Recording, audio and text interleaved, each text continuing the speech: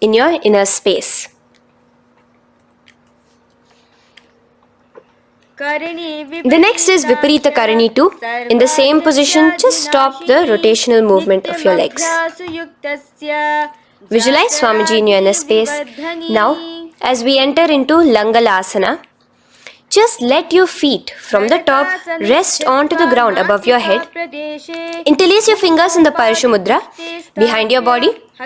Visualize yourself as a plow in Langalasana, continuing to engage the Jalandhara Bandha.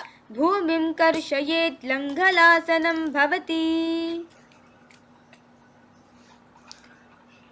Now, in Shaita Paschimottanasana, bring your hands out from behind your body and hold on to the toes above your head. Keep your legs and hands completely straight.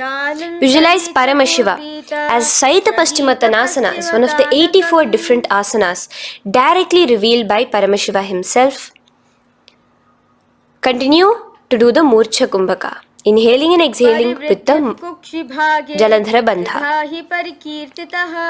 Clasping your toes now, spread your feet wide apart from each other in Supta Konasana.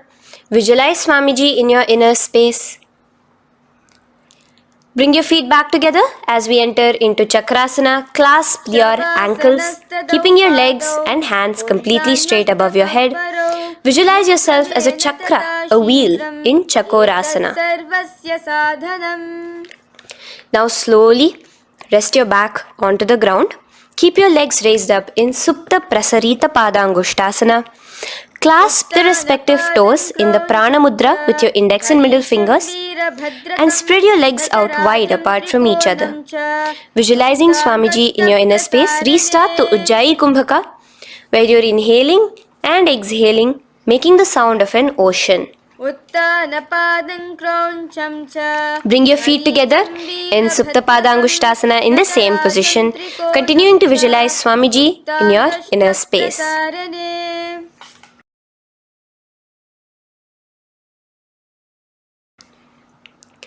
Now, release your feet and bring them into Padmasana. As you lay flat on your back in Matsyasana, hold the opposite elbows over your head, gazing at your nose. Visualize Matsya Avatara, the fish form of Bhagavan Mahavishnu.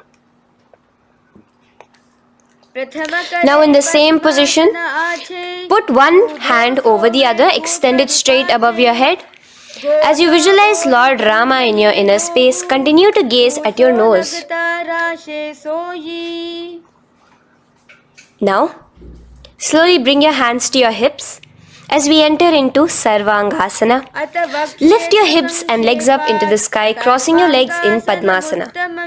Let your hands support you, your elbows on the floor. Do the Jalandhara Bandha as you gaze at your nose in Sarvangasana. Now, bring your hips back onto the ground in Vrishchikasana. So, in the Padmasana, just remove one foot alone. Keep one foot on the opposite knee as you pull the knee towards your face. Let your hands stretch out above your head, hooking forward as you raise your upper back off the ground, visualizing yourself as a scorpion in Vrishchikasana, gazing at your third eye. Do the Jalandhara Bandha, tucking in your chin to the chest. Now just switch your legs around as we repeat Vrishchikasana on the other side. Continuing to visualize yourself as a scorpion, gaze at your third eye. The next asana is Vrishapada Kshepasana. So come now to a complete flat position on your mat. Come down to a complete lying down position and interlace your fingers around your neck. Now raise both your feet off the ground. Extend one leg straight and the other knee to the chest in a bicycle motion. Alternate between extending and raising the knee again and again, bringing your opposite elbows to the respective knees. Visualize Swamiji in your inner space. Breathe in and out in the Sahaja. From Vrishapada Kshepasana, now lay flat onto the ground with your hands by your side as we enter into Marottanasana, where you will be lifting your legs one by one, touching the ears with your knees. Visualize Swamiji in your inner space. The next asana is Vrikasana. Now what you'll be doing is laying on your back Bring the soles of your feet flat onto the ground. Stand up completely and lay back down. Visualize yourself as a wolf in Vrikasana.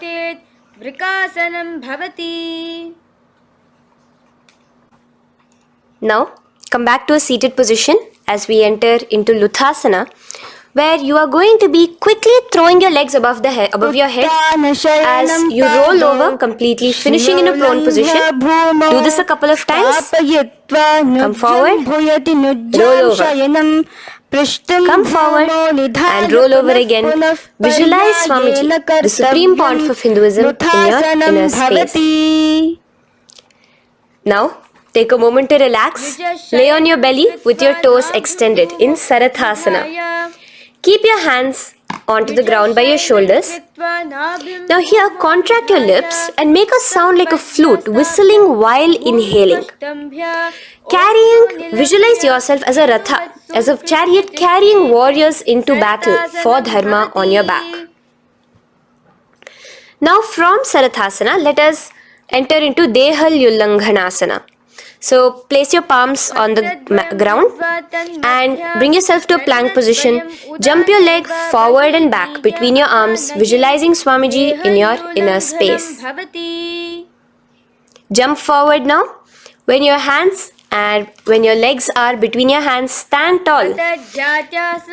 Holding your toes with your hands, walk back and forth. Visualize yourself as a wise 60-year-old elephant in Jatyasana.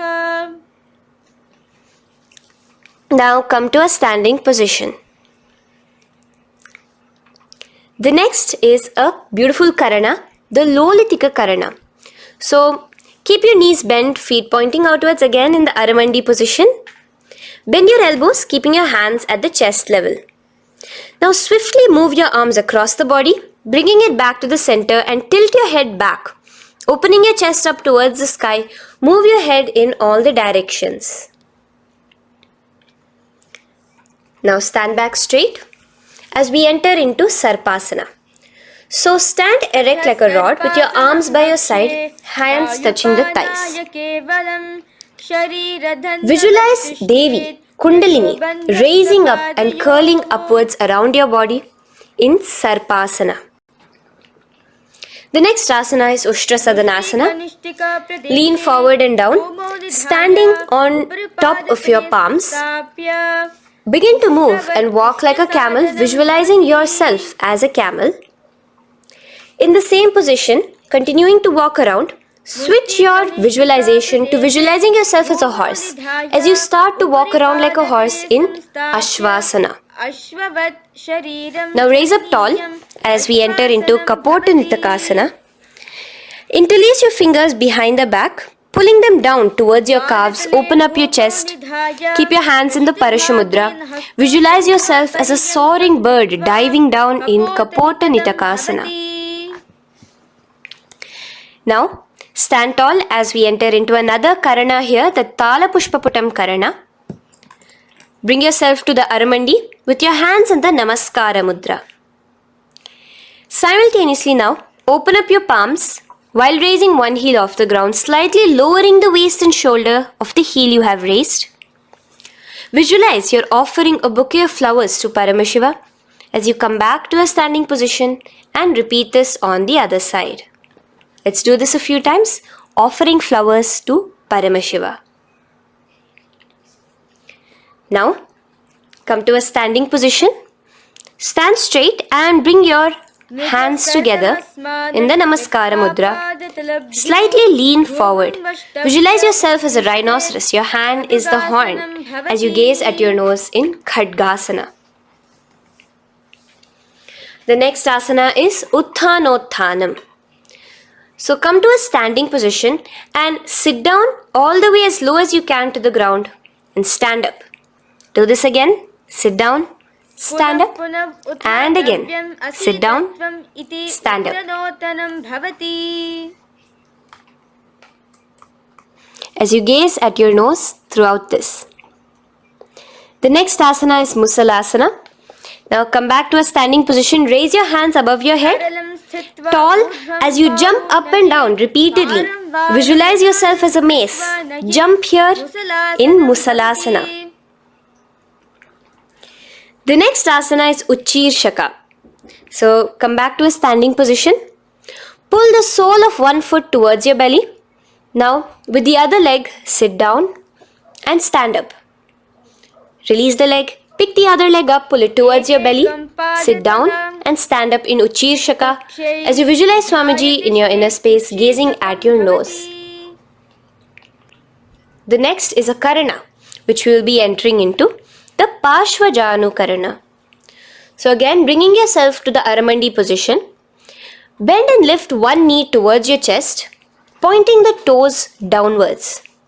Keep your arm around the knee, holding it with the hand in a fist. Let the other hand hang down on the thigh, wrist twisted, fingers pointing inwards. This is the Parshvajanu Karana. Now slowly release as we enter into Tandavasana. Stretch one leg out straight in front of you as you alternate between sitting and standing. Visualize yourself fiercely dancing as Paramashiva. Raise the foot to the inner thigh of the opposite side. As we enter into Brahmanasana, let your hand be resting by the sides. Keep your standing leg erect like a rod. Visualize yourself being blessed by Lord Brahma. Now, you can bring the left foot around the right knee and rotate it, tucking the left toes on the other side of the right calf. Simultaneously cross your left arm below the right, bring your palms together in the Namaskara Mudra. Visualize yourself as Lord Garuda in Garudasana 3. Now slowly uncross your legs and hands as we enter into Ekapadasana, coming to a standing position. On the right leg, bring your left foot to the opposite thigh with your hands relaxed by the knees. Now take a hold of the raised foot with your hand in the Prana Mudra. Stretch your leg out wide, out to the side and rotate your body quickly on the standing leg. Visualize yourself as the North Pole star in Dhruvasana. From here now, in the foot which is in your hand, just slowly, once you finish the rotating movement, in Trivikramasana, bring it up towards the back of your neck. Stand as tall as you can and alternate between sitting and standing. Visualize Bhagavan Mahavishnu in your inner space. Now you can take the leg out from behind your neck and stand straight. As we repeat the Parshvajanu Karana on the other side, bring your knee up to your chest, clasp your knee in a fist while the other hand comes to the opposite thigh. Hold there for a second and stretch your leg out. In Tandavasana, sit and stand. Visualize yourself fiercely dancing as Paramashiva. Bring the foot to the inner thigh, standing straight like a rod. Get your hands by your sides. Visualize yourself being blessed by Lord Brahma. In Brahmanasana on the other side. Move into Garudasana 3 on the other side as you rotate your leg over, your hand under. Visualize yourself as Lord Garuda. And uncross yourself as we move into Ekapadasana on the other side. Bring your foot to the inner thigh, to the root of the thigh and stand straight. Clasp your toes, stretch it out as we go into Dhruvasana on the other side. Visualize yourself as a pole star rotating quickly. Come back to a standing position and bring your foot behind your neck. In Trivikramasana, sit and stand. Visualize Vishnu, Bhagavan Mahavishnu in your inner space. Now, stand tall as we do the Samanakha Karana. Stand with your feet close together, toes slightly pointed outwards. Keep both the hands to the side of the body. Take a moment to breathe in and breathe out and relax. Now, slowly relax and from the standing position, Slowly bend forward, bringing both your hands underneath your knees. Now once you have squatted down fully, interlace the fingers together in the Parashamudra. Bring that interlaced fingers in front of your navel. In Ghorakanjali Asana, visualize the great sage Goraknatha, the founder of the Natha Yoga Hindu Sampradaya. As you do the Jivachala Kumbhaka, engage the Moola Bandha. The next asana is Kanchyasana. So now just slowly unwind your hands from each other, from your navel, and now bring your hands from the opposite side inwards underneath your calves and wrap your hands around your back. Hold them together in the Parashamudra. Keep your body, your upper body, upright, visualizing the Supreme Pontiff of Hinduism in your inner space. The next is Bhairu Asana. So slowly unclench your hands and bring them out from underneath your legs. Keep your feet and knees together and in a squatting position, bring your hands behind your back, clasping them together, remaining in the Parashamudra. As you gaze at your navel center, visualize Bhagavan Kala Bhairava, the Lord of Time, in your inner space. The next asana is Varahasana.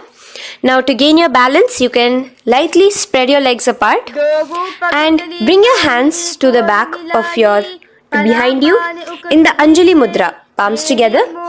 Visualize a boar, one of the 10 incarnations, the Varaha Avatara of Mahavishnu, gazing at your nose. Now slowly relax, bring your hands out from behind you as we move into Pripithasana. With your hands in the Prana Mudra, with your index and middle fingers, clasp the respective big toes and come to a half squatting position where your hips are at your knee level. Visualize Swamiji in your inner space as you do this asana, Pripithasana. Slowly let go of your feet and place your palms flat on the ground in front of you with the fingers wide for balance. We're going to be balancing here in Bakasana. Place your knees on the back of your arms. Focus your eyes on one spot as you raise your feet off the ground, balancing here. Visualize yourself as a crow. The next asana is Shushtanga Kapali Asana. So now come to a kneeling position. So from there itself, you can directly put your head onto the ground, or else come to a kneeling position and place your head onto the ground. Palms spread for support. Raise your body onto your head, bringing your legs into the Padmasana. Gaze at your nose. Visualize Swamiji himself in your inner space. Come down now, uncrossing your legs as you come down. Sit onto your knees, keeping the toes flat. Now, let your heels come outside of the hips. Keep your hands on your knees in Guptasana, sit straight. Keep your gaze on your nose. Visualize you're sitting in the sacred secret seat with Paramashiva and your Guru, Swamiji himself. Now we are going to be kicking up into a handstand. So get ready, place your palms on the ground, fingers wide for support. Do take support of a wall if you need it. And lift your body up straight above your hands. Visualize you are a tree in Vrikshasana 2 with deep roots into the ground. Breathe in and breathe out slowly. In the same position as we move into Shibhu Asana, switch your gaze to the third eye. Hold it there for a few seconds and relax. Bring your feet back to the ground. Now lay flat onto the ground in a plank position and slowly lower your body towards the ground and push yourself up again. In Matsyasana 2, go down and come up, visualizing yourself as a fish. The next asana is Sarpasana 2. So here you're going to lay prone, completely flat now. You can lower yourself to the ground. Bring your hands to the hips. Extend your legs together and point your toes backwards. Lift your chest up and move left to right. You're moving like a snake while visualizing yourself as a snake in Sarpasana 2. Relax slowly, bringing your chest back to the ground. Now, keep your feet together, pointing backwards. As you bring your elbows onto the ground, rest your upper body on your elbows. Bring your hands together in the Padma Mudra with your little fingers and thumbs together and rest your chin on your hands. Niralambanasana, where feeling yourself completely supported, knowing that Swamiji is there in your life. Now, slowly relax, place your palms on the ground beside your chest and push yourself up, your hands straight up completely. As you bend your knees, bringing your feet to touch the top of your head. Lean your neck back, touching your head with your tip of your toes. See yourself, visualize yourself as an umbrella, protecting your Guru from the sun's rays in Chhatrasana. Slowly relax, you can bring your feet down. As we move into Vajrasana, just push your body back and sit on top of your knees, with the heels flat on the ground. Now stretch your arms in front of you with the palms facing downwards. Place your forehead on the mat. Visualize you are the weapon of Indra, the Vajra, symbolizing indestructibility as you gaze at your nose. As we enter into Meshasana, raise yourself into the same Gajasana position on your hands and legs with your hips pointed upwards and alternate striking the ground with the opposite hands. Experience yourself, visualize yourself as a powerful ram as you alternate striking the ground in Meshasana.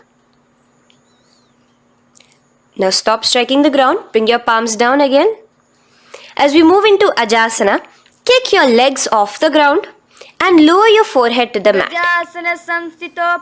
Let's do it again. Kick your legs off the mat. Lower your forehead to the ground. You are unborn, existing for all of eternity in Ajasana. Now, come to a seated position as we move into Dhanantara Asana. Sit on your heel with your legs together. Pull your toes underneath you. As you bring your hands top of the knees, gaze at your nose, visualize Swamiji in your inner space. Here, do the Ujjayi pranayama, inhaling and exhaling like an ocean, Dhanantara Asana. From Dhanantara Asana, now interlace your fingers in front of you and then behind you. Stretch your arms towards all the sides, backwards, forwards. Giving a massage to the various different joints and muscles in your body. Lean forward, get up again. Continuing to visualize Swamiji in your inner space. Relax your hands and now take your respective heels and point them outwards, outside the side of your hips. Keep your hands on your knees with your thighs and knees resting on the ground, spine straight. Visualize yourself as Lord Garuda in Garudasana 4. You have Mahavishnu and Mahalakshmi on your back as you are flying. The next asana is Ananda Mandirasana. Now you can continue to remain in the same position. You can bring your feet pointing inwards. Use your hands to clasp underneath your ankle. Make sure your knees are spread out wide. Gaze at the third eye. Visualize residing in the blissful space of a temple. You are in a temple in Ananda Mandirasana. Now, as we move into Mandukasana, keep your knees wide and sit on top of your ankles. Your hands underneath your knees. Gaze to your nose. Visualize yourself as a frog. Suck in your stomach in the Udyana Bandha and remember to do the Manduki Mudra, your tongue, your frog-like tongue, catching the nectar dripping from the Sahasrara Chakra in Mandukasana 2. Now, as we move into Narasimhasana, tuck your toes in and sit on top of the heels. Place your palms on the ground, spread your fingers wide and spread your knees apart onto the ground too. Gaze towards your nose, stick out your tongue and exhale forcefully, visualizing the Narasimha Avatara, the form of Mahavishnu as a half lion and half man. Now just raise up, bring your hands off the ground. Here we'll be doing a new pranayama, which is the Bhishaka pranayama. as we enter into Bhishrakasana.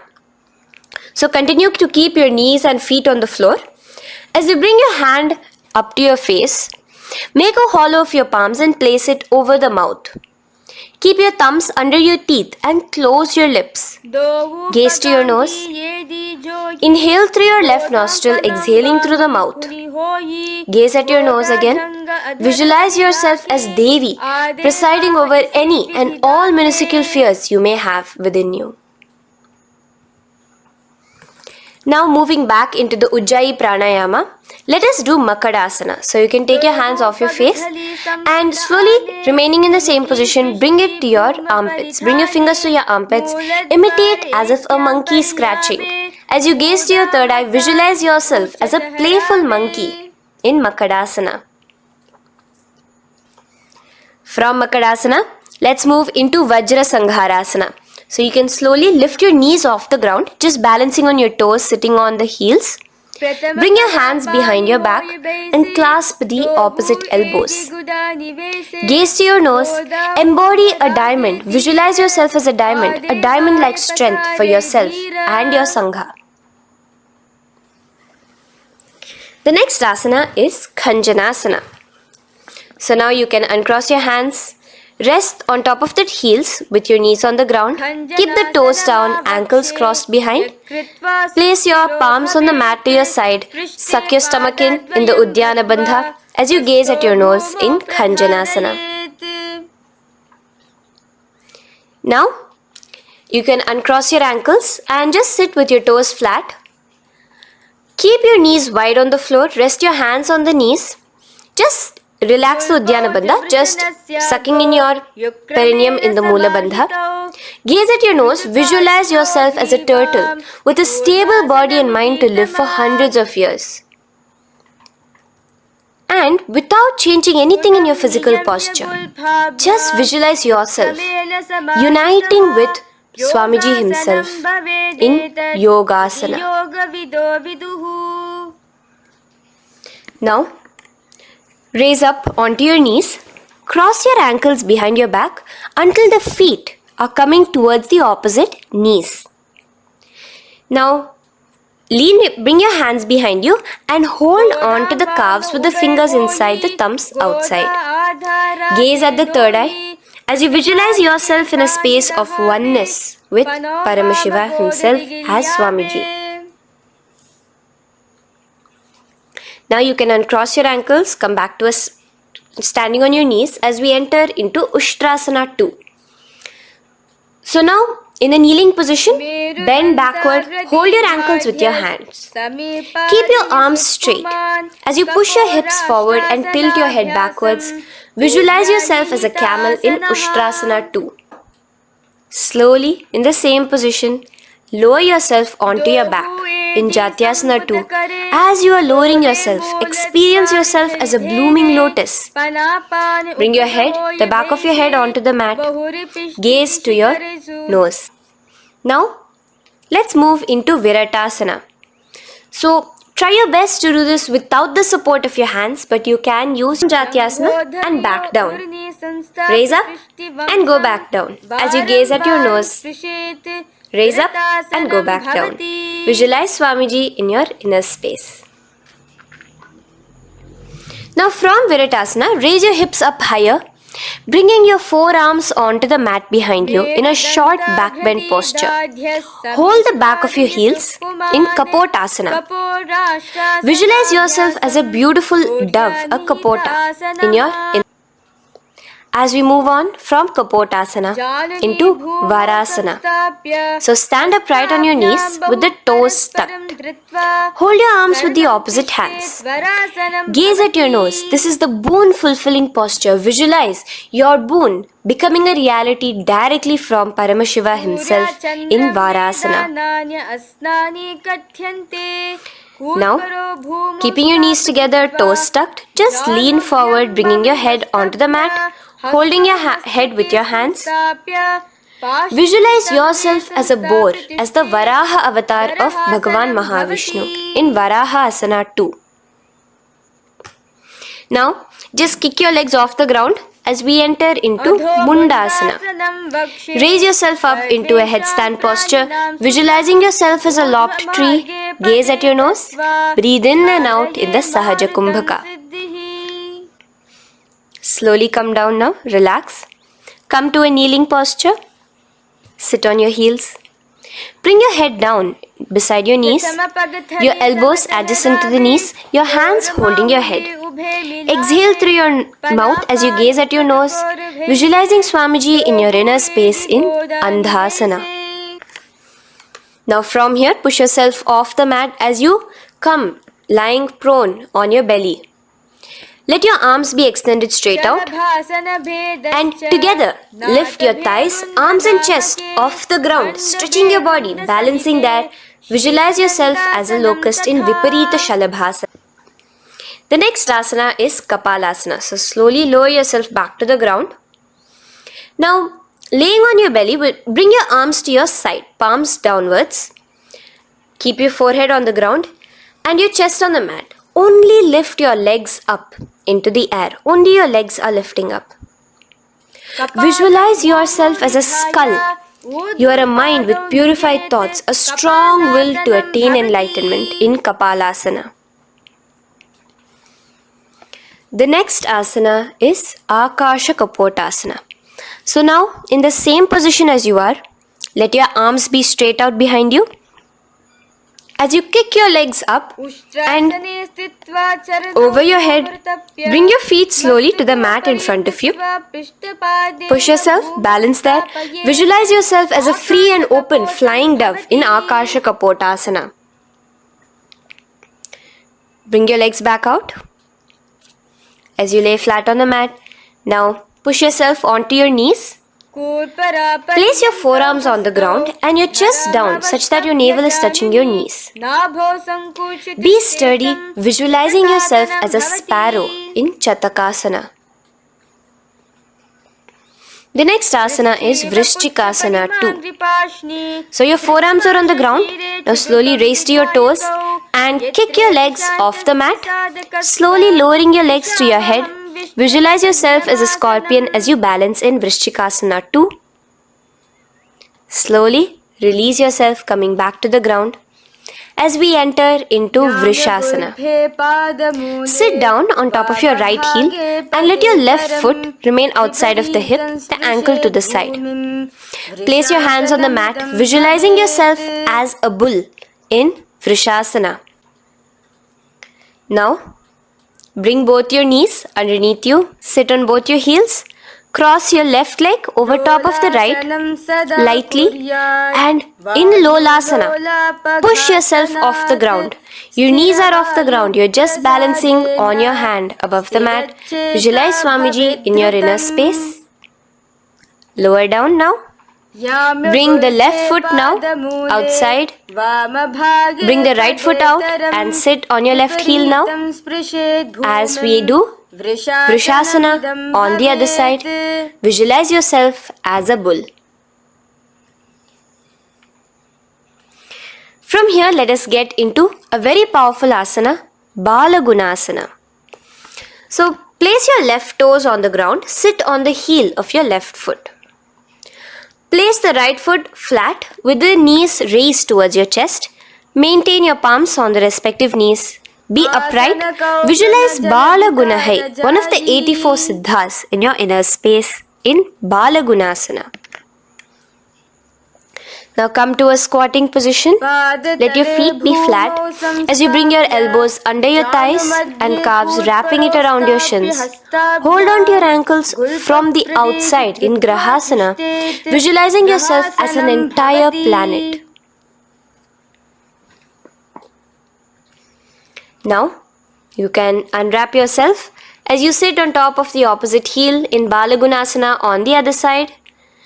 Maintain your palms on the respective knees. Visualize Balagunahai, one of the 84 siddhas in your inner space. Now, sit upon both the toes with the heels up and knees off the mat, knees pointing forward. Now, keep your hands downwards on the respective knees. Keep your spine upright as you visualize Swamiji in your inner space in Utkatasana. The next asana is Vajra Sangharasana. Just spread your knees out wide in Utkatasana. Spread your knees out wide. Clasp the elbows behind your back. Visualize Swamiji in your inner space in Vajra Sangharasana 2. The next asana is Anilasana. Now, sit with your feet hip width apart. Bring your hands under the soles of your feet from inside. Your palms facing downwards. Step onto your hands. Keep your arms straight, elbows together at the navel. Gaze to your nose. Visualize yourself able to consume and live off of air alone in Anilasana. The next is Padukasana. So from Anilasana, you can release your hands. Place the back of your hands on the mat with your fingers facing upwards. With your fingers facing towards your body, palms upwards. Step your feet on top of your hands and wrap your hands around your feet like a shoe. Walk around. Visualize you're wearing padukas, walking across the length and breadth of the world in Padukasana. Now bring your palms onto the ground. Stop moving around as we move into Kukutodana. Kick your feet up into the air and let them fall back down. Let's go up again and come down. Kick up and go down. Visualize yourself as a rooster in Kukutodana. The next is Viparita Nrityasana. So as you're kicking yourself up, you can go up into a complete handstand posture, which is Viparita Nrityasana. Do take support if needed. And move around on your two hands as if you are dancing in Viparita Nrityasana. Slowly come back down to a standing position. Lean forward and let your feet be slightly apart from each other. Bring one palm down on the mat with the arms straight. Bring the opposite hand to your head and be stable in Kunjarasana. Now just put that hand down as you bring the other hand to your head, repeating Kunjarasana on the other side. Be stable here. Now you can squat back down onto the ground. Keep your feet flat. Hold your respective ankles and lift your feet off the ground in Kadambasana. Visualize yourself as a Kadamba tree, a pious tree that promotes a long life. The next asana is Pavana Muktasana. Now sit back down onto the ground. Bring your knees towards your chest. Let your hands wrap around your knees. Hold it close to your body. Visualize all the excess vata, air, just balancing and releasing in your system in Pavana Muktasana. Now, let us move into Chakorasana. So first stretch your legs out in front of you. Bring one leg behind your head. Now place both hands on the ground and lift your body off the ground while lifting the other leg too, up straight. Visualize yourself as a powerful source of energy. Gaze at your third eye in Chakorasana. Slowly relax back down. Now hold your left toes with the left hand, index and middle fingers. Pull the foot to the left ear. We are entering into Dhanurasana 2. Extend your right leg out, keeping straight. Hold the big toe with your right hand. Visualize yourself as a bow in Dhanurasana 2. The next is Ashtavakrasana. So lift your left leg over top of the left shoulder. After releasing your hands, bring the right foot across and hook it on top of the left foot. Lean forward and down. Keep your palms onto the ground.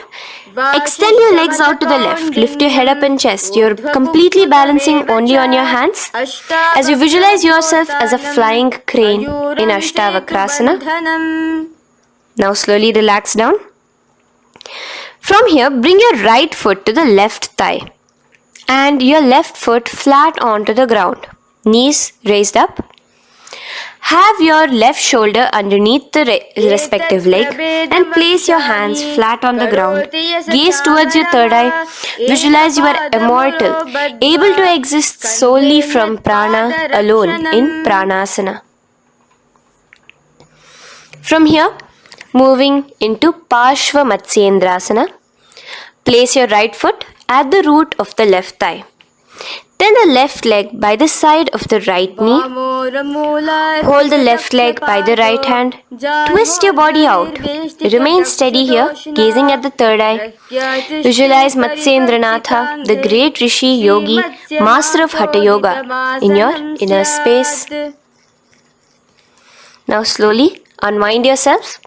As we repeat Chakorasana on the other side, lift the other leg behind your head. Place both your hands on the ground and keep your entire body off the ground straight up. Gaze at your third eye, visualizing yourself as a powerful source of energy.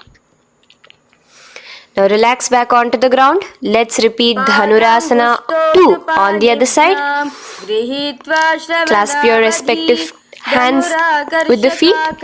Pull one foot back, the other foot extended forward, visualizing yourself as a bow. Release your feet as you cross them over each other, over top the shoulder in Ashtavakrasana on the other side. Raise off the ground. Visualize yourself as a flying crane. The next asana, we'll be repeating Pranasana on the other side. Bring the right foot to the left thigh. Bring your hands onto the ground with the knee raised. Gaze at your third eye, visualizing yourself able to live off just prana, just air alone. And relax as we do Parshva Matsyendrasana on the other side. Twist yourself, visualizing Matsyendranatha, gaze towards your third eye. And from there, let us enter into Ardha Paschimottanasana. Keep one leg straight and press your perineum with the other heel. Bring your chest forward and down. Hold your toes and feet and bring your head towards your knees. Here in Ardha Paschimottanasana, visualize Swamiji in your inner space. Now raise up, and the foot which was at the inner thigh, now rotate it outside of the hip. Now hold the sole of your other foot and lift your leg up towards your forehead. Try to bring your knee to your forehead as you keep your knee straight. Gaze to the nose in Kraunchasana. Visualize yourself as a crane. Now slowly relax around your leg. Now the leg which is now straight, you can bring it to the inner thigh as you straighten out the other leg. As we repeat, Ardha Paschimottanasana on the other side. Lean forward and down, clasping your foot. Bring your forehead to your knee. Visualize Swamiji in your inner space. Slowly raise up. Place your right ankle outside of the hip now. Hold the sole of the left foot, lifting the leg up towards your forehead. Stretch yourself there. Gaze at the tip of your nose. Visualize yourself as a crane in Kraunchasana on the other side. Now from here, bring the soles between the thighs and calves. So once you have relaxed yourself, bring your soles between the thighs and calves. Keep your spine straight. Palms resting on your knees. Visualize a swastika, embodying peace, well-being, good fortune and prosperity as you gaze at your nose in swastikasana. Now without changing anything about your position, just take your hands alone. Cover the respective heels with your hands in Gorakshasana as you tuck your chin to your chest in Jalandhara Bandha. Gaze at your nose. Visualize the great Rishi Gorakhnatha, the founder of the Natha Yoga Hindu order. Now release the Jalandhara Bandha. Continue to keep the Mula Bandha engaged throughout the whole sequence.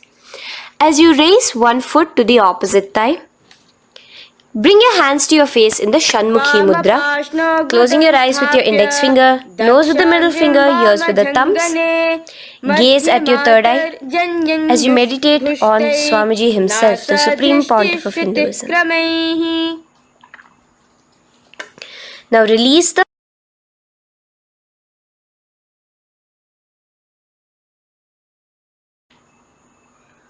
Shanmukhi Mudra.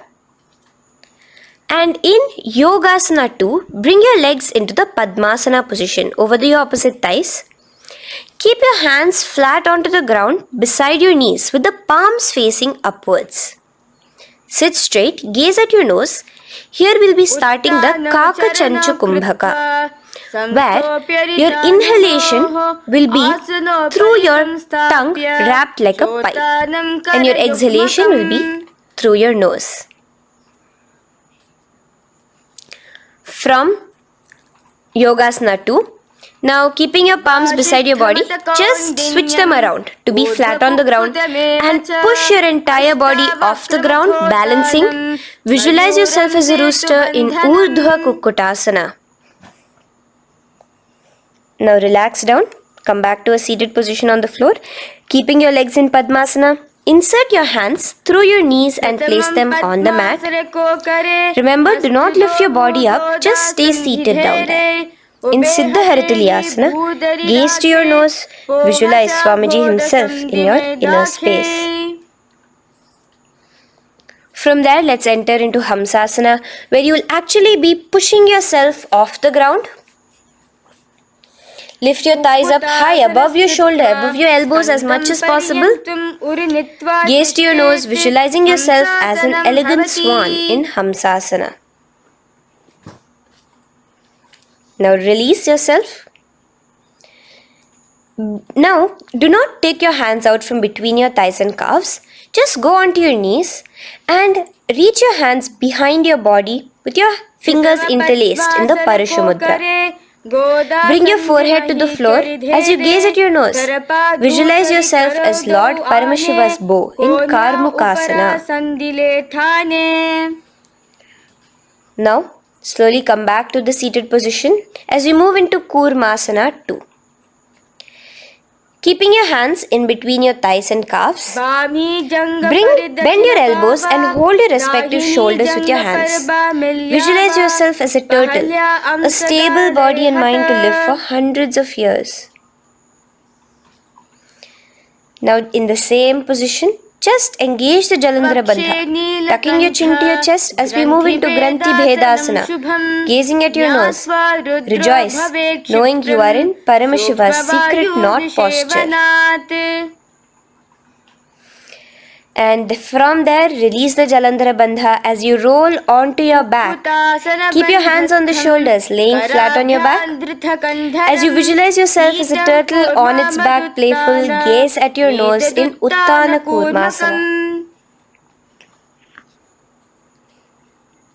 Now rock yourself back to a seated position as we do Pangu Kukkutasana. Now it's the same as your hands between your thighs and the calves, except you will be placing one hand flat on the mat. Hold the wrist with the other hand. Lift your body up and holding only on one hand. Visualize yourself as a rooster in Pangu Kukkutasana. Now release back to the ground. Hold. Let's do Pangu Kukkutasana on the other side. Place the other palm flat and bring the other hand holding the wrist. Push yourself off the ground. Visualize yourself as a rooster. Continue the Kakachancha Kumbhaka, sucking in your breath through your curled tongue and exhaling through your nose. As you slowly extricate your hands from between your thighs and calves, let's do Girdharasana here. So now, interlace your fingers in the Parashamudra as you place your elbows on the feet, remaining your legs in Padmasana. Lean forward and down, resting your chin on your knuckles. Place your thumbs to your throat in Girdharasana. Visualize Swamiji in your inner space. From there now, sit straight into Padmasana 3. So with your legs in Padmasana, bring one hand over the other near your navel center. Engage all the three bandhas. Suck in your stomach. Clench your perineum. Tuck your chin to your chest and gaze at your nose in Padmasana 3.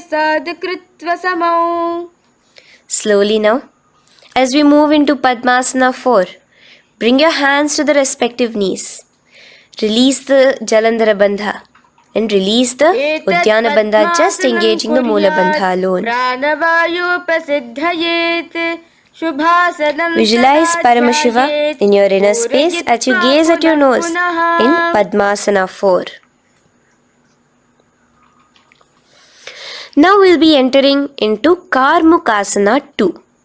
So in the Padmasana position, hook your right hand index and middle finger in the Prana Mudra around the toe. Pull it back while your left hand rests on the knee. Now, as you visualize yourself as Paramashiva's bow, just release your right foot, bring your left hand to the left toe, right toe, and let your right hand be on the right knee. Now from here, let's do Karmukasana 3. So you can release your toes, cross your hands behind your back, continue to keep your legs in Padmasana, and with your respective hands, cross behind your back. Hold on to the toes in the Prana Mudra. Engage all the three bandhas, suck in your stomach, clench your perineum, tuck your chin to your chest. Visualize yourself as Paramashiva's bow in Karmukasana 3. Slowly relax the bandhas, just keeping the Moola Bandha. Continue to hold on to your toes. Release the Udyana Bandha and the Jalandhara Bandha. Switch your gaze to the third eye. Visualize you are Paramashiva's third eye itself. Anything you come across, you just rejuvenate it, destroy it in Dridhasana. Now, try to keep your hands at the toes. If not, just keep your hands crossed behind you as you lean onto your back in Padmasana, where you are entering into the Nagrasana position. Lay flat onto the back, visualizing yourself as a snake, gaze at your nose in Nagrasana. Do the Sahaja Kumbhaka, simple breathing, inhaling and exhaling.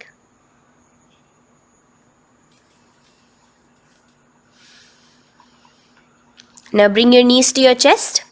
Let your hands wrap around your knees. Slowly uncross your Padmasana and bring your knees to your chest. Bring your hands to the Parashamudra, the fingers interlocked on top of your knees. As you pull your chin up to your knees, visualize yourself as a ball in Kandukasana. Now relax. Bring your feet onto the ground, the knees pointed upwards in Urdhva Pavanasana. As you interlace your fingers, bring the interlaced fingers behind your head. Laying down, gaze at your nose in Urdhva Pavanasana. The next asana is Marakata Pithasana. Now, from behind your head, take your hands out and clasp onto your feet. Just step lightly onto your palms. As you push your hips up into the sky, automatically engaging the Jalandhara Bandha. Visualize yourself as a powerful alpha ape in Marakata Pithasana. In the same position now, bring your hands to your hips as we enter into Uttanashiki Pitakasana. Let your weight rest on your elbows as you stretch your legs out straight. Gaze at the nose. Visualize Swamiji in your inner space. From there, continuing to rest on your elbows, kick your feet up high into the sky in Narakasana. Stretch your palms out behind you, flat on the ground. Balance there. Visualize yourself blissfully traveling through hell unscathed in Narakasana. Bring your hands to your hips now as we move into Tiryanaukasana.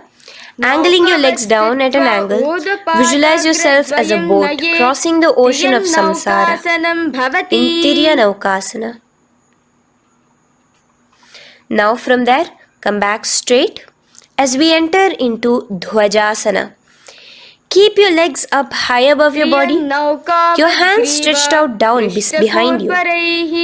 As you push yourself up, visualize where Kailasa's flag respected across all nations in Dhwajasana. Hold there for a few seconds and relax now. Flat onto the ground, palms slightly away from your body. Do not move at all in Mritasana. Your body is dead. Visualize that. Visualize the Supreme Pontiff of Hinduism liberating you. Let your awareness travel to all the parts of your body in the Shakti Chalan Mudra as we do Mritasana.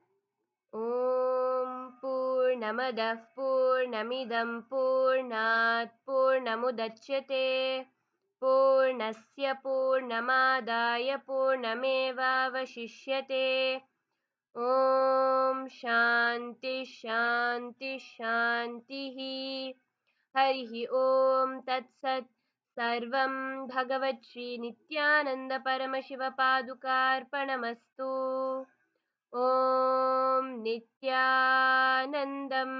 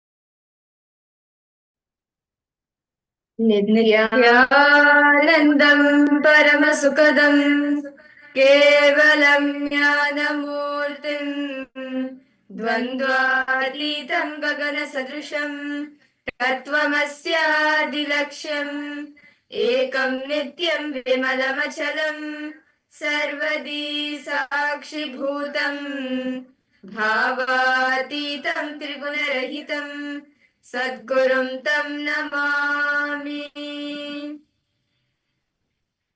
Nithyanandam, we welcome each and every single participant and all the viewers who have joined us live for today's day 2 of the Paramashivoham program. I would like to request all participants to post how was the Nithyananda yoga for each and every one of you. Nithyanandam, ever Alfaroya? Yes, Nithyanandam, Everaya, welcome you for the program. Ma Shulini Durga, Nithyanandam, Ma Wanghanyu, Nithyanandam, Ma. Nice to meet all of you. Ma Basti, Nithyanandam. Yes. Nithyanandam, Ma. Yes. Yes, course is going to start now, Ma. We're going to start now. First is the yoga all of us had, and now we're starting. Yes. Ever Alfaroya, Nithyanandam, welcome to the program. Yes. To all the viewers who's watching us through YouTube, welcome to YouTube for the date of the Paramashivoham program. I would like to request all the viewers and all the participants who's watching us live right now to share how was the Nithyananda yoga. How did you experience the yoga? For some of you do the Nithyananda. So how do you experience yoga? What is the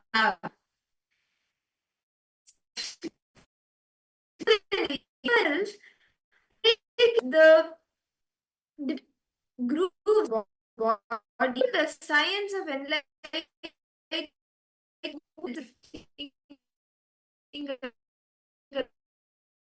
like even hold that science. Yoga helps the body to become ready to hold that. Yes. Ever Alfaraya, were you able to do the yoga? How did you like it? And what breakthroughs did you have? Ma Basdi, Ma Shulini Durga, Ma Sharmain, Ma Wang Hunyu. All of you can post.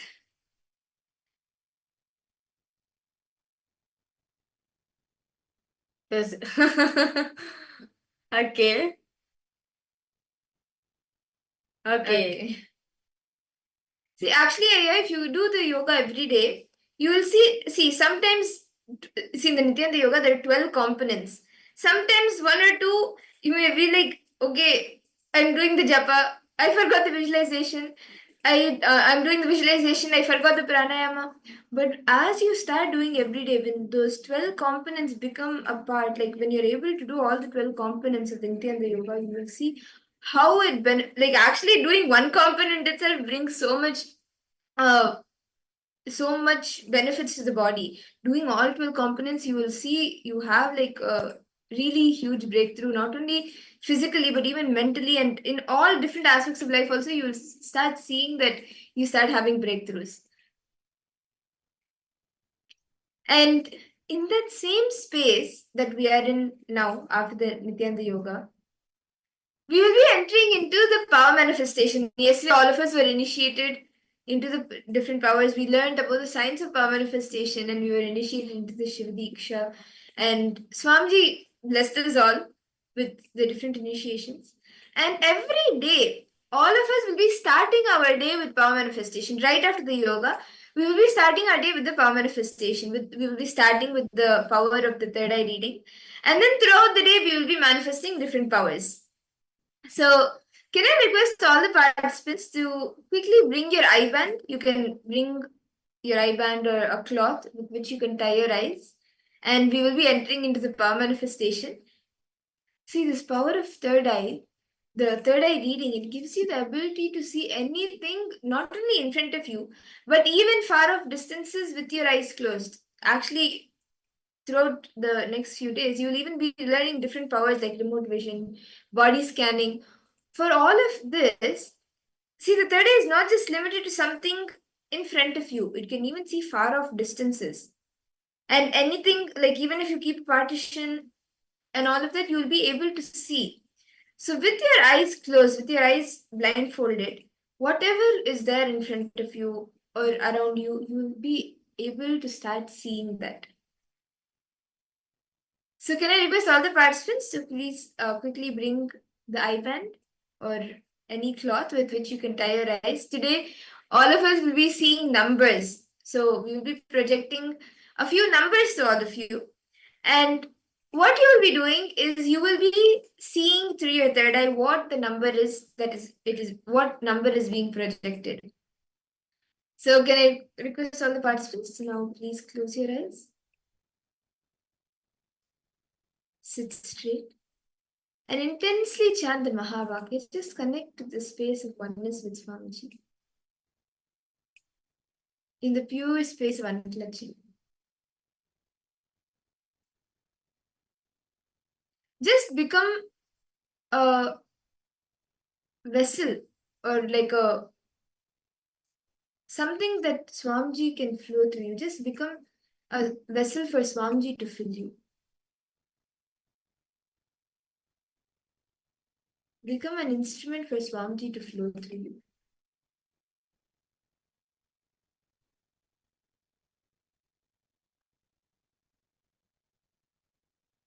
Start seeing whatever is happening around you. Start becoming aware of that. Bring the awareness to the third eye and start seeing and feeling whatever is happening around you.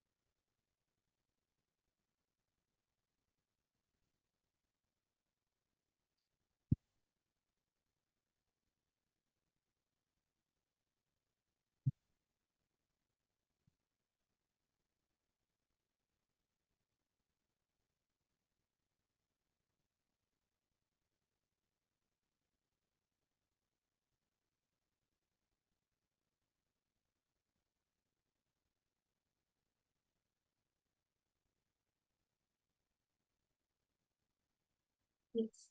Now we will be projecting a number for all of you.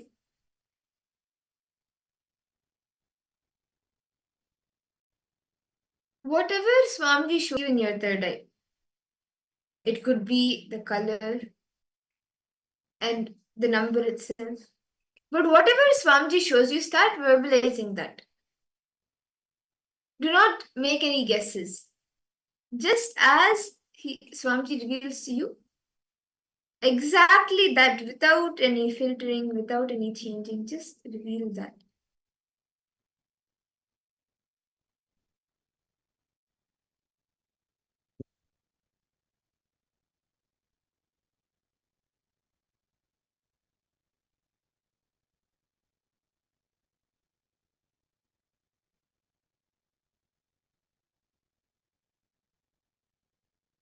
We are now projecting a number for all of you. Intensely chant the Mahavakya. Om Nithyananda Paramashivoham. Om Nithyananda Paramashivoham. Om Nithyananda Paramashivoham. Whatever Swamiji shows you, start verbalizing it.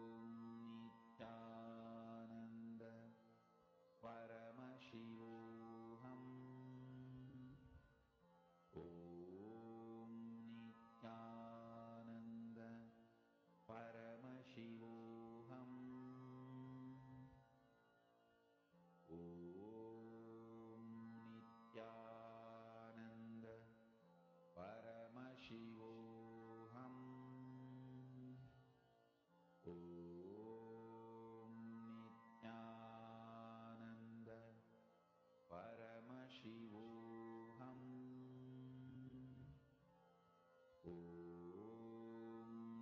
Nithyananda Paramashivoham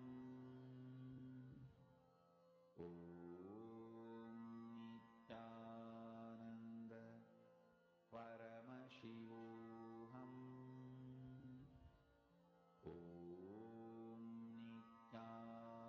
Nithyananda Paramashivoham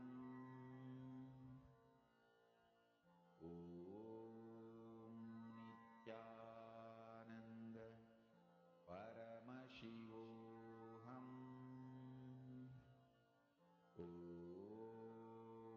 Nithyananda Paramashivoham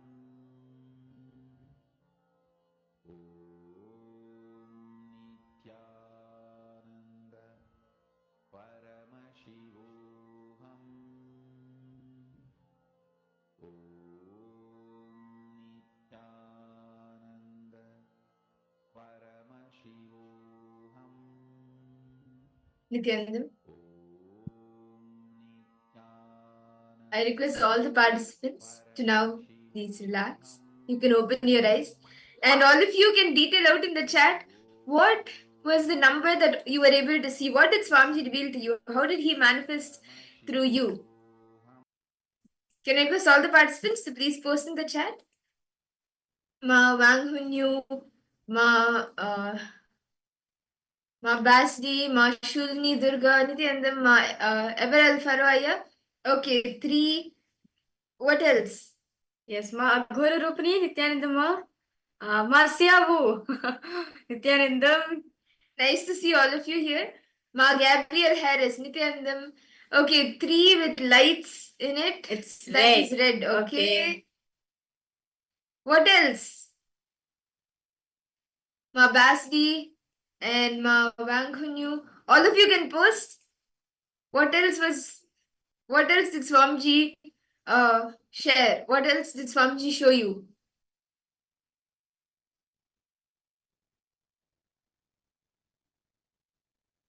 Okay.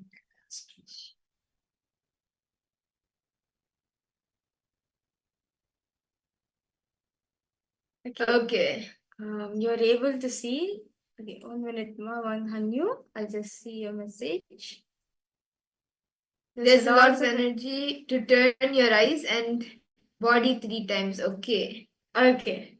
Oh, okay. You felt the energy. Okay, that's nice. So shall we all see the answers? This is quite interesting. Shall we see the answer now? What was the number being projected?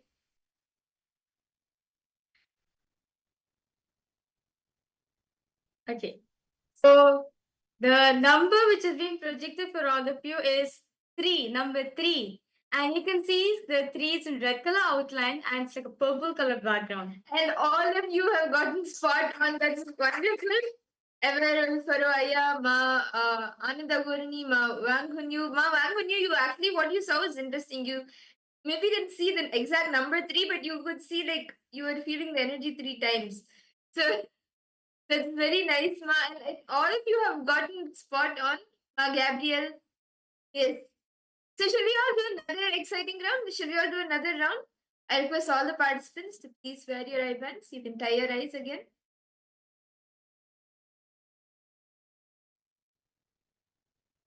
See, just celebrate the manifestation. Whatever Swamiji, however he has manifested right now through you, celebrate that. And we will now be entering to the next round. So I request all the participants, please tie your eyes. And we will be projecting a number for all of you.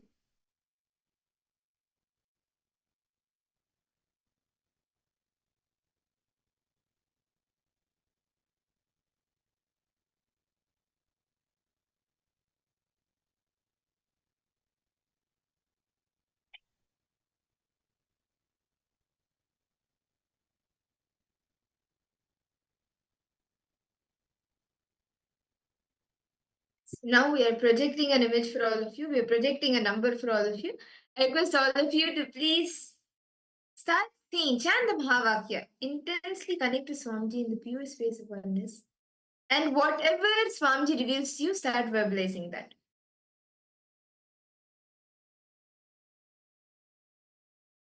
Shivoham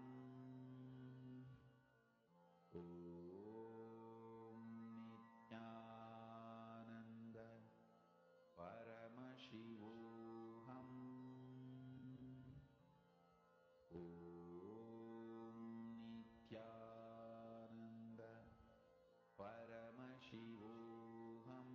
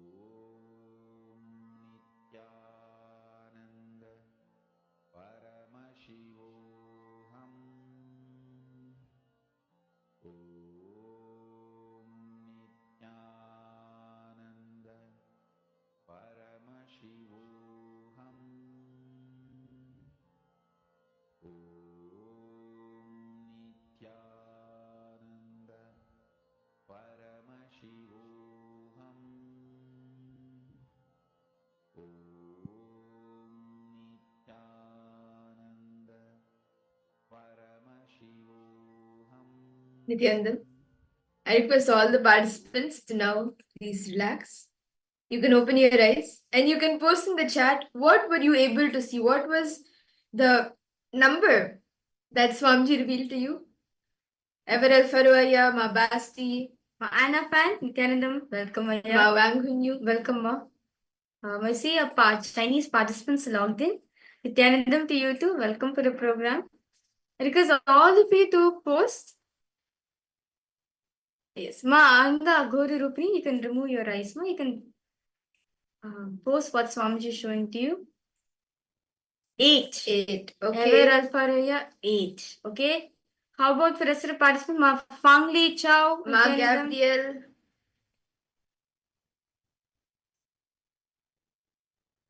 I see 8. Okay. Okay. How about the rest of the participants?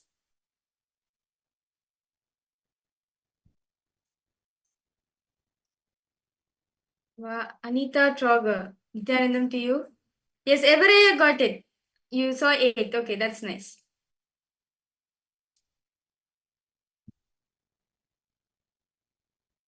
How about for you, Mama Anna fan? What did you see? My Gabriel?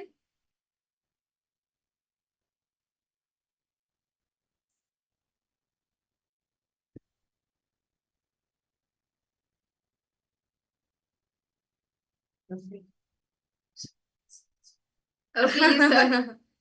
Okay. Okay. No issues, Ma. Okay, so shall we all see the answer now? What was the number that was being projected? Okay, so yes, Nithyanandam, Manandeshwari, welcome. Okay, so let's now verify the answers. So the number which has been projected for all of you was the number 8.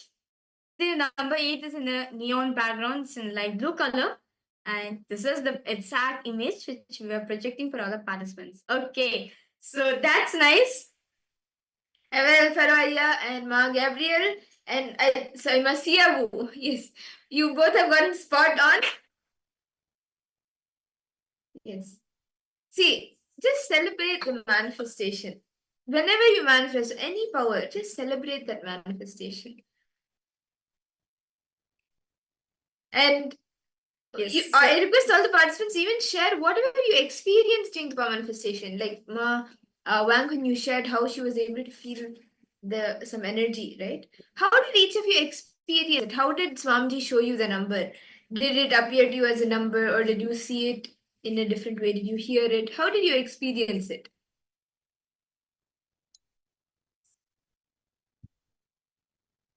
Actually, today, throughout the day, we will be having very important sessions and beautiful sessions where we will be learning about the cosmic actions of Paramashiva. And today is actually going to be a very important day where all of us are going to be understanding how to establish ourselves in easiness. See, just like how Bhagavan Sadashiva is today, all of us are going to be receiving a darshan of Bhagavan Sadashiva Murti. So, Bhagavan Sadashiva, in the Agamas, right, Paramashiva elaborately describes, he does the Panchakrityas, the 5 cosmic acts, which is Srishti, creation, Sthiti, sustenance, Samhara, rejuvenation, Trobhava, putting in delusion, and Anugraha, liberation, not just for this world alone, but for all the multiverse, for all the beings in all the multiverses. So in the first session, Swamiji is going to be expanding about, there's something called as, there's 3 things, called as Jiva, Jagat, and Ishvara. the Jiva is the self, what you perceive about yourself, and everything that you cognize as I, what you cognize is the self. And how all of these, then the Jagat is the world around you, anything and everything around you. And Ishvara is the God. And we'll actually be seeing now in the first session that we will be entering into shortly, we will be seeing how, like what the Jiva, Jagat, and Ishvara is. What is the self? What is Jagat?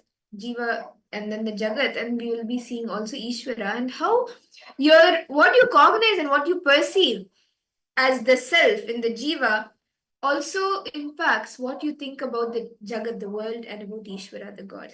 So let us all now listen to these beautiful revelations from Swamiji directly.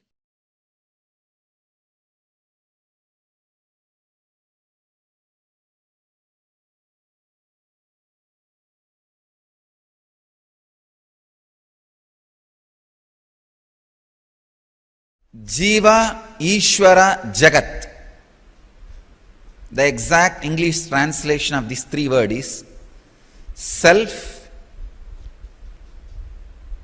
God and world. Jiva, Ishvara, Jagat. All three are made of same stuff. How you respond to all three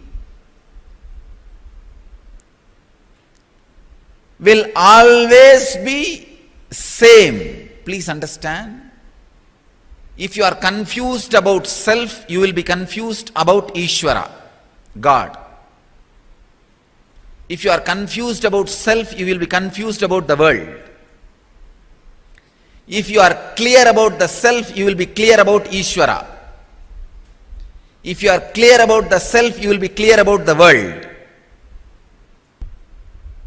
If you have visual understanding about yourself, for example, when you look inside what you are, if you get an idea visually, you will be able to see Ishvara visually. You will be able to see the cosmos, anything, anywhere visually. If you close your eyes and see yourself, you have only verbal idea what thoughts are going inside. You can see Ishvara also only verbally. And about world also you will have only verbal knowledge. The basic thing needed for enlightenment is psychological revolution. Clarity about the self, world and God. Jiva, Jagat, Ishvara. Jiva is the self. How you think, how you are driven, what is your inspiration, what makes you run in your life, what makes you move in your life, why you think, how you think.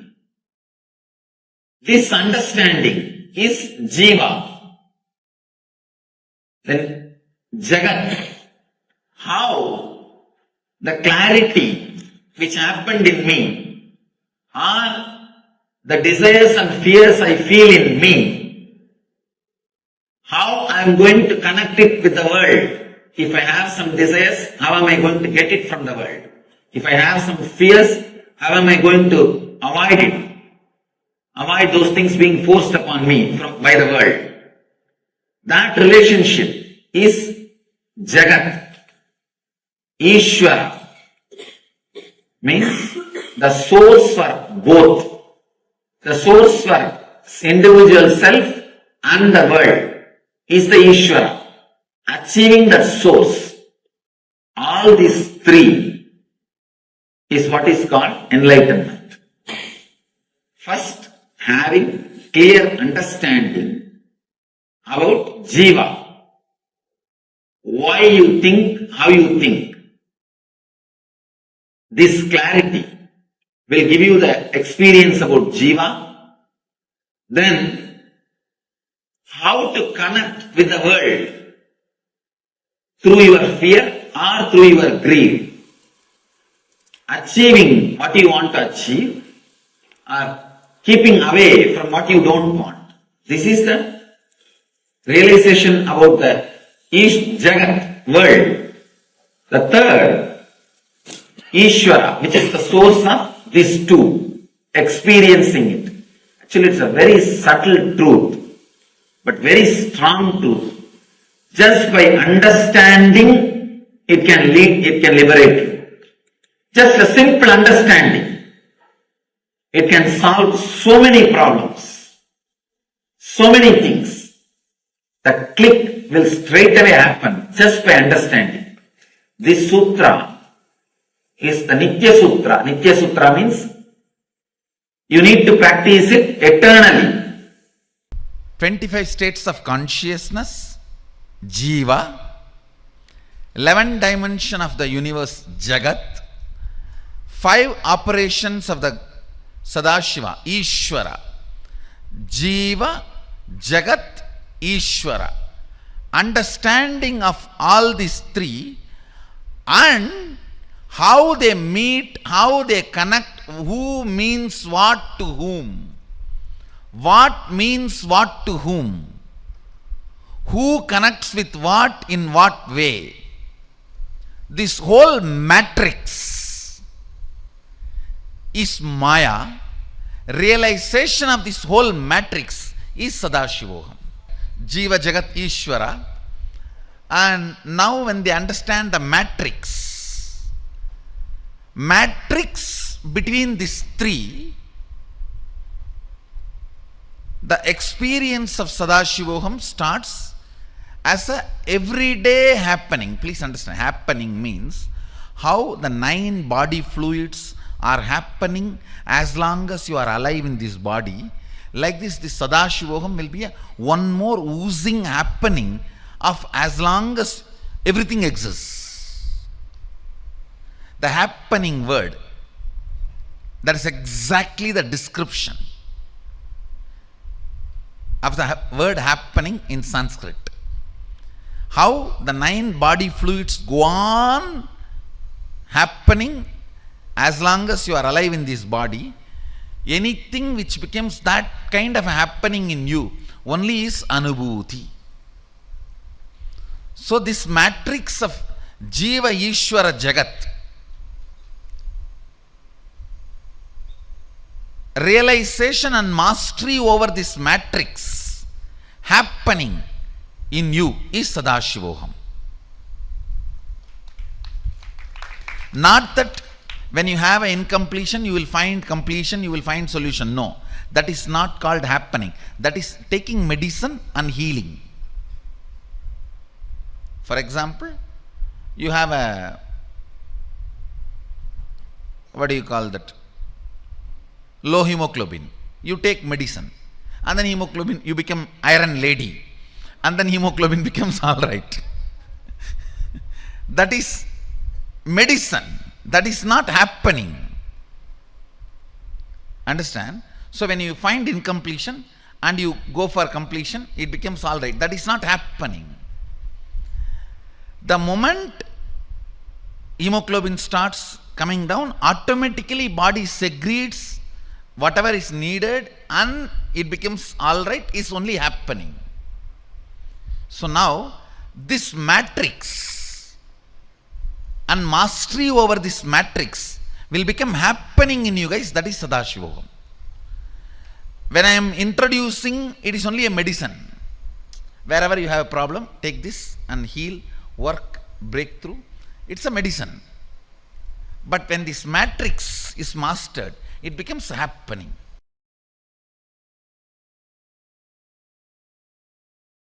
If your idea about you changes, your idea about the world and the God will change. Jiva, Jagat, Ishvara. Jiva is idea about you. Jagat is your idea about the world. And Ishvara is your idea about the ultimate. All these three are very closely connected. If your idea about you changes, your idea about the world will change. And your idea about the Ishvara will change. If you are fear-based, you will feel very connected to the deities with all weapons. 18-handed Kali or Muniyasami, Karupannar, with all the deities which are violent. You will feel very connected because you are deeply feeling insecure. You want somebody to protect you with all the weapons. If you grow, if your idea about you changes, if you raise to the level of anahata, love, suddenly you will feel connected to Krishna. More love, more bliss, more joy. If you elevate yourself a little more, if your personality becomes a seeker, means seeker of enlightenment, you will feel connected to the master. No, with no other God you will feel connected. All those gods are okay, but you won't feel connected. Only the connection will be with master. You will feel master is everything. That is everything. People ask me, are you God? I tell them no, only for selected. I am not God for all, but only for those few who are seekers. People come and ask me, Swamiji, I heard that fellow had some miraculous experience in his life by you. You did that to him, this to him, why not do for me also? I tell them, no, it's not in my hand, it is in your hand. How much you feel connected. If you feel connected to me as a teacher, I will do only the teacher's job. Only the teacher's job will happen. If you feel connected to me as a master, the master's job will happen. If you feel connected to me in a much more deeper level, those kinds of things will happen. It is feeling connected that creates the possibility for miracles. That creates the space for power of coincidence to happen. Understand? It is you feeling connected, you are feeling connected. That creates a special space where miracles just continue to happen. Miracles are not done, it happens. If it is done, it is a work. Only if it happens, it is miracle. For you to become your Ishvara, only Jagat is created. Jagat is generated for you to become your Ishvara. For Jiva to become Shiva, Jagat is generated. Now know your goal and know you and generate your Jagat around you. For generating the Jagat, understanding about wealth and relationship, health, all this jnana vrata is required. You want to become very healthy. It means you have to attract a kind of people who are inspiring you every morning to get up and do yoga and do panchakriya and eat healthy. You can't attract the fellows morning itself, hey, come on, let's go to bar. You can't afford to attract the fellows, come on, let's go to McDonald's. Eat that 7-layer burger, Texas size, Starbucks coffee, 2-liter Coca-Cola.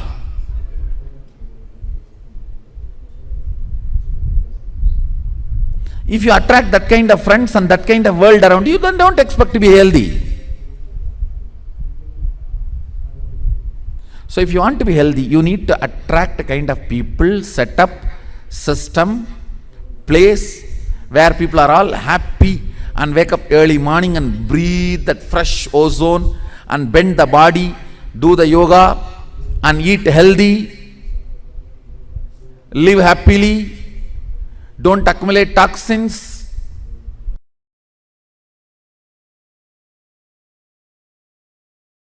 Jiva. Listen, first let me define Jiva.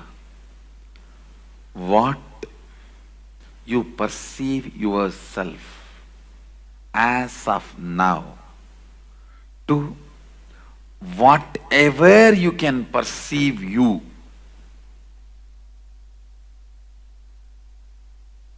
Till that level, you are called Jiva.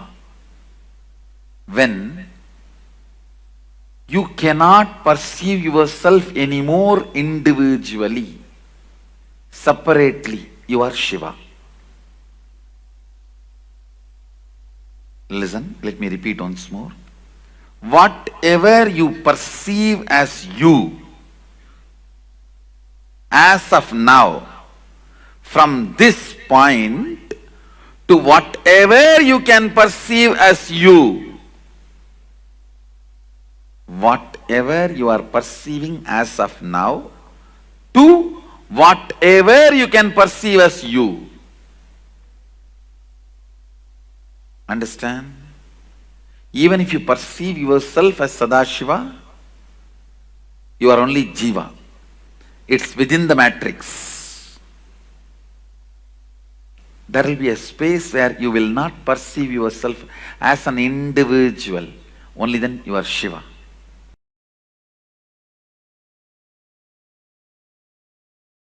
Sadashiva. Please listen. What Vedas describe as Brahman, agamas describe as Sadashiva, is not what English word God means. God means generator, operator, destroyer, three. Very clearly Agama says Sadashiva does Panchakritya, not three.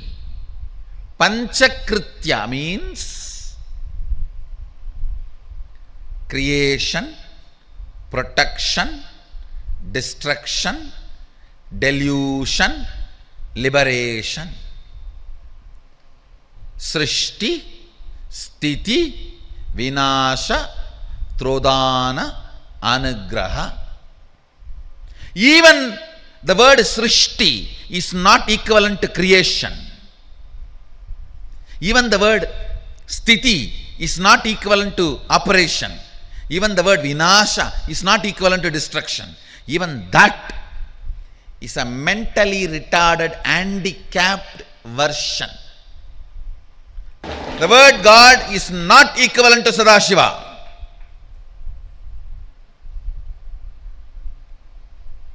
The very scope. West does not understand something called delusion and liberation. It understands only creation, operation and destruction. What they understand from their scope, they created their God. Understand what they could grasp, based on that they created their concept of God. What we experienced, from that we expressed Brahman and Sadashiva.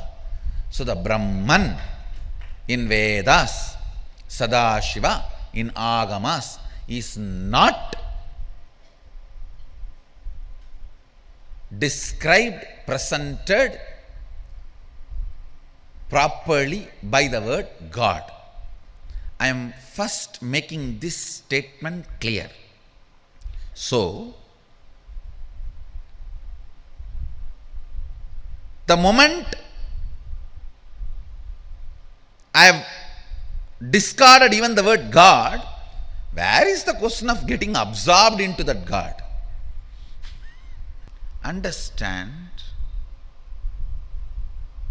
supernatural, paranormal, magical, all these words no way relates with what Agama describes, Upanishad describes as Shaktis.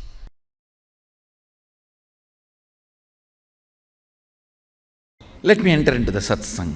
Listen.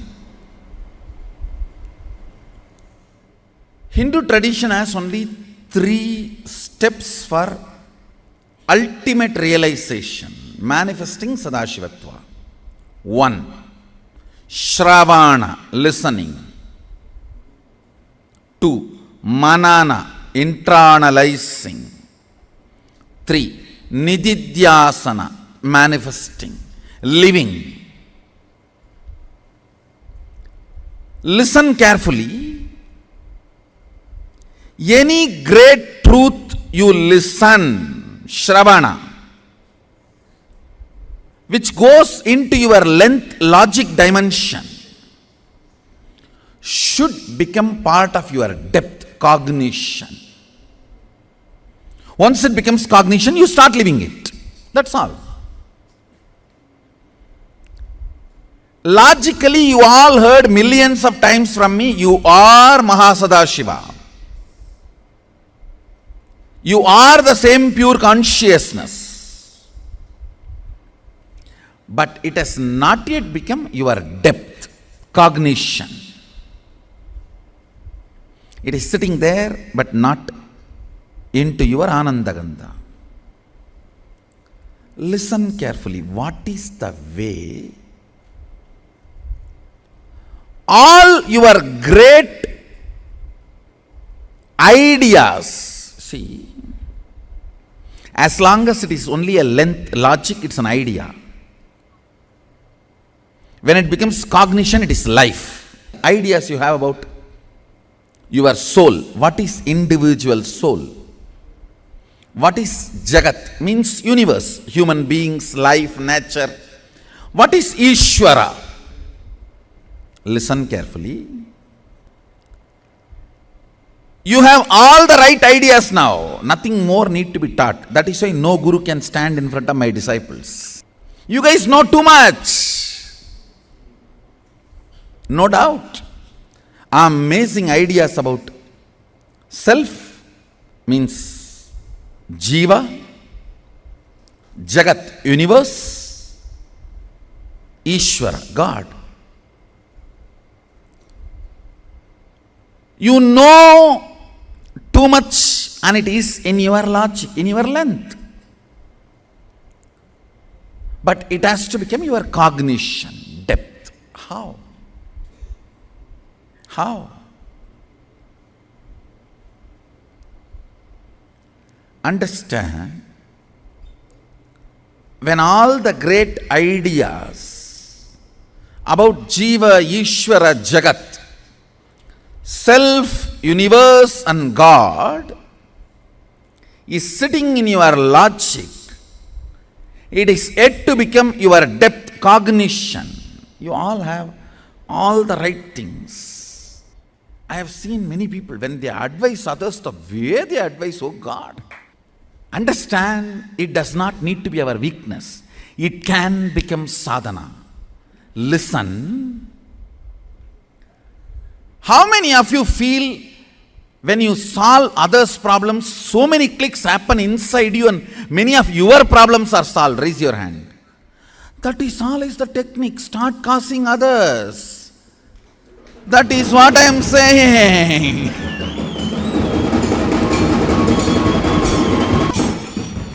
Understand. All the great understandings you have about each self, universe and God, Jiva, Ishvara, Jagat. Jiva, Ishvara, Jagat.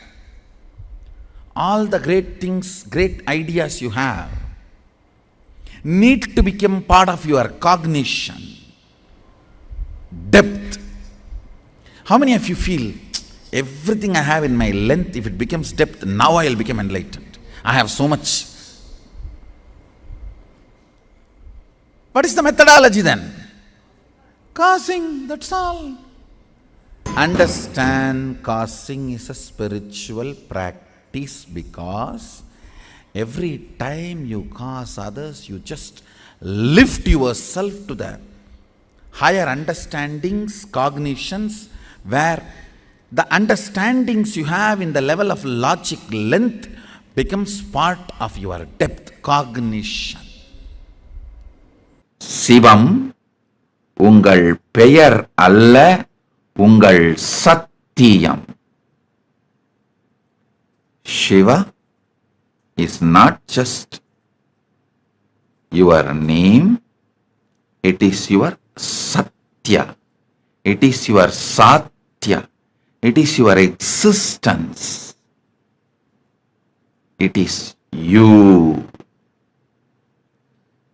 it is you, it is your very you, the core of your existence is Shiva. Shiva, Shiva, Shiva. Listen. Even when you have self-doubt, see, always, all of you move from one thought to another thought because your mind moves from one thought to another thought. You get self-doubt about anything you try to understand. Understand? The believers will have a self-doubt about their bhakti. Non-believers, even atheists, will have a self-doubt about their atheism. any philosophy you try to believe, you will have a self-doubt. Only when you experience, your self-doubt will be burnt. Self-doubt, when it is unattended, becomes self-hatred. Self-hatred, when it is unattended, becomes self-denial. That's what I call SDHD, just like ADHD. How kids have ADHD, adults get into SDHD, self-doubt. Unattended self-doubt becomes self-hatred. Unattended self-hatred becomes self-denial. The SDHD leads to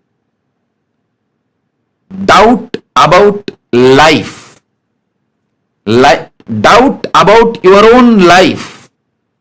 Doubt about your life becomes hatred for life and denial of life. LDHD, life doubt, life hatred, life denial, only becomes frustration, anger, depression about life. All the problems you face in your relationships with the external world, with the outer world, is LDHD. Listen. All the pasa you experience, all the mithya you experience, all the maya you experience, all the delusion you experience is LDHD. Life doubt, life hatred, life denial. All the insecurity you experience about life is God doubt, God hatred, God denial. Listen. What starts as SDHD starts manifesting as LDHD and goes to GDHD. Once you don't attend to your self-doubt, self-hatred, self-denial, it takes the form of LDHD and GDHD. Listen.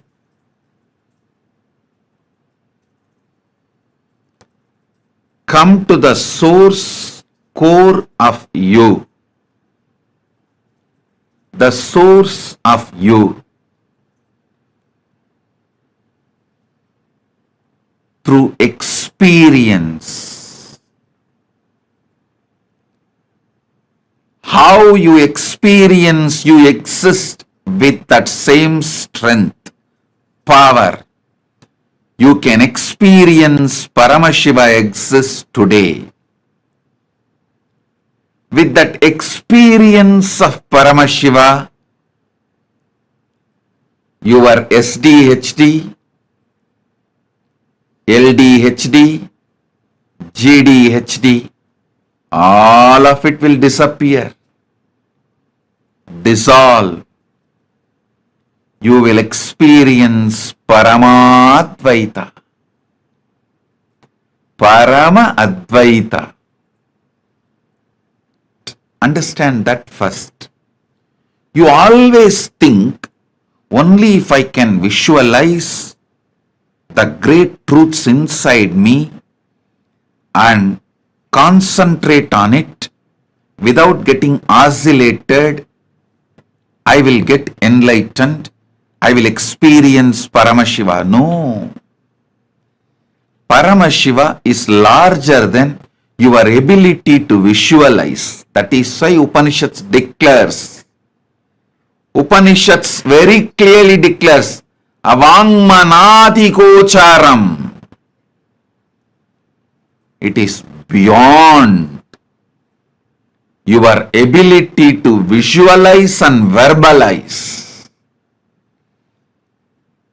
He is the frequency which cannot be verbalized. He is the vibration which cannot be visualized. The nada which cannot be verbalized, bindu which cannot be visualized. He is Satya, only can be experienced. Before entering into the sutra, just few understandings, few words about the scripture, Shiva Sutra. This book is not even just a manual for enlightenment.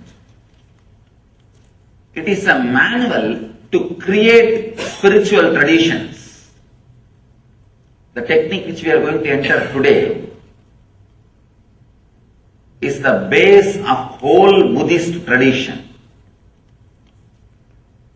Each technique, each meditation technique which is described in this book is a base for one religious tradition, one spiritual philosophy. Out of this one meditation technique, whole Buddhist tradition is born. Fortunately, this book is older. That is why we are able to say from this book it started.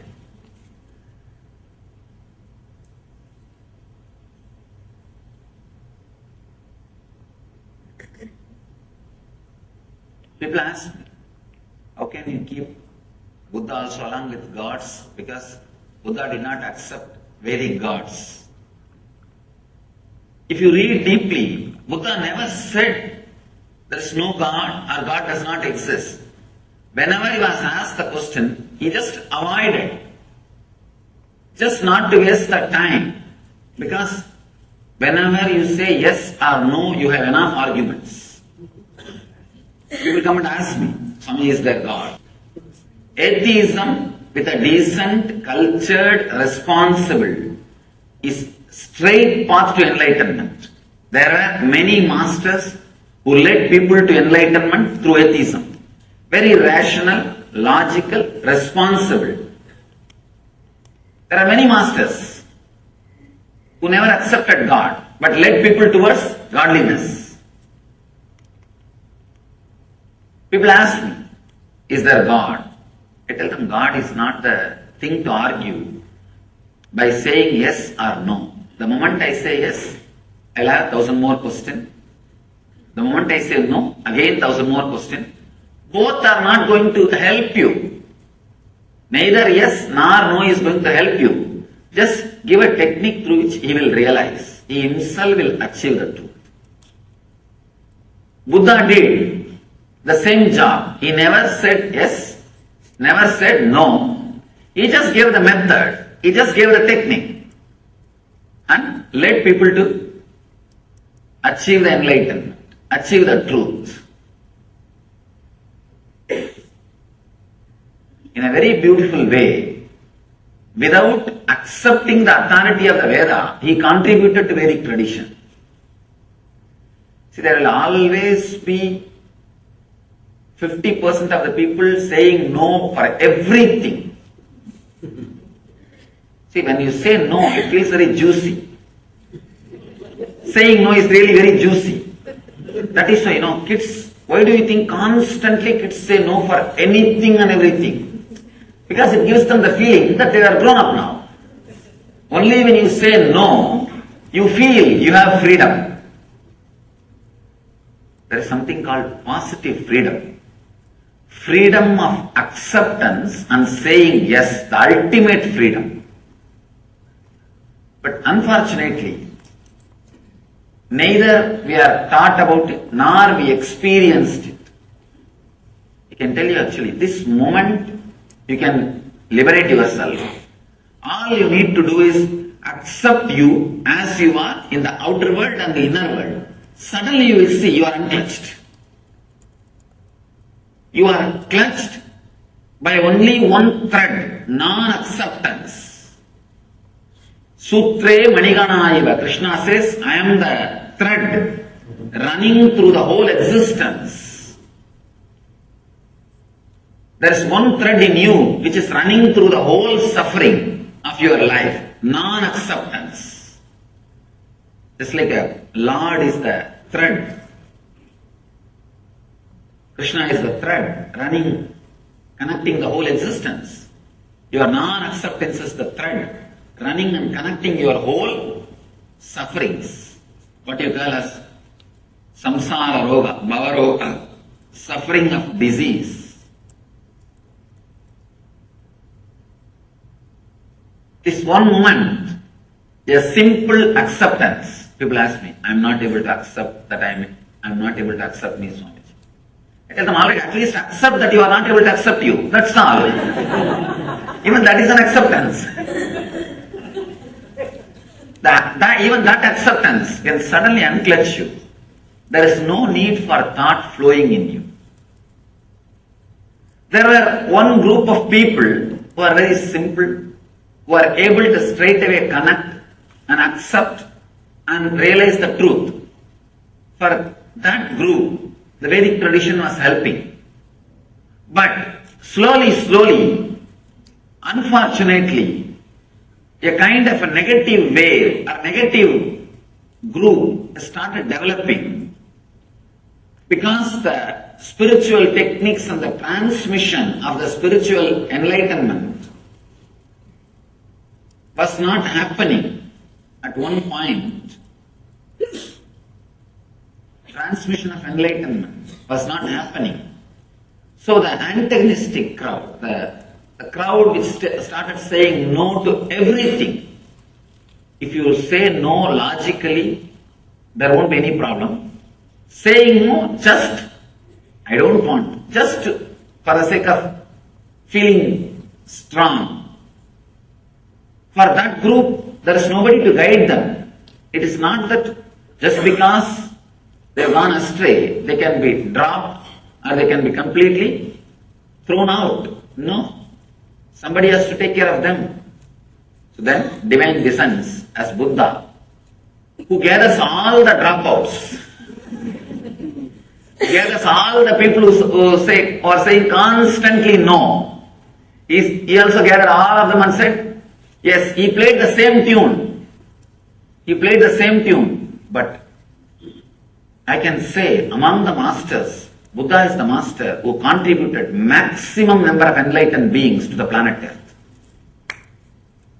Maximum number of enlightened beings are contributed to planet Earth from the Buddhist tradition. Directly from Buddha.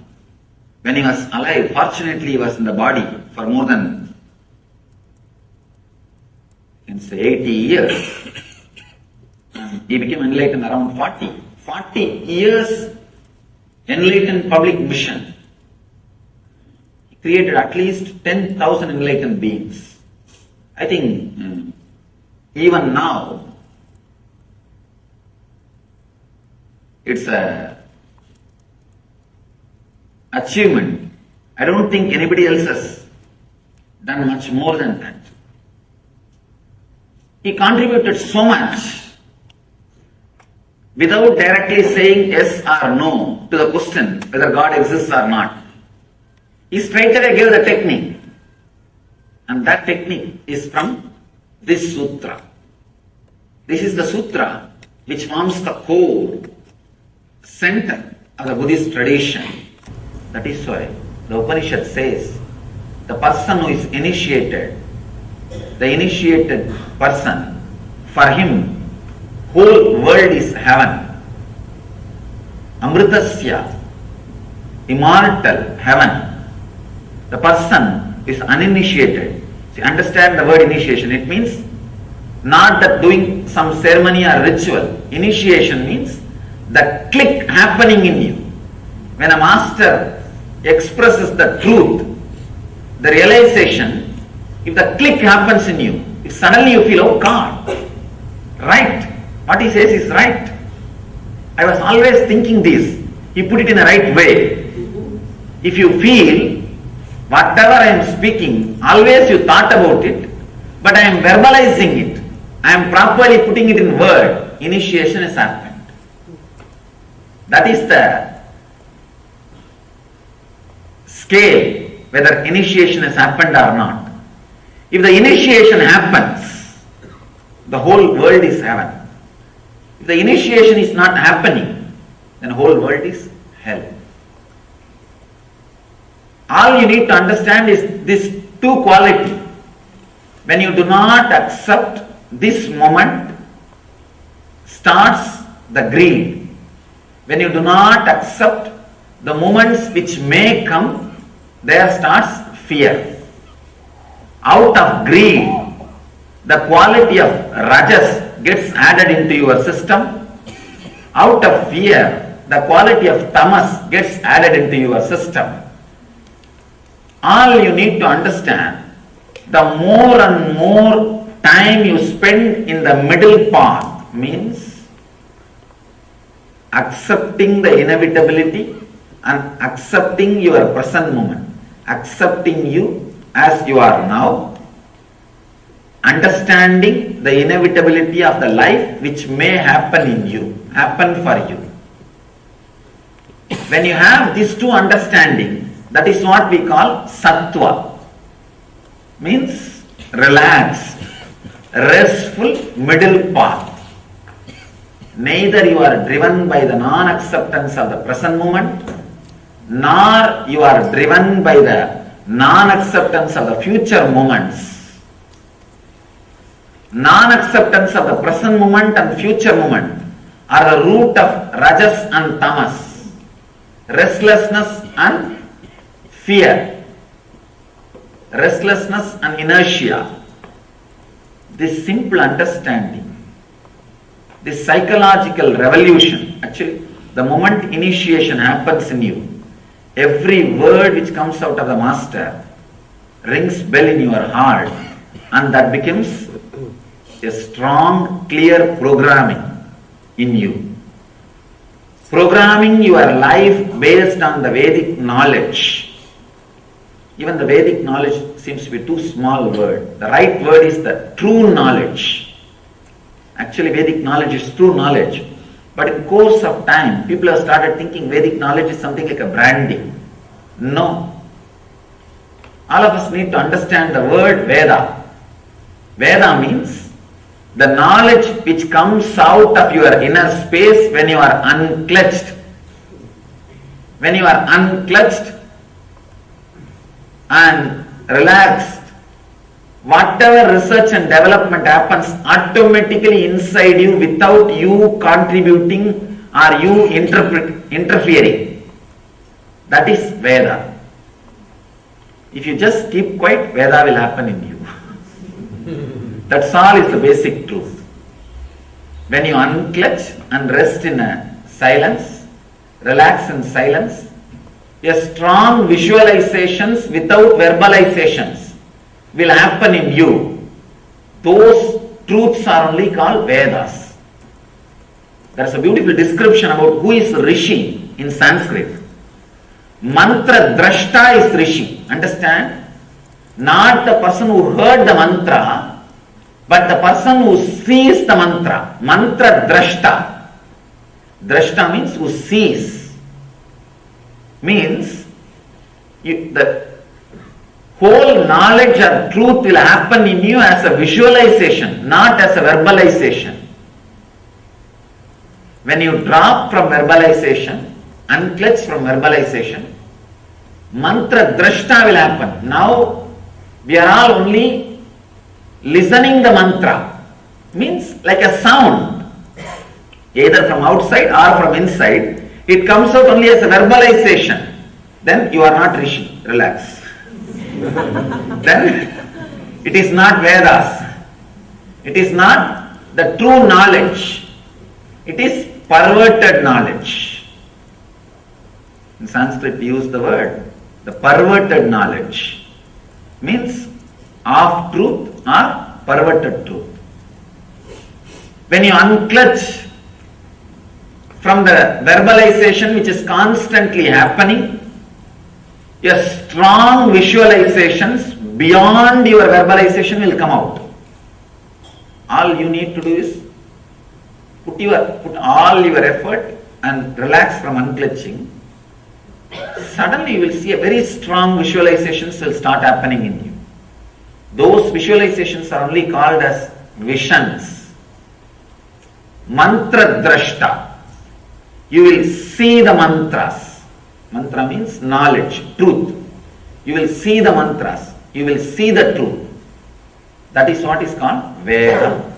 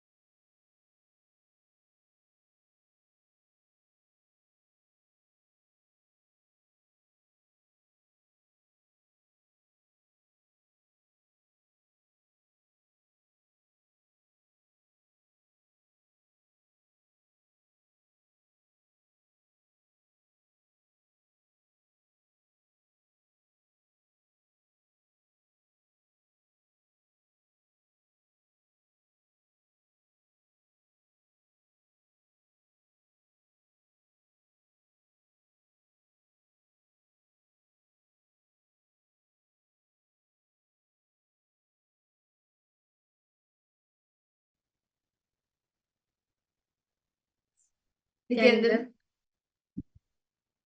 Nithyananda, to all the participants, that was very beautiful session, revelation. Swamiji spoke on how to, basically it's very elaborate, Swami, the Jiva, Jagat, Ishvara in each and every one of us. Okay, Nithyanandam Chandrasekharaya. Yes.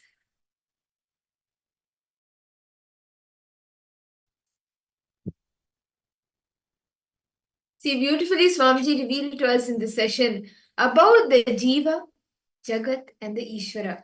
How the Jiva, the self, affects or like what we perceive about ourselves, about you, within you.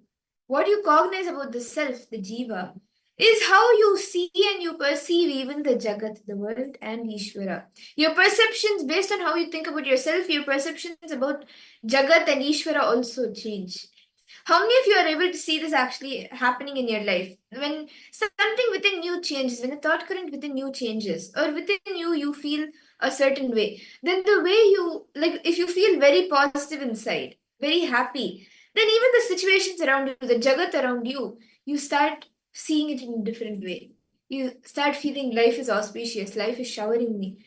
But the moment you start using life negative words towards yourself, or you start feeling powerless, even the Jagat around you, the world around you, you start feeling as if life is bad, life is unfair. How many of you are seeing this actually happen? You see that what you think about the self, the Jiva, affects your perception you have about the Jagat and about Ishvara. And how many of you any questions, any ask. In this session, right, all of us like Jiva, Jan, Ishvara. Jiva is the individual consciousness. Jiva is the 25 states of class. Jagat is the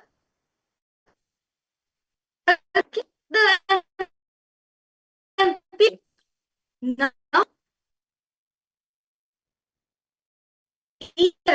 Paramashiva himself. All these three are connected to each other. Understand? You may think how world is connected to me or how God is connected to me, but fundamentally we need to understand God, world and us are connected. See, visualize this as a triangle. Okay? Nithyananda, my Ishq, welcome to the program. Okay? So, I request all participants now visualize this as a triangle. Okay? Visualize this as a triangle. In the top of, in the bottom corner of the triangle, it is world. In the second corner of the triangle, it is Ishvara. All these three are connected to each other. If, let's say, if you are sad, if Jiva is sad, then see, if you are confused, then you will think the world is confused. Then forget about God. You won't even relate with God. So understand all these three, us, world and God, Paramashiva, all these three are connected to each and every one of us. See, if you are confused about the self, you will even feel confused about Ishvara, about God. You will feel confused about the world, about Jagat. And you will see literally everything that it becomes chaotic. But if you are clear about the self, if you know, yes, this is myself.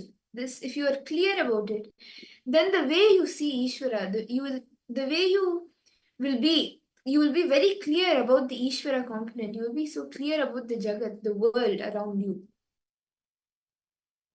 So remember understanding. So we need to get clarity in ourselves, as very beautifully in the Vijnana Bhaiva Sutra 63, Dharana 40. Paramashiva very beautifully says, Sarvam deham chinmayam hi dagatva paribhavayet yogapanirvikalpena manasa paramodayaha. He says, your body, Jiva, is filled with consciousness. Who is Sadashiva? Yourself is Sadashiva indeed. The whole universe, Jagat, is also Chinmayam. The essence and nature of consciousness. Expand your cognition to the whole universe with its many planets, galaxies, and space, and beyond all is Paramashiva. Now, can we all take a few minutes? I request all the participants to please take a few moments. We will be doing a small internalization exercise where we will be exploring the world, the Jagat. So, what all of you will be doing right now is just think about, look in and think how you perceive the world around you, the people, the society, everything around you, how life as a whole, how do you perceive it? List all the perspectives about life that you have, life, society, nature, everything, all the perceptions you have about the world around you. You can maybe ask questions to yourself like, how do I relate to others? What do I view, like, how are my views about the universe? For all of these different questions, these are just two examples, but you can ask questions like this to yourself and write down the different perceptions you have about the world, the Jagat around you. Let's take a few minutes to write this down.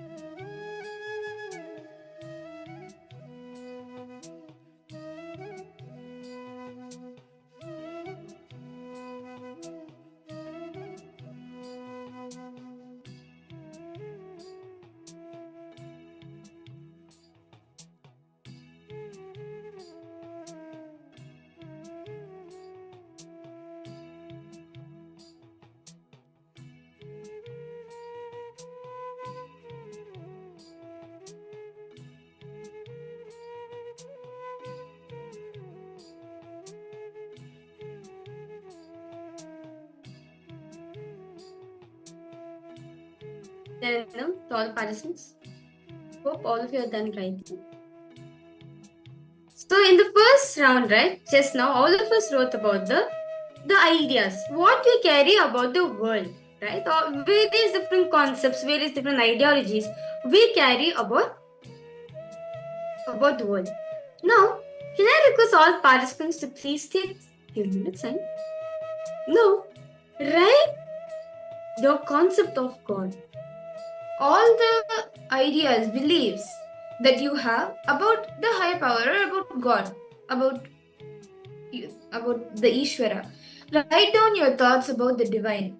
It could even include what you think and how you interact with the God, how you interact with the Jiva and Jagat. It could include this also. You'll actually find similarities. Please start writing. What is it that you think about God? Whatever ideas, whatever beliefs you carry about God, just write it down.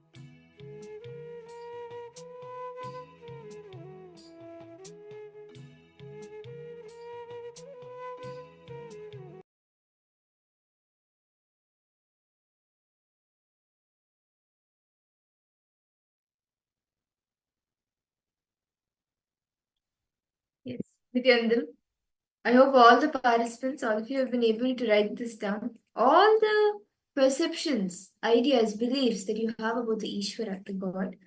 Do any of you have any questions till here? And are you able to see how the three, the Jiva, the Jagat, and the Ishvara are connected?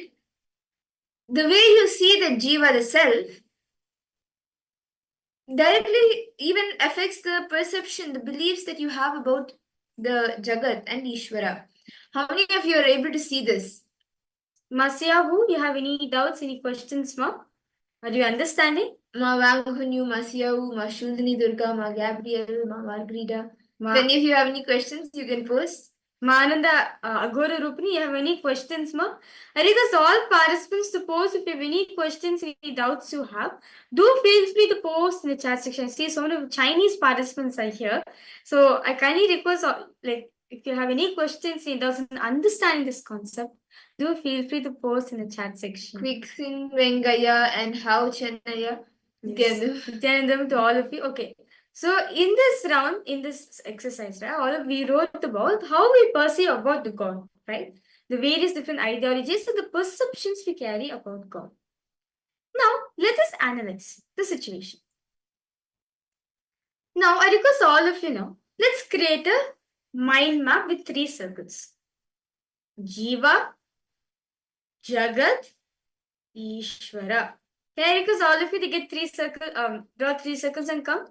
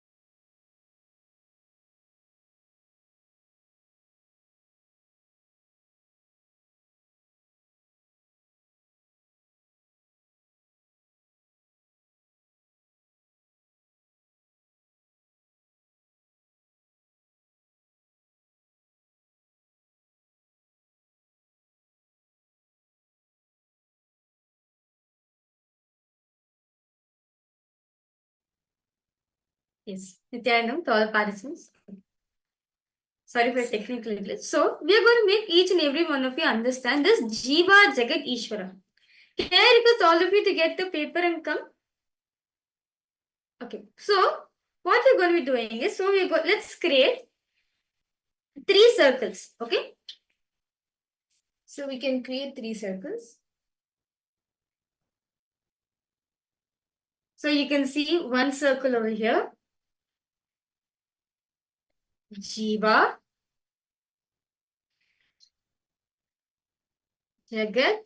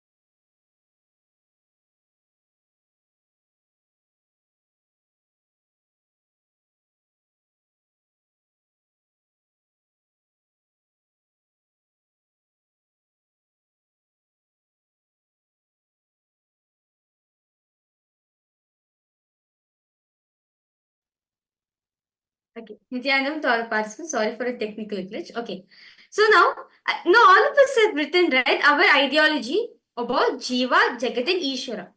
So can I request all of you to draw 3 circles, please? You can draw it as 3 circles. One as Jiva, second is Jagat and Ishvara. So you can see that all these 3, you can see it's like a triangle, right? See, all these 3 are connected each other. Swamiji says that Jiva, Jagat and Ishvara, all these 3 are connected to each other. That we need to understand fundamentally. Now, for example, let's say I write here I'm confused.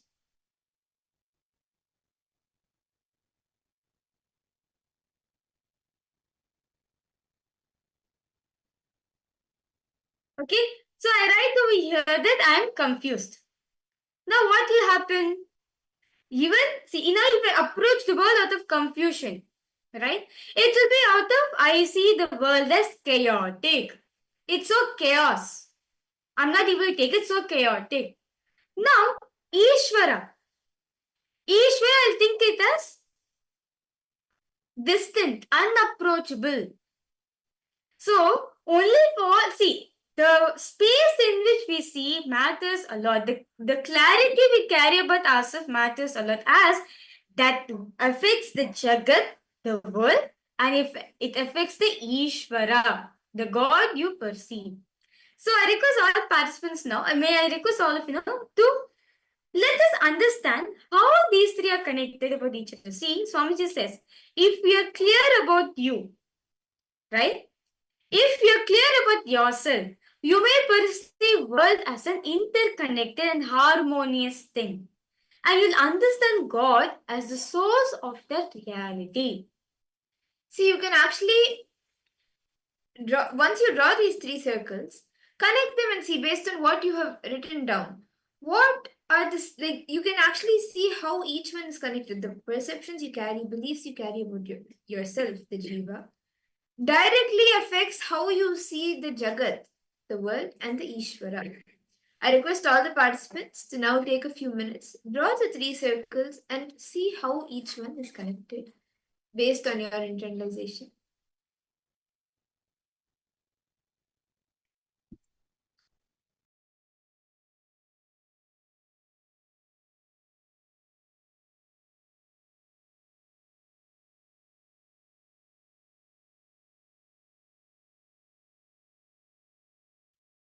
Based on your internalization, the different connections that you see, how your perceptions affect the Jagat and the Ishvara, the way you see the Jagat, the world, and the Ishvara.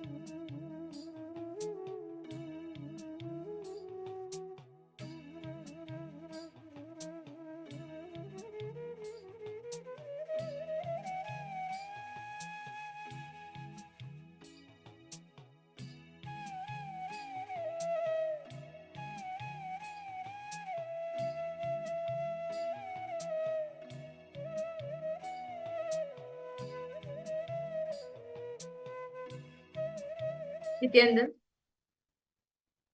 I hope all the participants, all of you have been able to write down these and do the connection of how the Jiva, Jagat, and Ishvara are connected, and you've been able to understand how these three are interconnected and interlinked. Do any of you have any questions? Please feel free to post it in the chat. Ma Siawu, Ma Wang Hunyu. All of you can post if you have any questions. Ma Ananda Gorni, Ma Basti Malita Nithyanandam, Ma Gabriel. Okay. I request all participants, any doubts you have, do feel free to post in the chat section, okay? So let us now move ahead to the next exercise which Swamiji has given. The next step Swamiji has given is, now, based on what your reflections, based on whatever you have come so far, right? Identify one clarity. How would you want to change the ideas about yourself? How do you want to change the ideas about yourself? So you start seeing the Jagat and the Ishvara differently. Can I request all the participants to now write down the ways you want to see yourself, the different ideas you want to hold about yourself. You can create a table of what you want to be, what you want, the ideas that you want to have. That's all take a few minutes, write this down.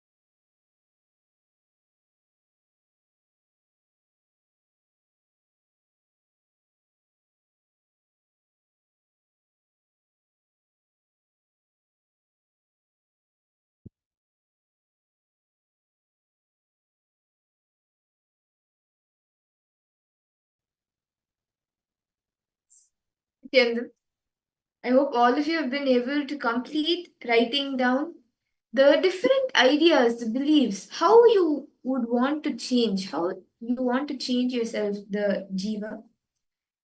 And with that internalization, see, actually, this is a very powerful internalization exercise because only what you perceive in the jiva, the self, you will be able to even like that is only being projected for the Jagat and the Ishvara. So when you hold, like when you believe within you something positive, powerful, then even the Jagat and Ishvara, you will cognize it in a completely different way. If you are clear about the self, then you will be clear about even the Jagat and about Ishvara. And with that clarity, knowing that, okay, from now on, let me use the right words or let me use the right beliefs in my jiva to manifest the Jagat and the Ishwar.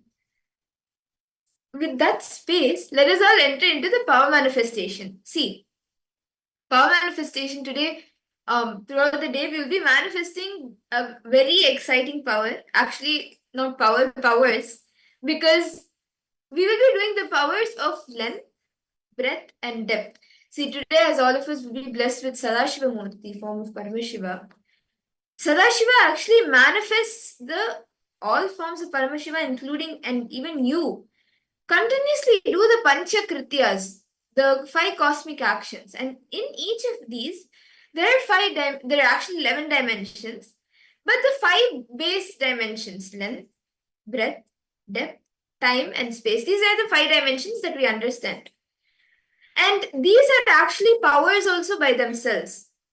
So we will be manifesting the power of length, which has everything in the logic, anything and everything that comes in the logic, under the level of logic, whether it is 2 plus 2, or whether it is like Ganga flowing from Gangotri, starting from Gangotri, all of that, anything in the logic dimension comes under length.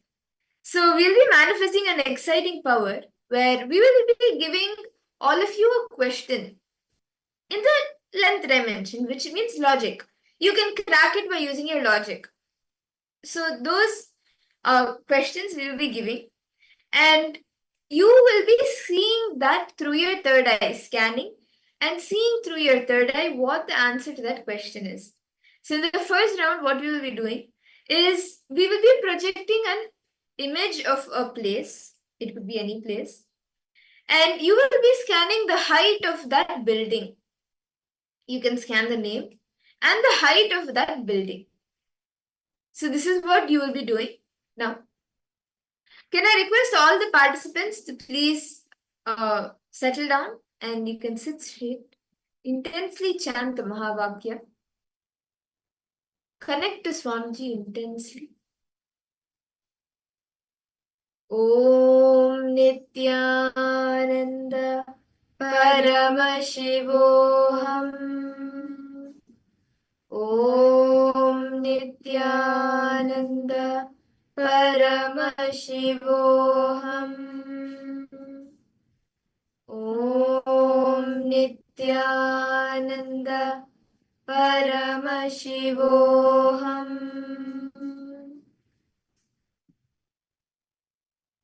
Now we will be projecting a question for all of you, a building for all of you.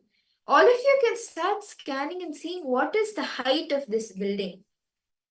Whatever number Swami shows you, whatever he shows you, even if he shows you the name of the building, the place where the building is, the country, the city, start revealing everything, all the details, whatever Swamiji shows you, you can all post it in the chat.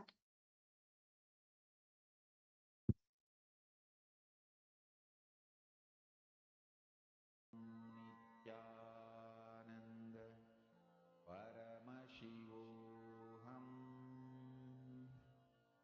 Om Nithyananda Paramashivoham Om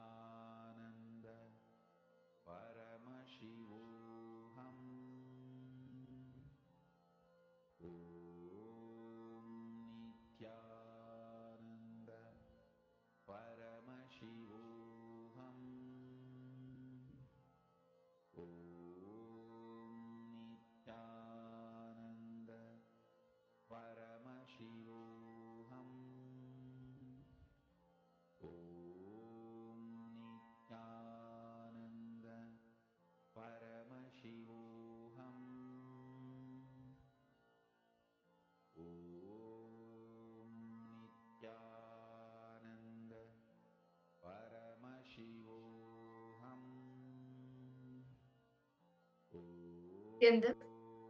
Now I request all the participants to post in the chat what were you able to see? What was the height of this building that we were projecting for all? You can even post it like the country, the height. What was the details that Swamiji revealed to you in the third eye? Can I request all the participants to post?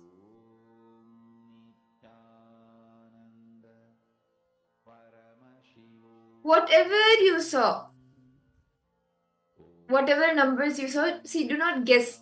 Okay, this is a small image, it may not be this tall, or no, it may be more taller than this. Don't guess based on your logic. Right now, use the logic of Paramashiva. What Swamiji shows you, please, you can share that. Come on, I request all participants to post for that Swamiji show for each and every one of you. Yeah, all of you can post in the chat section. Ma Isaac, Ma Lita, Ma Anandeshwari, Ma Xiaodan Lao, Kiksing Wingaya, How Chanaya, Chandrasekharaya, Yes. Ma Ananda Gorini. All of you can post, Ma Wang, you can share. What was the height of this building? Okay, 6,405. Bangalore, Cambodia. Cambodia. Okay. Is this feet, meters? Did Swamiji show you any unit, ma? 8, 9, 427, 174. Okay. How about for you, ma'am? 100. What is Swamiji show for you, ma'am?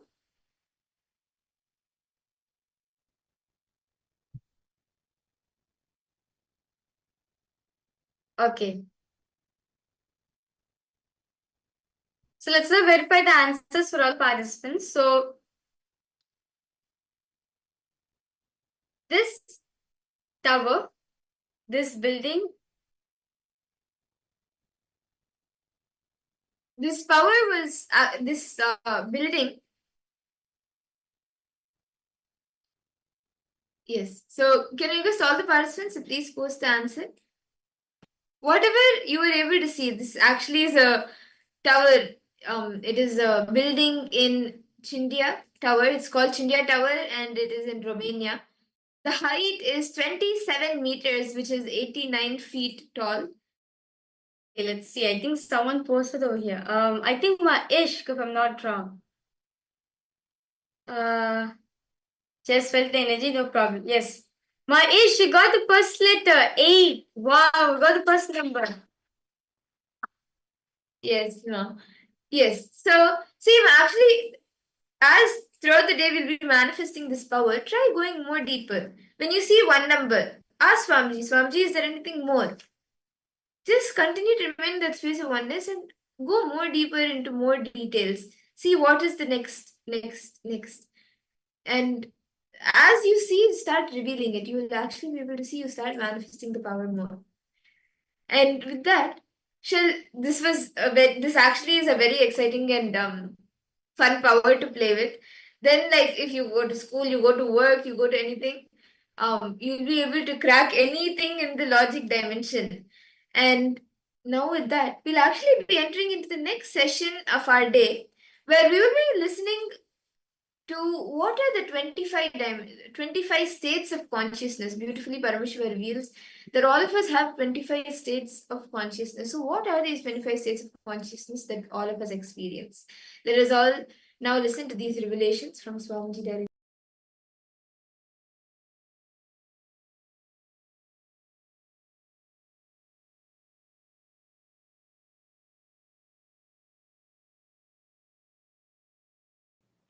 Let me define consciousness.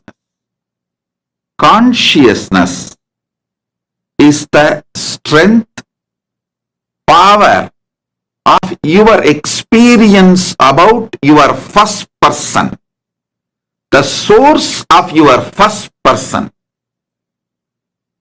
How powerfully you are grounded into the experience of your first person. Who am I? What am I? Why am I? How am I? From when am I? From where am I? To where am I? Everything about your first person, the source of your first person,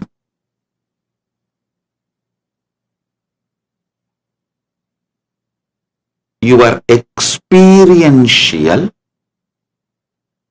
cognitions about the source of your first person is what I call consciousness.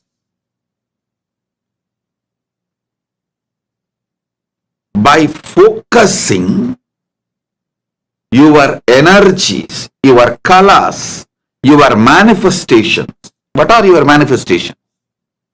Your emotions, your ability to cognize, your ability to think, means your manaha, chittaha, buddhihi, your intelligence, your manas, your chitta, your buddhi, your body.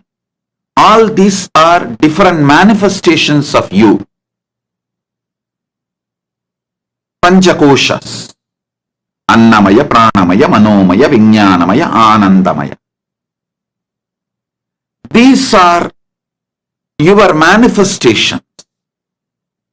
If you make all these five focus on the source of your consciousness and raise the frequency of your existence,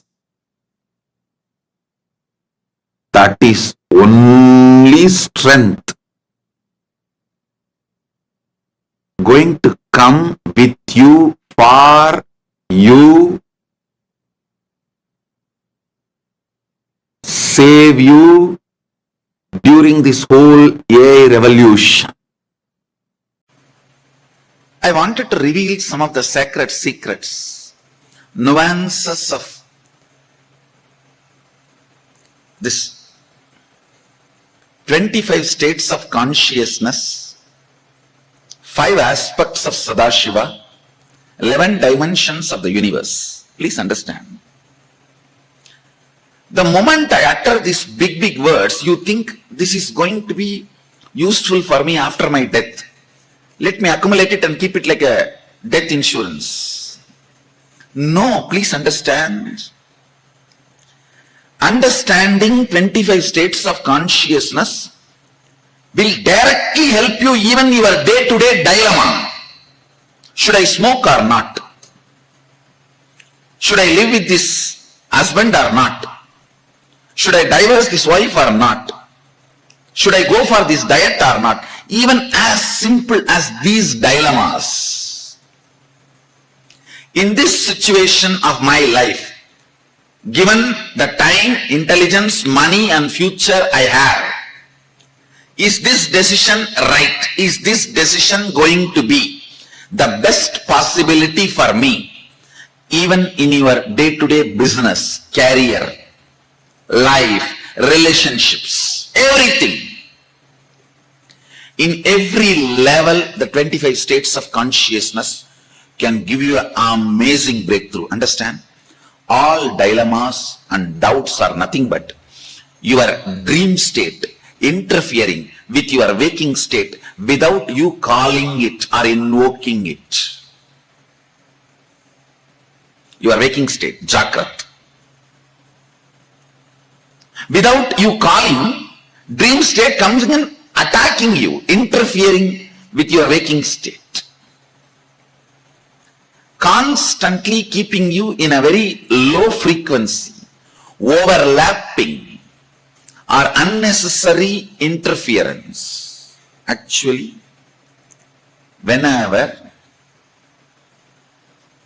you are in dilemma, confusion, very simple. Just sip 30-40 ml of neem juice.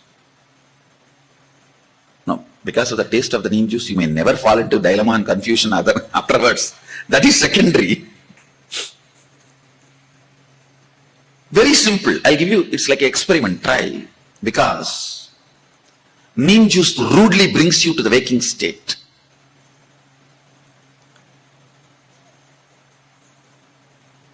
All dilemma is dreaming state, swapna, entering into you,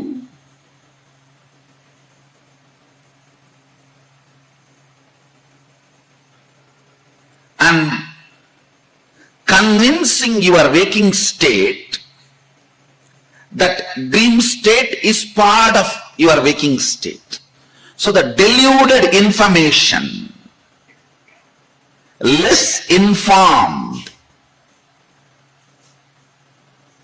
frequency of you, actually less informed frequency of you is your dream state. Little more informed frequency of you is your waking state. Completely, fully informed, awakened state of you, dimension of you is Turiya state.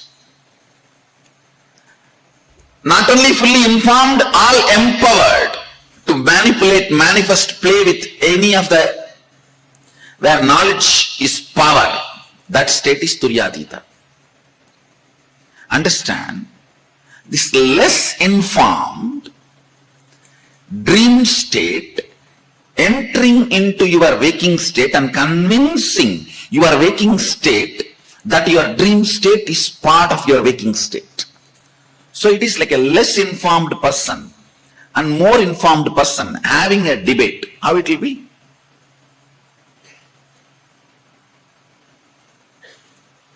Even the logic or the frequency from which two ends of your dilemma operates will be different. Understand? For example, you are having a dilemma whether to start this business or not. When you are arguing for starting the business, feel how you feel your inner image. When you are arguing for not going for that business, how you feel your inner image. Or you have a dilemma whether to become a sannyasi or not. See, please understand, when you have this kind of debates, dilemmas,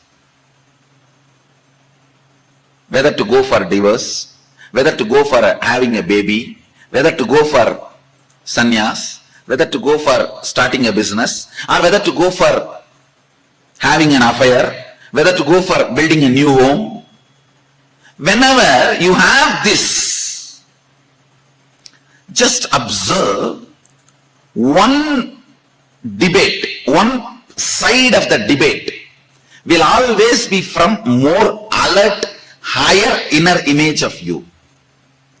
The other side of the debate will always be from lower inner image of you. The moment you know this, just blindly vote to the fellow who is from the higher inner image. The debates and arguments which are coming from higher inner image, because he is Jakrat, the other fellow is Swapna, dream. Understand? For you to sit and have this understanding, you need little neem juice on the tongue, or a bay leaf on the tongue. Even the bay leaf, if you soak it in honey and chew, it will bring you to Jakrat state.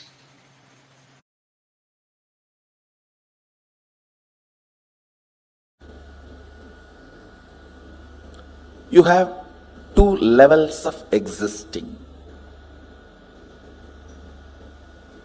Listen carefully. Two levels of existing. One with the thought currents, without the thought currents. With the thought currents means an active inner image, constantly spitting thoughts.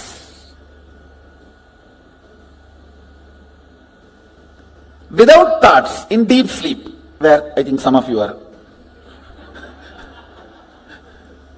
in that state now. If you are not hearing me, you are in that state. If you are hearing me, you are not, fortunately.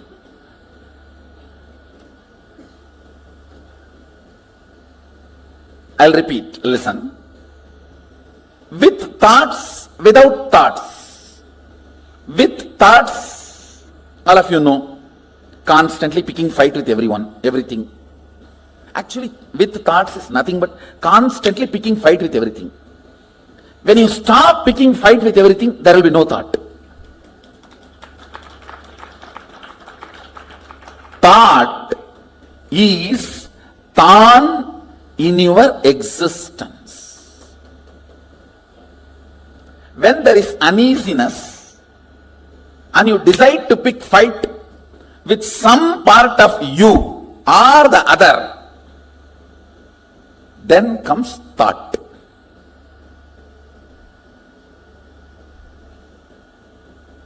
Without thought, you know, deep sleep in the night time or sometimes in the daytime. Whenever you are in the deep sleep, no thought. So these two, same way, listen. With thought, without thought.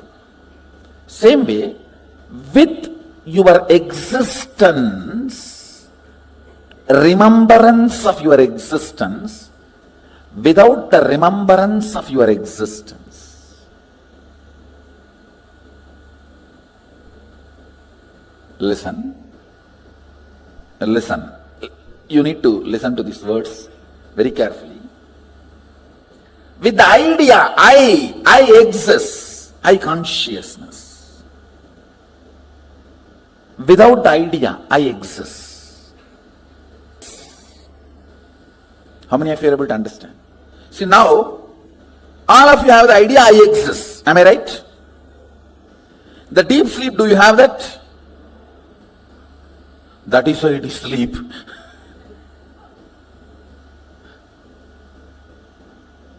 So, there are two ways and two states.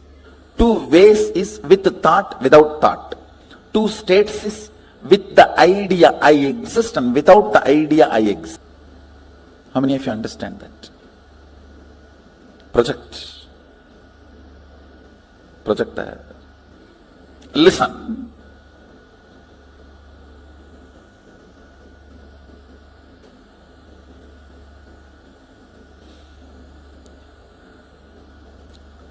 With the idea,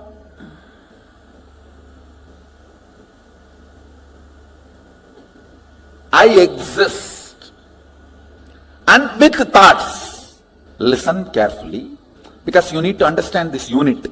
This is the fundamental unit.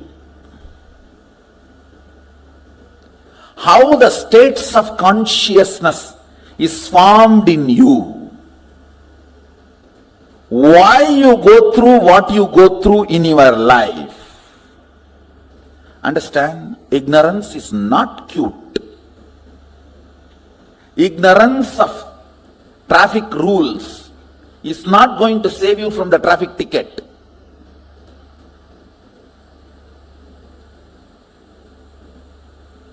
Ignorance of traffic rules is not going to save you from ticket. Ignorance cannot be a reason for not following. Same way in the cosmos, ignorance is not cute. Yes, you can be victim, singing song, oh, I am ignorant, innocent devotee. Who is going to care? No. A devotee cannot be ignorant. Jnana varishta bhakti, devotion established on knowledge and understanding, with thoughts, with the idea I exist, I consciousness. That state is called thinking, Jagrat. All of you are able to understand the word wakeful state, Jagrat? If you understand the word Jagrat, wakeful state, raise your hand. Great. I am using the Sanskrit word so that I will not forget, and all of you also will not forget. So let me go to the next word. I am introducing these 4 words. With thoughts, without the idea that I exist. That's called swapna. You may say, no. In dream also I remember I exist. No, listen carefully. In the dream, you will be writing your college examination with sitting with your son. How can that be? College exam you wrote much before the marriage. How many of you had this kind of a completely overlapping dream? You need to know the identity I you feel in the dream does not have independent understanding. It is just overlapping, crisscrossing of few thought currents. See, like laser beam, if 4 or 5 beams cross, that point looks like a independently shining, which is not. Same way, in the dream, few thought currents crossing, you feel as if your identity exists, but it is not. It does not have consistency. In one dream itself, that will change 20 times. How many of you have observed? In the waking state itself, it changes. Why? Dream state. How many of you say that? But in the waking state, at least little decent. In the waking state, it's more like an unstable spouse. Every half an hour divorce. And every 1 hour patch up. But in the dream state, it doesn't even behave like an unstable spouse. It behaves like a 10 minutes son, 10 minutes boss, 5 minutes brother, 5 minutes enemy. You just don't know how it behaves. Listen carefully. The number of thoughts gives idea that you exist for a spark. That's what happens in the dream state. How many of you are able to understand what I am saying? That is why the idea of I in the dream state is so illusory. Many times you don't even remember you when you come back from dream. What was your idea about you? Seen but does not exist. That's a direct translation of the word swapna. Seen but does not exist. Where the idea of I does not exist but the thoughts exist, means the frequency of the thoughts is much higher. The idea of I, it has no existence. That frequency is almost like a zero. Then third word I am introducing, listen, where neither the idea I exists nor the idea thoughts exist. That is what is called deep sleep, sushupti. These three all of us experience in our day-to-day life. The fourth word I am going to introduce, it has no word, that is why it is called turiya. Turiya means fourth in Sanskrit. In Sanskrit, the word turiya means fourth, that's all. Because there is no word for it. Where the idea that I exist is there, I am there, but there is no thoughts. That is called the fourth state, turiya. With the idea I exist, but without thoughts, is turiya. With I plus with thoughts is waking state. Without I but thoughts is dream state. Neither I nor thoughts is deep sleep state. Only I, no thoughts is turiya. Now I want you to remember these four words. Let me repeat. Jakrat means waking state. Swapna means dream state. Sushupti means deep sleep state. Turiya means fourth state, awakened state. There is a fifth word Mahadeva introduces in Agama called Turiyatita, means not only you are awake, you are alive, you can move anything you want. See, if you have manifested the powers of moving a matter, how many of you are successfully able to move a matter?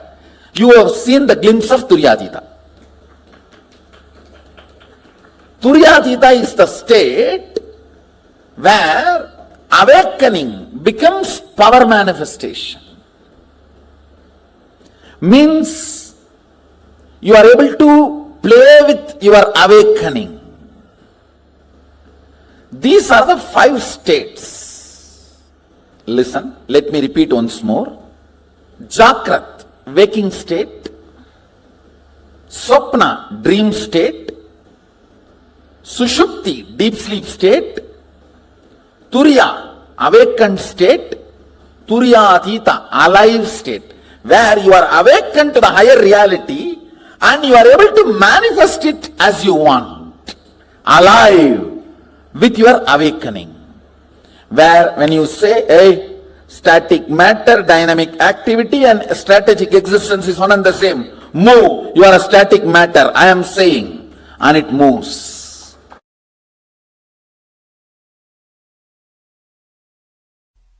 Listen, all these 5 states, deep sleep, dream, waking, awakened, alive, all these 5 states in Sanskrit, Sushupti, Swapna, Jagrat, Turiya, Turyatita. All these 5 states cross each other. You may ask, how?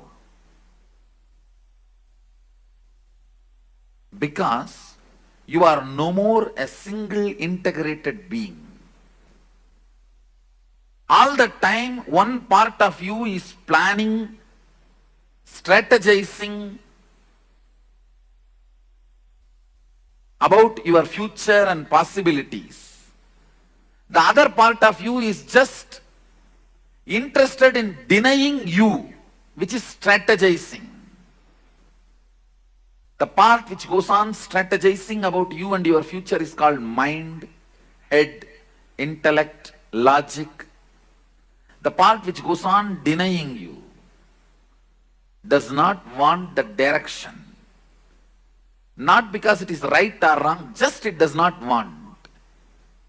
It's like a tantrum throwing child, what you call as heart emotion. Please understand, you have been given a very wrong idea, your heart and emotion is always right. No. Both are corrupt. Understand, both are corrupt.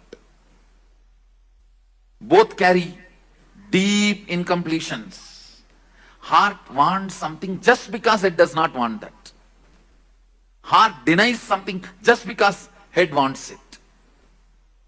It's not that always heart is right. No.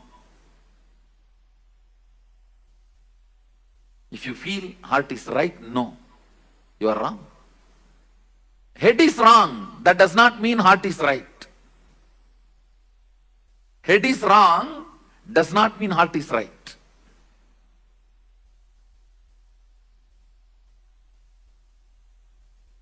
Sometimes head is right. That does not mean heart is wrong. Sometimes head is wrong. That does not mean heart is right. Both have their incompletions, both have their problems. Because you are no more a single being. See, invariably when the whole humanity has started experiencing this dual being, 2-part, that is when our masters declare the Kali started. So 2 parts of you experiences 2 different states at a time always. Please understand.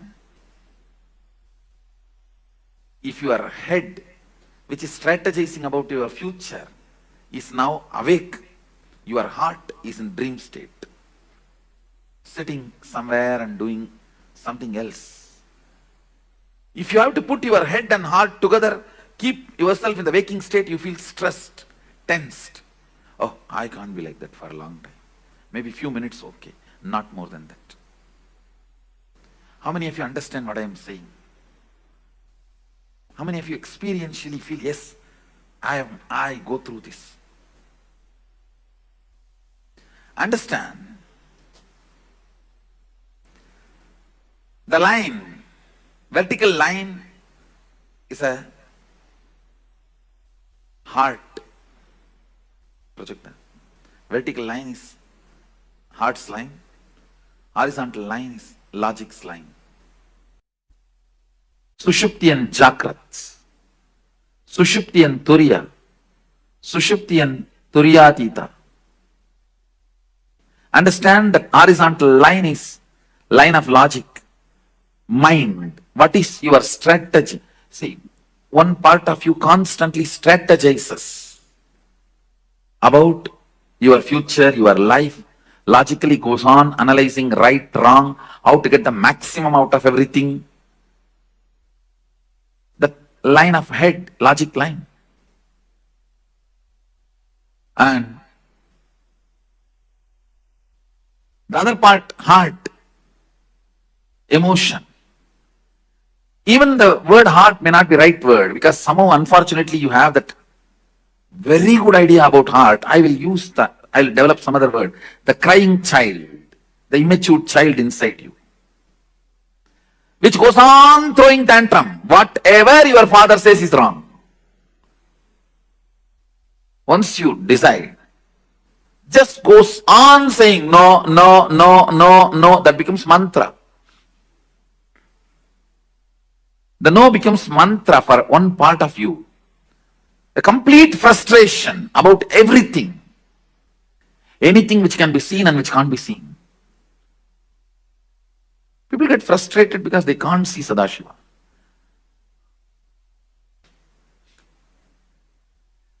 It is good. Sometimes you are not able to see.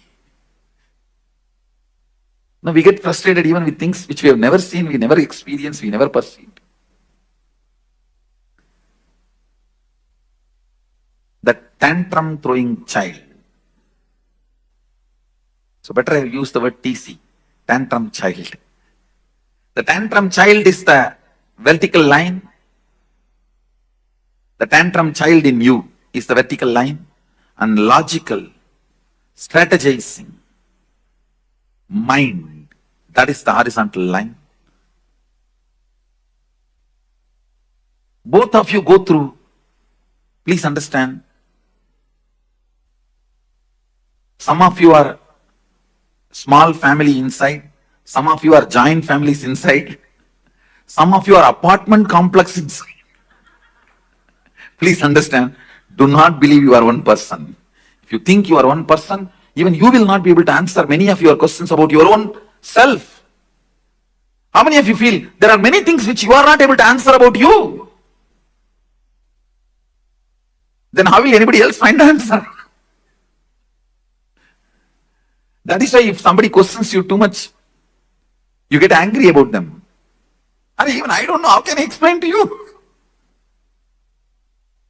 How many of you feel many times even you are not able to handle yourself? Raise your hand.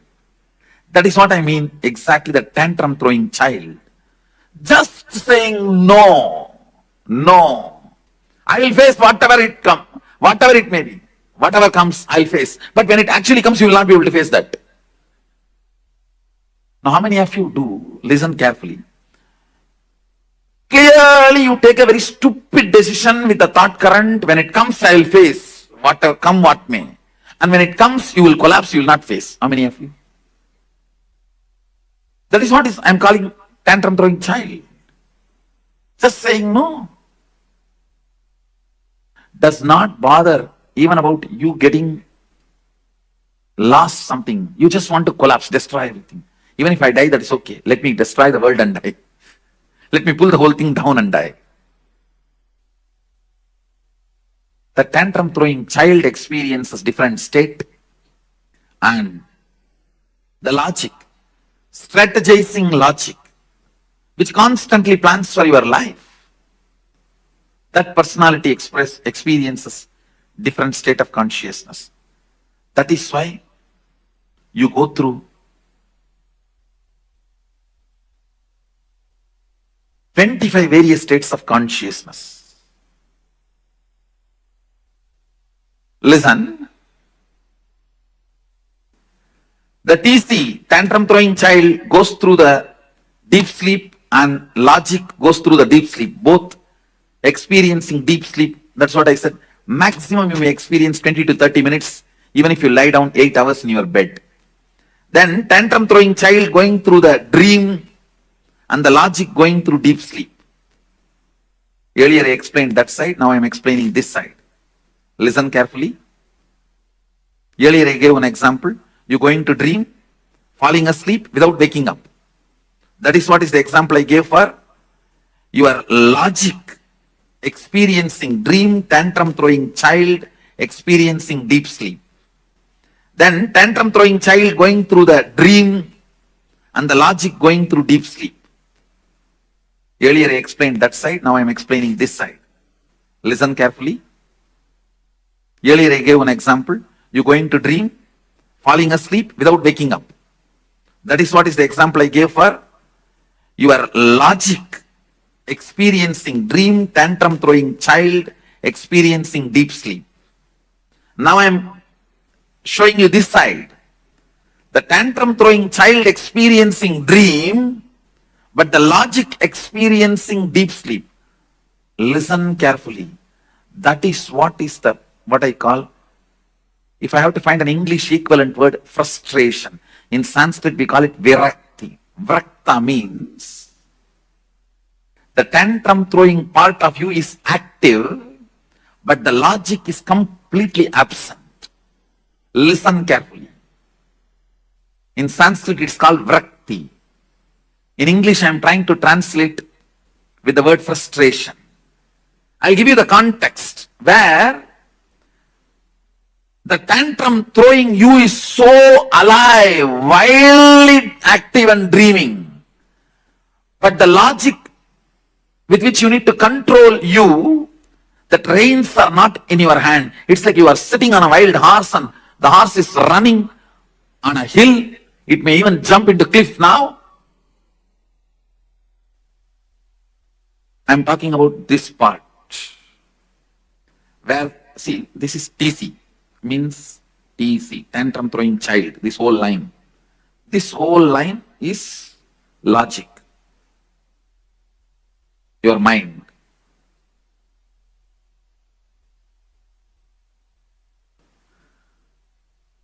I'm talking about this state. The tantrum throwing child experiencing swapna, dream, wild, going literally wild. And your logic, which is supposed to control, put a rein, is sleeping. It's like you are sitting on a wild horse and you are not able to control the wild horse, it is running. It may jump anytime off the cliff.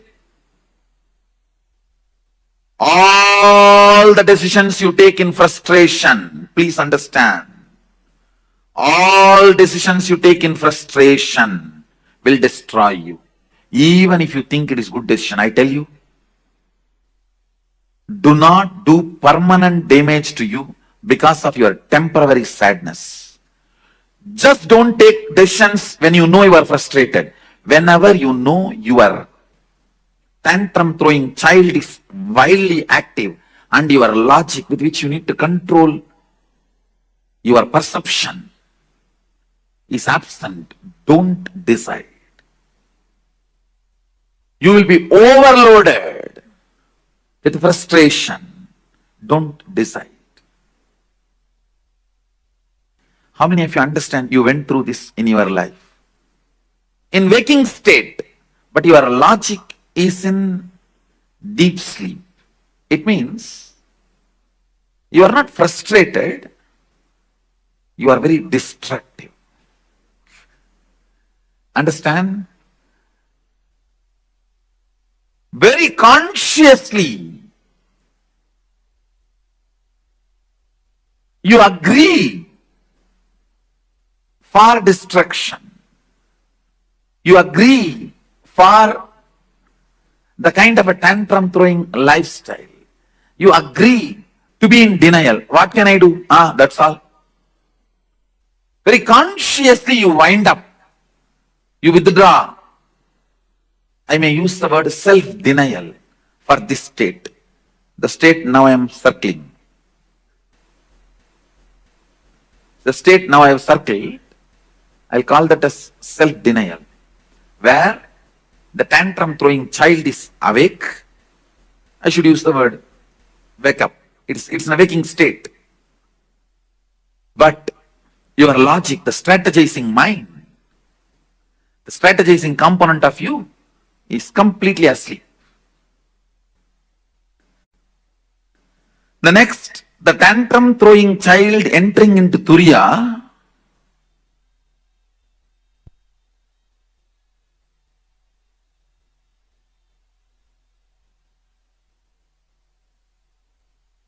tantrum throwing child entering into Turiya, and the logic in deep sleep. One good thing is, the moment tantrum throwing child enters into Turiya, he gets healed. He is no more dangerous. He gets healed. Listen, very important thing. If a tantrum throwing child in you catches the glimpse of thoughtlessness, Turiya, even once, the whole thing becomes seeking. That is why the hippies become seekers even if they get one glimpse. The tantrum throwing child in you becomes a powerful seeker even if you catch one glimpse of Turiya. So I will call this state as Turiya plus Sushupti, the which I marked, seeking awaken but don't know what to do. Your logic does not know what to do, how to proceed, but you know something you need to discover. I will call that as a seeking but not active. It means you don't plan about how to go about it. Your logic has not found any method. It has not discovered any way to seek. But the tantrum throwing child is now throwing tantrum about everything which is seen and or felt, which is not matching with the reality of the Turiya.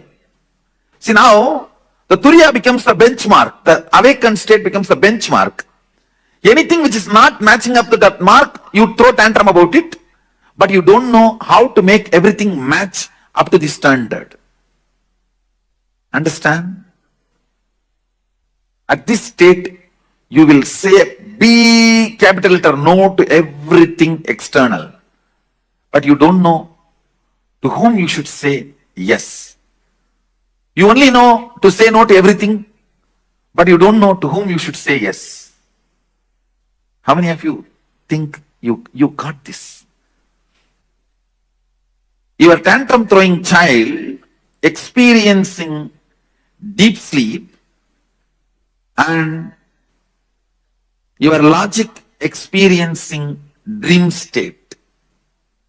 Understand? This is very interesting. Just now I explained. Where you dream, but go back to the deep sleep. Again dream and go back to deep sleep. You need to know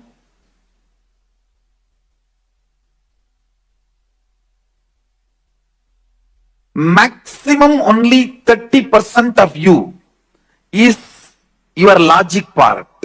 70% of you is the tantrum throwing child inside you. That is why how much ever you strategize, always that tantrum throwing child wins in your life. How many of you agree with that statement? How much ever you plan, finally this tantrum throwing fellow wins the game.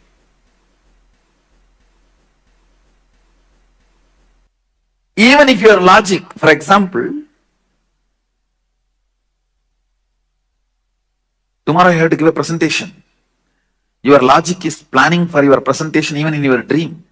But the tantrum throwing child pulls you back from the dream to deep sleep state. That is what I will call this Sushupti Swapna, what I marked.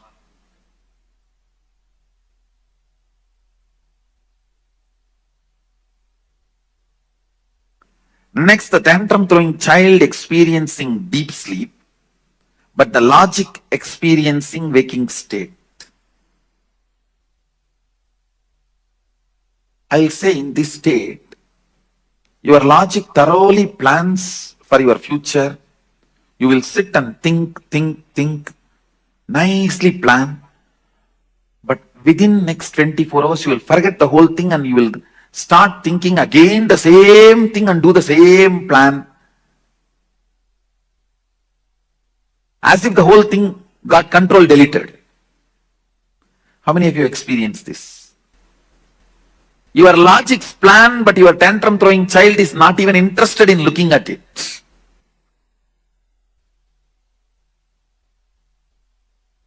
That is what this state, where 70% of you are sleeping and 30% of you is strategizing. It's like 70% of you boycott that meeting. How can any corporate meeting be successful if 70% is boycotting? What you desire is your logic. What you believe is your tantrum throwing child. You will never get what you desire. Please understand, you will get only what you believe. You desire always to have wealth, but you believe you will never going to get it. You are never going to get it. You desire to have health, but you strongly believe that is not part of your life. So you will not manifest what you desire, you will only manifest what you believe. People always confuse between desire and belief.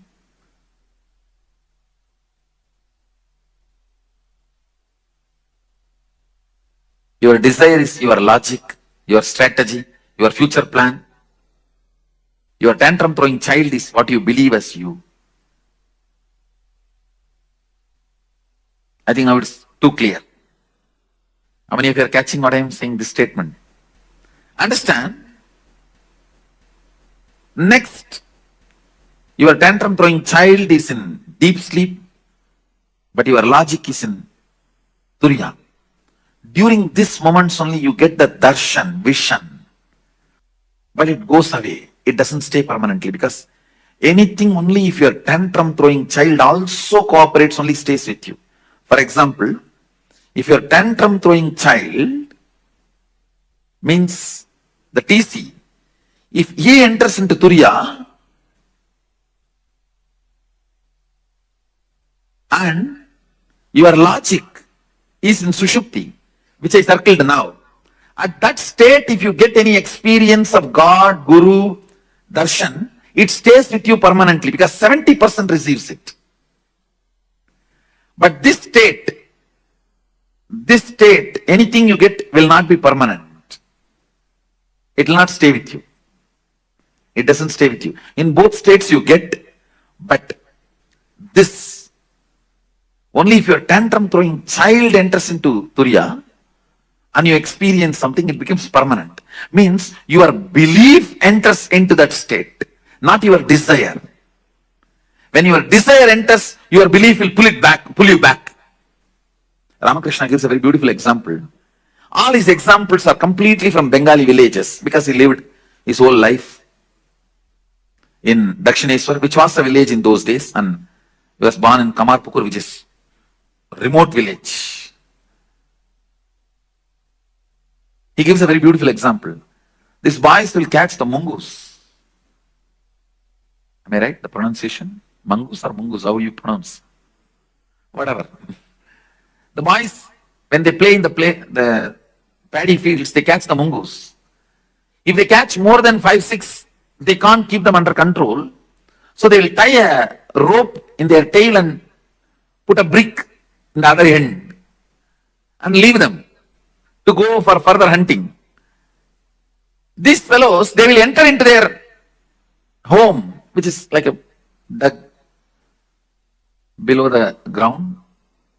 Even if they enter and hide in their nets, in their holes, the boys will come and just pick up the brick and pull the rope. They will come out, they will carry them.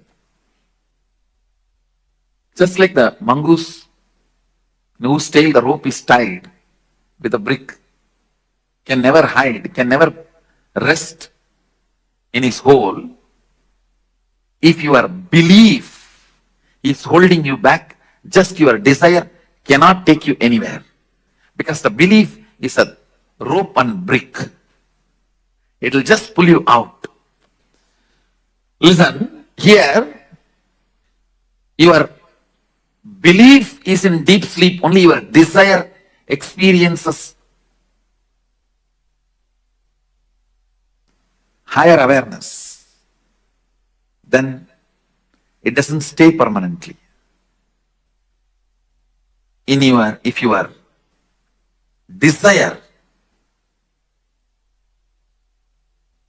even if your desire is in deep sleep, if your belief enters into the higher consciousness, you don't lose it. The tantrum throwing child in Sushupti, and you enter into Turiya. The logic enters into Turiya. Again, this state also will not be permanent. It will not be permanent because the tantrum throwing child is 70% of you. That's more powerful. It will pull you out.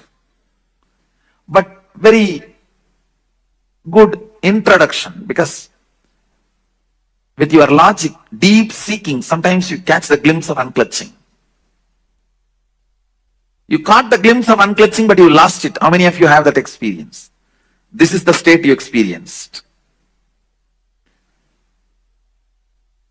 The state I have circled now, that's the state you experienced. If you got, unclutching comes by your desire, not by belief. Bhava Samadhi comes by your belief, not by desire. Understand? Unclutching comes by your desire, logical seeking. Bhava Samadhi comes by your belief, a deep feeling connection. The tantrum throwing child, when he feels connected, you experience Bhava Samadhi. Belief is in deep sleep and desire is in Turiyatita. That's the state I have circled. You do catch Satori, but which does not stay back. It doesn't stay back. It goes away. But if your belief catches Turiyatita, desire is not cooperating.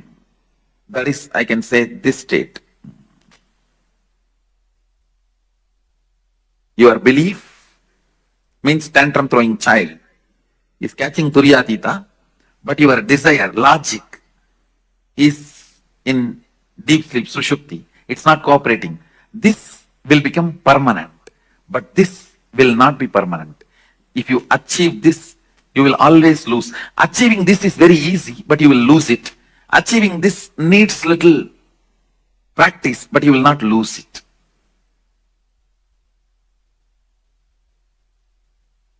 This comes by Bhava Samadhi, feeling connection. This comes by unclutching, your own effort. If both happens, that is what. If both happens, that is what is called Turiyatita, which becomes permanent. Few basic truths. 25 states of consciousness is multi-dimensions of you. Listen. All the 25 states are part of you. Nothing is good, nothing is bad. Deep sleep is as much you need.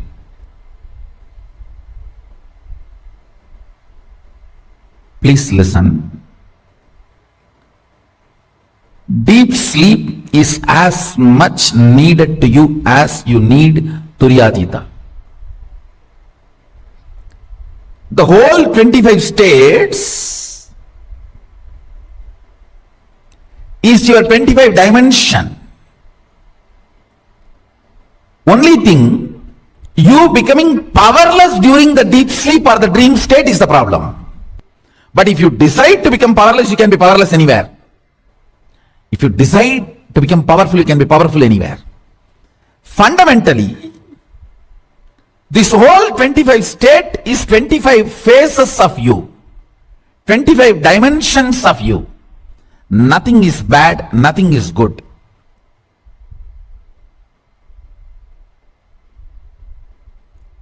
Because many times you become powerless in dream state, it looks like a bad. Not the state is bad, but your habit and pattern of becoming powerless there is bad.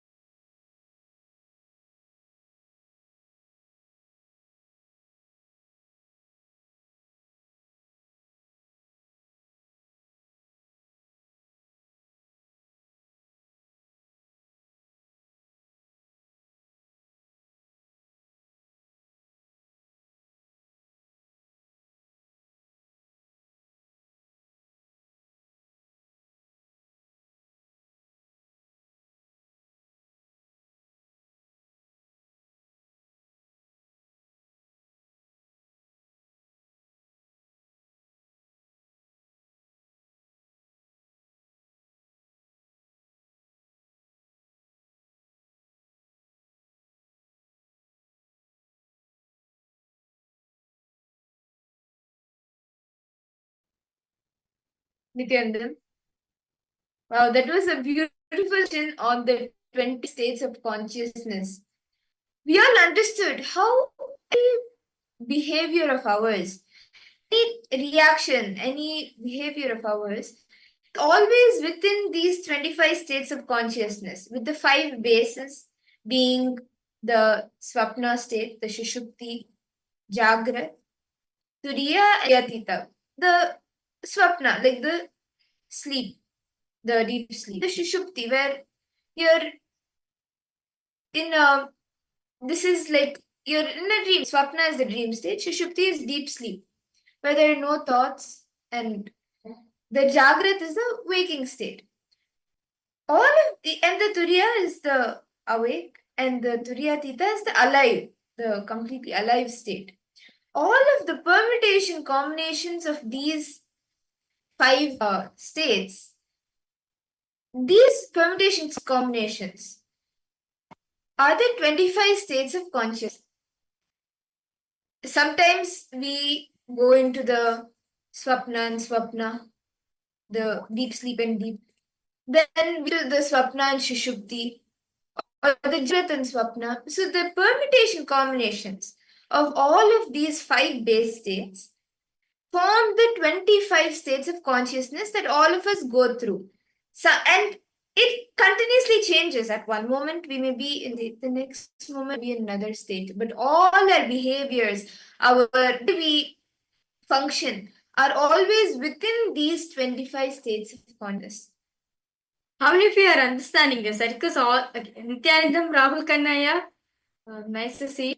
Yes. How was the How did it go back yesterday? We did the scanning. How are you feeling, Aya?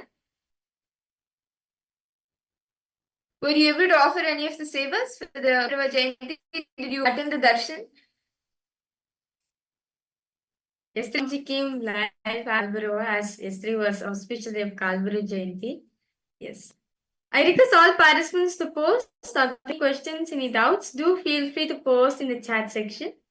As this is going to be an important session for all of us to understand what is this 25 states of consciousness.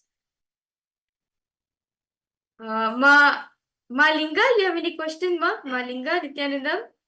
Ma Lita, Ma Wang Hanyu, Ma Aghore Rupini?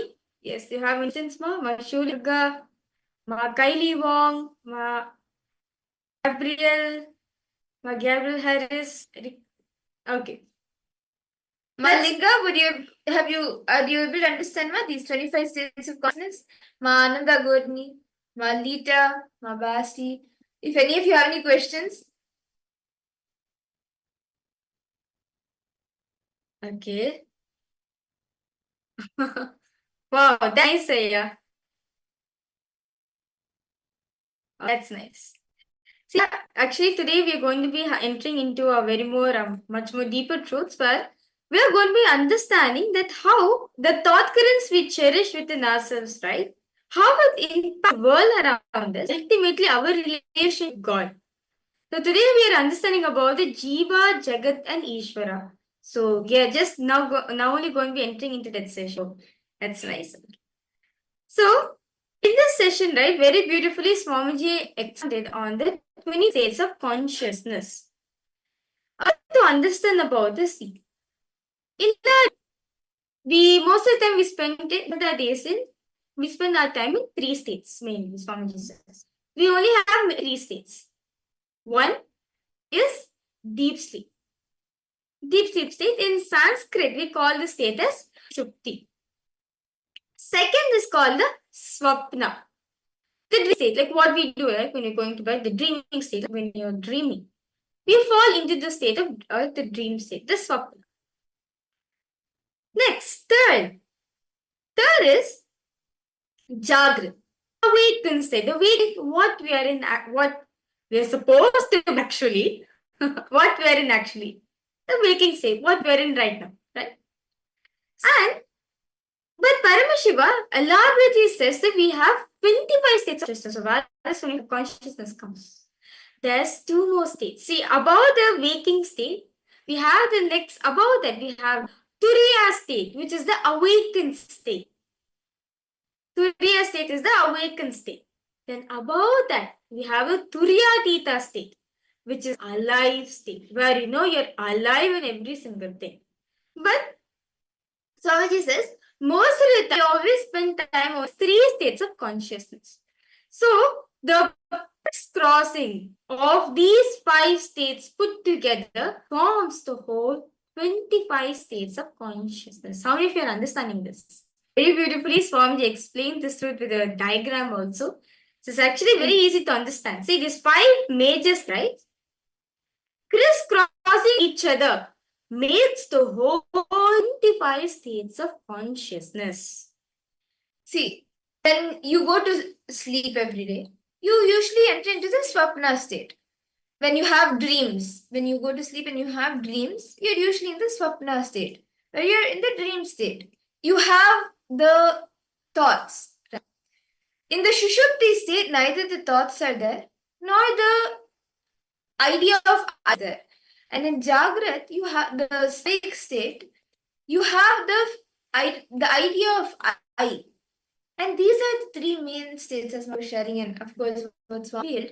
These are the 3 states that usually go in. So either it is either only swapna or only jagrat, or permutation combinations of these. And with the initiations of the power manifestation that is initiating us into, we tap into the Turiya state. Then the Trita, the ultimate state, Swamiji always in that state. And to understand about these 5 states of consciousness a little more, actually, 25 states of consciousness, understanding itself will help you in your day-to-day dilemma, because any frustration, any confusion, any dilemma that you're through, it is within these 25 states of consciousness. For example, have the question, what should I eat today? What diet should I follow? What is the best for me in my day-to-day business, my career, my life, my relationship? When you have all of these questions, these questions come to you in these different states of consciousness. And when you, based on which state you are in, you will make the decision. If you're in the Jagrat state, your decision will be different. If you're in the Swapna state, your decision will be different. Or if it's in the permutation combination, Jagrat and Swapna, it will be different. Now, so very beautifully, all of us very beautifully explained. Now, these 25 states of consciousness, right? Especially these 5 main states, right? The 5 main states. These states are split into 2 categories. One, actually, totally 4 categories. One with I consciousness. The feel I exist, that I consciousness, that I exist. Thoughts, with thought, without thoughts, with I consciousness and without consciousness. Okay, so far is all participants understanding? Is everyone with me so far? If you have any questions, any doubts, feel free to post in the chat section. So this whole 25, this 5 states of consciousness is been split into 4 parts. I consciousness, without I consciousness, with thoughts and without thoughts. Now, what are these? Now, the state where thoughts exist and that I consciousness exists is the thinking Jagrat. What we are in right now, for a fact, the I consciousness, you can, okay, I'm there, I'm aware of it, you're aware of the I conscious, and the thinking is happening, the thoughts are happening. This is thoughts plus conscious. Now, what about minus I consciousness? Swapna. In Swapna, if you are aware, the dreams which we are getting in getting to bed, it's nothing but thoughts. Your mind is awake at the time, but the I consciousness, the body is fast asleep. The moment the I consciousness happens, right? So the state where the I consciousness is not there, but thoughts are there. Is Swapna. And where neither of these, the I conscious nor the idea of thoughts exists, This state, neither the I nor the thoughts exist. This state is the Sushupti, deep sleep state. You don't have idea of I, like doing this, let me do that. Or you don't have the thoughts running in you. Like, okay, this is happening and all of that. The consciousness, the idea of I, and the thoughts, neither of these exist in the state Shupti, the deep sleep state. But when the idea of I exists, but without thoughts, when it consciousness exists, but the thoughts don't exist. This state is the Turyatita, sorry, the Turya, the fourth of consciousness. And the Turyatita, most ultimate state which Swamiji exists in, beyond beyond the I and the thoughts, the I consciousness and the thoughts. Understand that now all of us understood, right? The 5 states of consciousness, how it's been segregated, what we are in right now. This crossing makes the whole 25 states of business. If you wonder why we're behaving the way I am right now, or is all a decision because the state in which you're established in, all the behavior pattern, all the decision making of your life, whatever, all this is based on the state in which you're established in. The state in which you're established matters a lot. As see, sometimes when you are in the lower states of consciousness, we do take powerless cognitions for ourselves. It matters a lot. The moment you switch the state, the moment you're in powerful states such as Turiya or Turyatita, you'll be able to take better decisions. So understand why you're behaving the way you behave. All decisions taken in life needs to be considered from the state in which you're established in. Now, to understand this whole 21st states of consciousness better, we request all the participants, actually, Swamiji tells each and every one of us to draw this table out. Only when you draw this table, you'll understand this better. So, you can have so basically have the table where the mind is x-axis, the mind is on the y-axis, and the body is in the x-axis. And you can make the 21st states of consciousness. So, you can see now, a beautiful diagram is being given for all the participants. We request you to draw this table. We request all of you to draw this 21st states of consciousness table. It is only for your understanding. It is only for your preference. So that, like, even though after the program is over, like, even though when you're outside the program, right, you can see, hey, I'm in this state right now. Let's change my state right now. So we request all participants to take and please start doing this.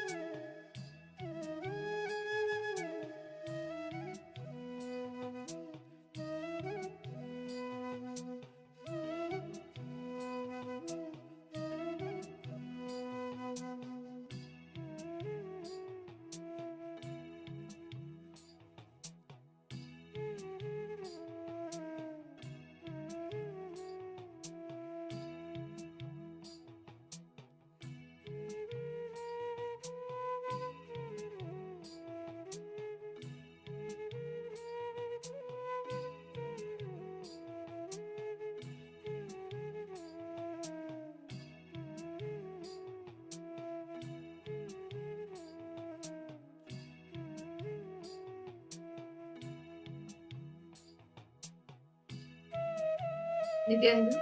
I hope all the participants, all of you have been able to complete writing down the 25 states of consciousness, this mind map, where all the permutation combinations of the 5 base states along with each of the permutation combinations are shown.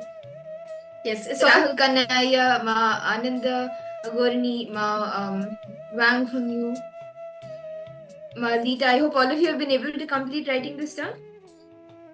Ma Ishq. Okay. Ma Ishq, I would like to say something, Ma. Just connect to Swamiji wherever you go, Ma. Swamiji will bless you. Okay. Swamiji will always be there. Okay. So all the participants, all of you are done writing. Okay, Ma Wang Hanyu, are you done writing it, Ma? Ma Linga, Ma Shulini Durga, Ma Ghora Rupini. Okay, that's nice. Everyone's done writing.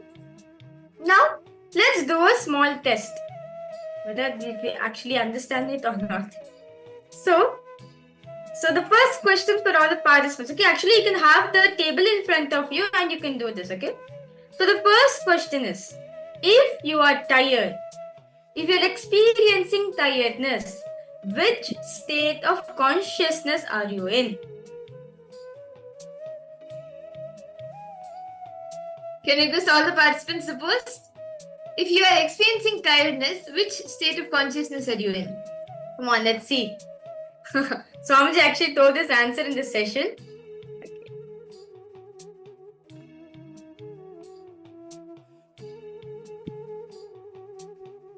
If you are tired, which states of consciousness are you in? Okay, let us see. Okay, when you're tired, what happens? What do you usually tend to do when you're tired? Okay, body. Okay, you can say the body is in this, mind is in this. You can say that. If you are tired, which states of consciousness are we in? Malinga, come on, give a try. See, even if you missed it when Swamiji was revealing it, now from the mind map that you've drawn, you can map it. Okay, Rahul Kanayas would want to sleep and take rest. Okay, so which state is that? Any guesses, Aya?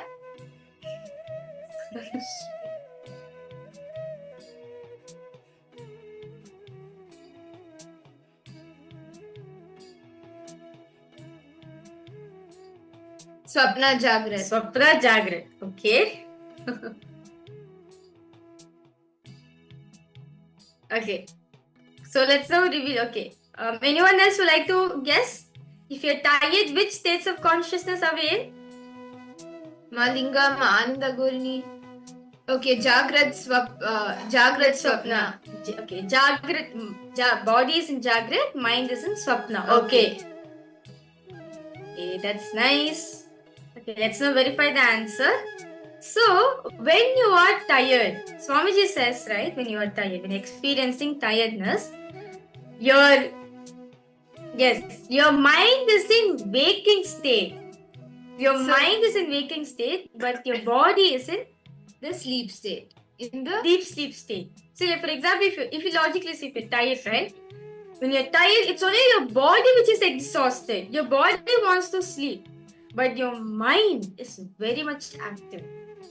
That is why you are in the Jagrat state in the mind, and you are in the sleeping state, in the deep sleep state, in the body, in the Shushupti state. Okay, so that's nice. All of you gave a nice try. Yes.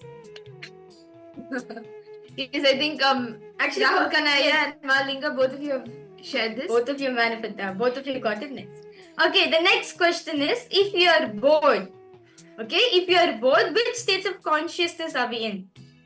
What is the mind in? What is the body in? See, if you can just visualize that action, right? And if you just see yourself doing that action, when what is the body going through, what is the mind going through, then it'll be easy for you to catch the state in which you are in. So, if you are in boredom, right? If you're experiencing boredom, which states of consciousness are you in?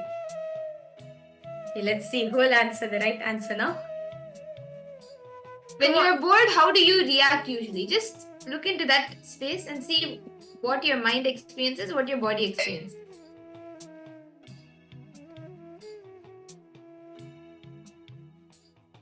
When you are bored, which states of consciousness you are in? Okay, let's see.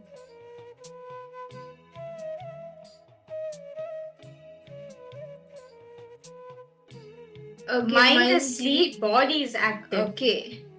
Okay. Rahul Kanaya has posted. Then Ma Linga, Ananda Agurini, all of you can post as well. Maluhya Mona, Ma Margarita. When you are bored, what state are you in?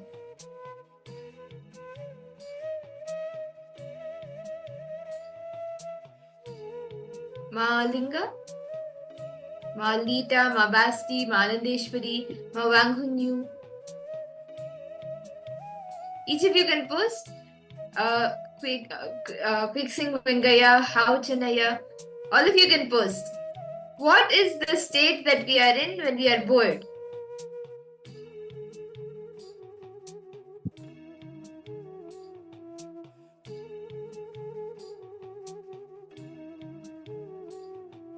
Okay. So, Okay,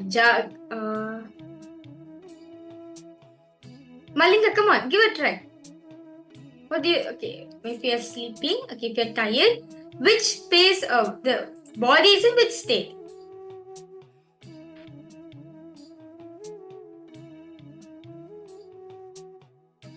How about for you, Ma Margarita? Okay, mind is in Jagrat, body is in Swapna. Okay. Ma Shurni Dirka, Ma Margarita, Ma Gabriel. What about for all of you?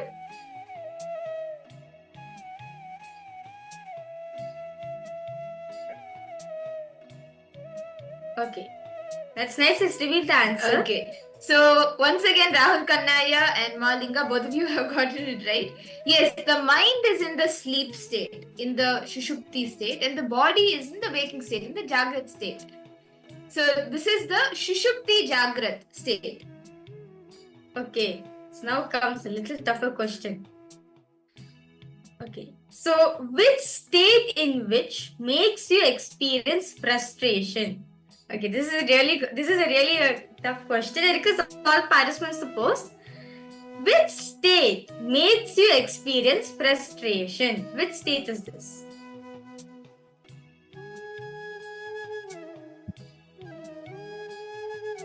When you're frustrated, what happens? Observe yourself. Okay, just imagine you're frustrated. Imagine, okay, what is body is going through and what is mind going through.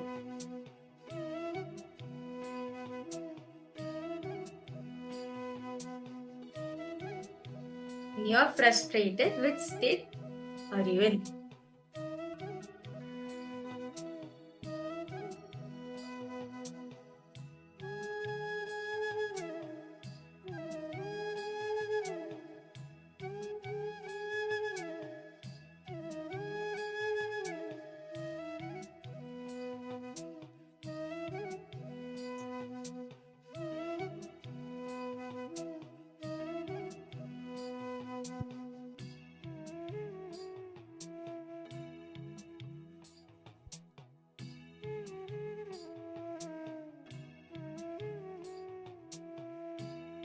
Malinga, Rahul Kanaya, Ma Basti, Ma Lita, Ma Maluhya Mona, Ma Margarita.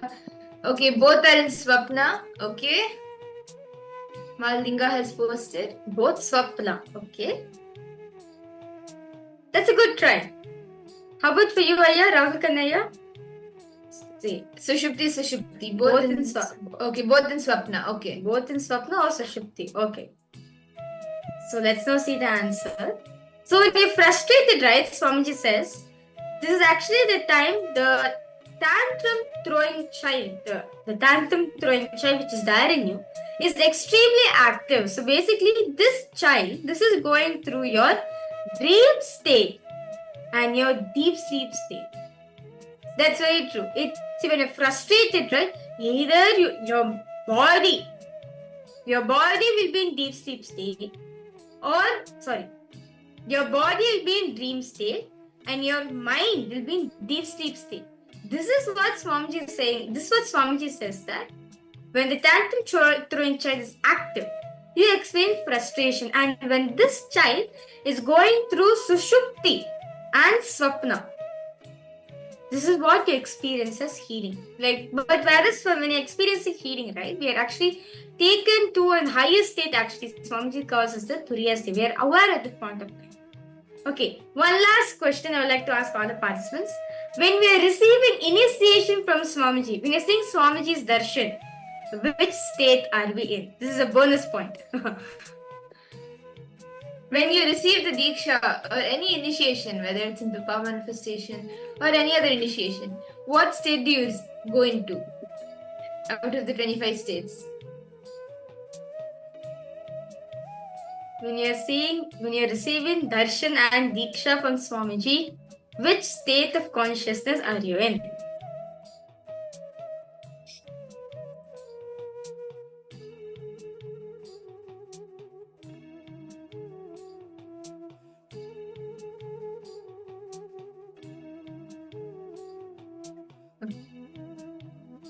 Okay, Jagrat, the body's in Jagrat, and Turiya, the mind. Okay, Malinga.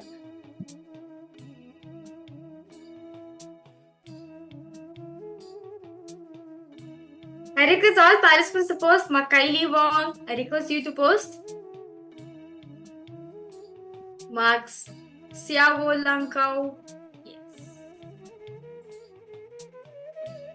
Ma Wang Hanyu. Ma Anandeshwari, Ma Dita, Ma Basti. All of you can post. Ma Margarita. What do you think? Any guesses? Okay, the Rahul Kannaya has posted Turiya Tita and Turiya. Okay. Actually, Swamiji shares, right? When we are experiencing darshan from Swamiji, when we are experiencing darshan, we are in the Turiya Tita state. Turiya Tita state is the ultimate state of samadhi where Swamiji is in. But for us, especially when we are receiving initiation from Swamiji, our mind, our eye consciousness is there, right?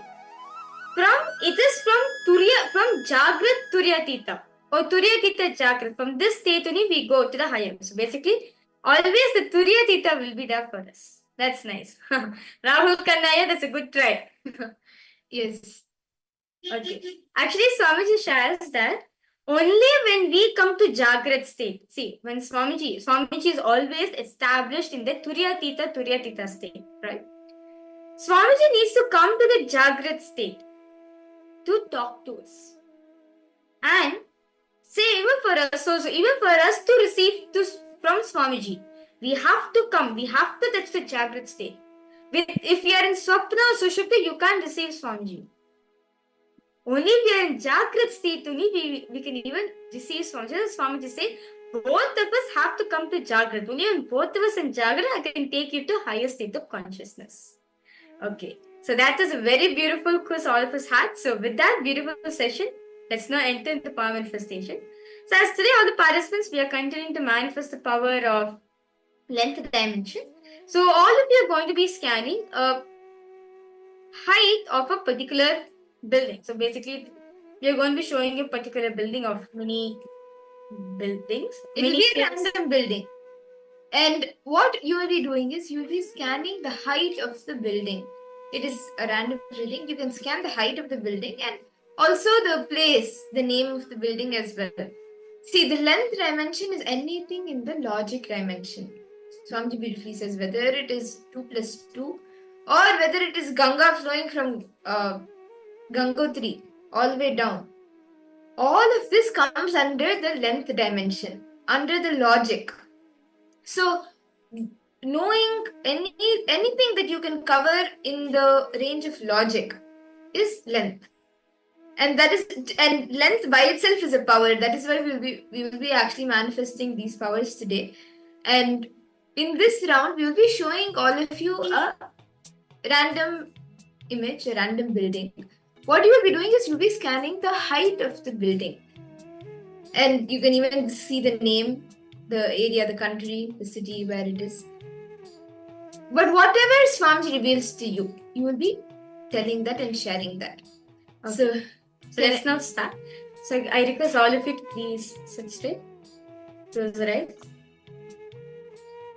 Visualize Swamiji in your inner space.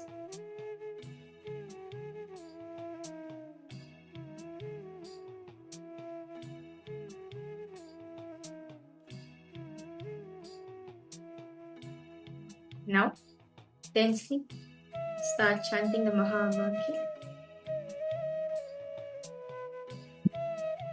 Om Nithyananda Paramashivoham. Om Nithyananda Paramashivoham. Om Nithyananda Paramashivoham. Yes. So now we will be projecting an image for all of you, a building for all of you. You can start scanning and see what is the height of this building. And you can post, as you see, as Swamiji shows you, you can post it in the chat, whatever Swamiji reveals to you.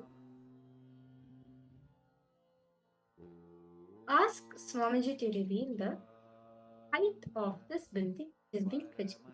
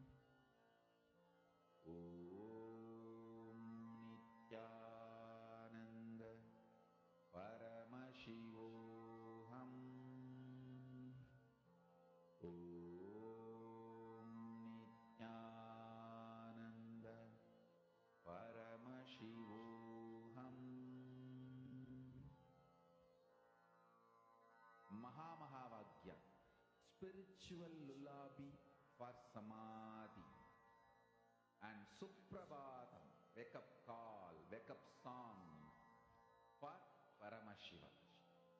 This Mahamahavaagya is spiritual lullaby for you to fall into samadhi. Suprabhatam, wake up song for Paramashiva to wake up in you. Just remember this one powerful cognition. This Mahamahavaagya puts me in samadhi.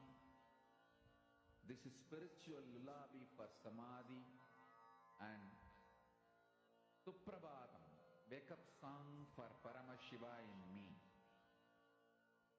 for Paramashiva to manifest. With this one spiritual powerful cognition, chant this Mahamahavaagya.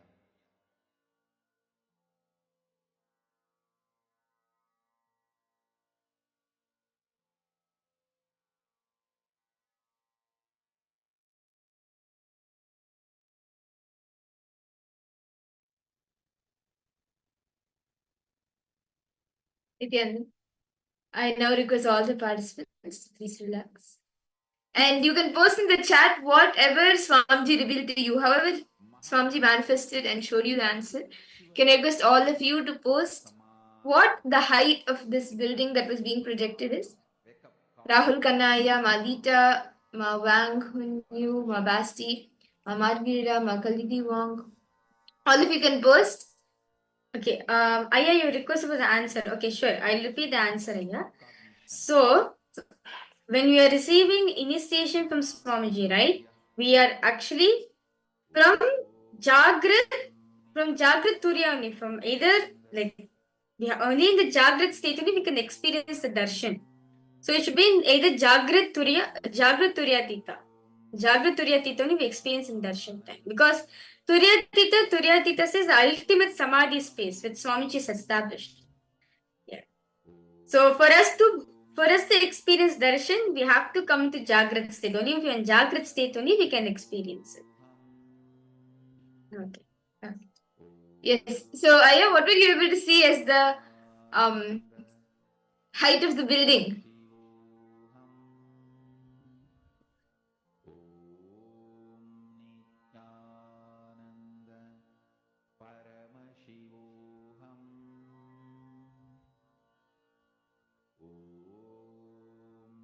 Malinga, what did you see, Mama?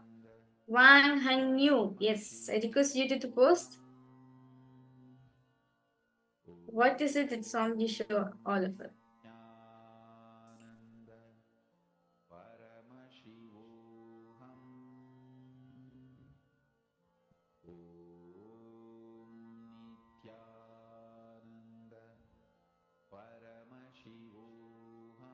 Okay, I have posted 212. 212, 457. But units were not there. Feet or meters, I don't know. Okay. Okay, that's fine, no problem. At least that's a good try. That's a good start. Whatever Swamiji showed you, you can say that. No need to add anything, remove anything. Whatever Swamiji showed you that's great. What is Ma Linga, what did you see, Ma? And Ma Maluhya Mauna, Ma Margarita, Ma Ananda Agora. okay, Ma Gabriel, you posted 1,162 feet. Okay. Okay. That's nice. Ma Ananda Agora. Ma Ananda Agora Rukni, what did you see, Ma?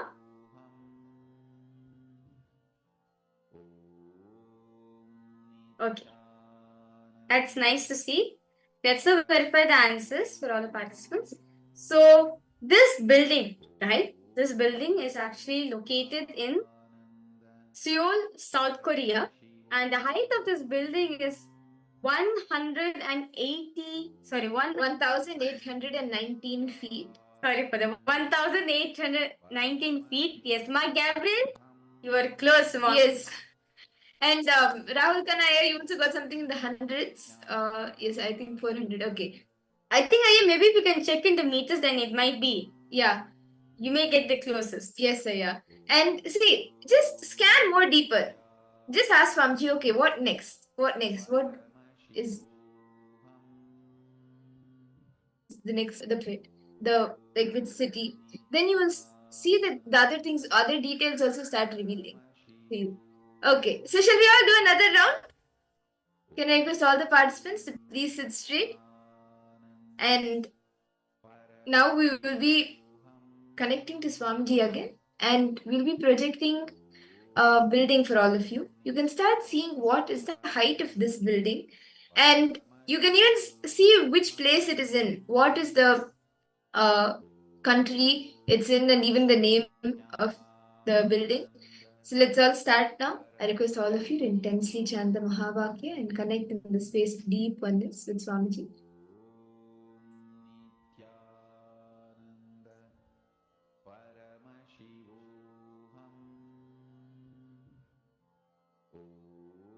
Ask Swamiji to reveal what's the height of this building.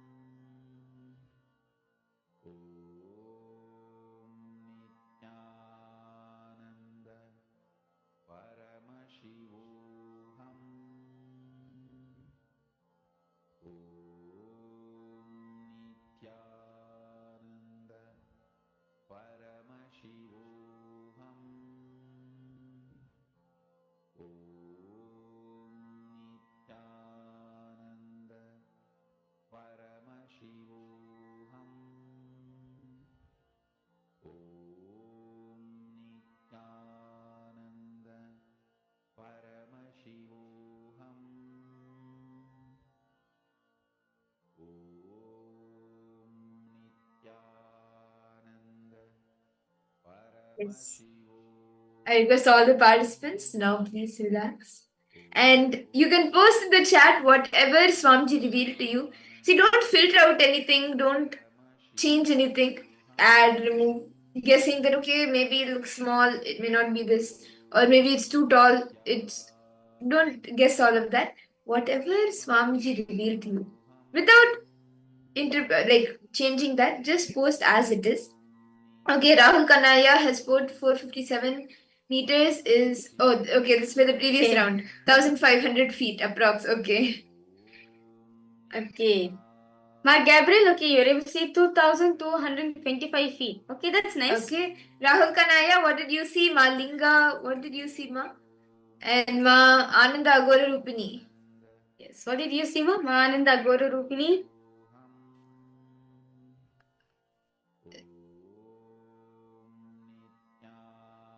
Nithyananda Paramashivoham Nithyananda, Ma Shobana Saxena. Okay, yes. I just saw your message, Ma. Okay. Just give me a. May I know, Ma, where are you from? Where are you joining us from, Ma? Ma Shobana Saxena? Nithyananda Paramashivoham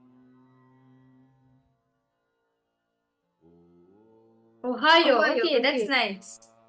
Nithyananda Paramashivoham Well, Ma Shobana Saxena, I request you that you can actually participate, Ma. As Yes. now. Today we're in day 2. You can continue from here. You can join and attend all the sessions, and you can even go back in the telecast. The live videos are available, and also the Paramashivoham programs are ongoing. Actually, one Paramashivoham itself is not enough to grasp all the truths that Swamiji is teaching us. So don't worry, Ma. From now, you can sit and continue to attend, and any questions you have, we'll help and we'll answer those questions for you and help you to the best we can. And Okay. Rahul Kanaya posted building is in South America continent, 2 different sizes around 1,600 and 2,000. Okay, Okay. that's nice. Okay, so let's verify the answers. So for all the participants, this building, right, which we are projecting to you right now, is actually located in China. So this is called this Tianjin Chao Tai Kuk Binhai Center.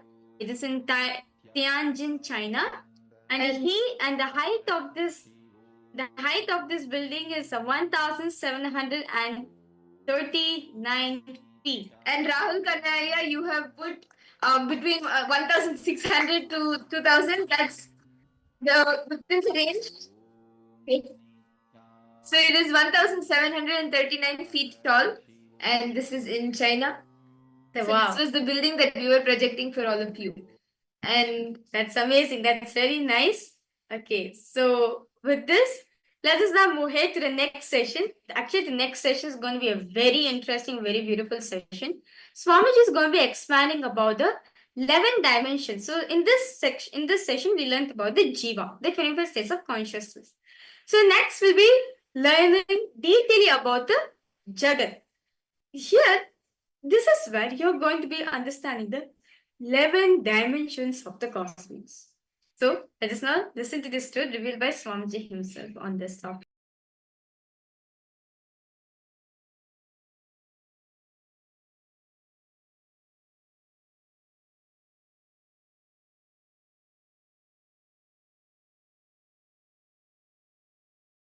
Hindu tradition is a powerful knowledge source. Understand? Thousands of years before Mahadeva has spoken about this 11 dimension. Modern day science is still sitting with the 5th dimension. Mahadeva has gone to 11 thousands of years before. And you need to know, in Hinduism, 11 genders, not 3. West talks only about 3. Male, female, and the whole thing, everything they classified into LGBT. In Hinduism, 11. 11 genders, male biomemory in female muscle memory, male muscle memory in female biomemory. And same way there's a clear description of experiences of these 11 dimensions.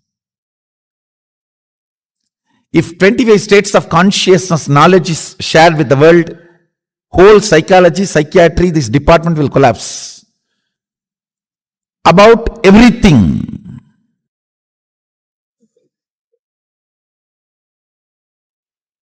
Life,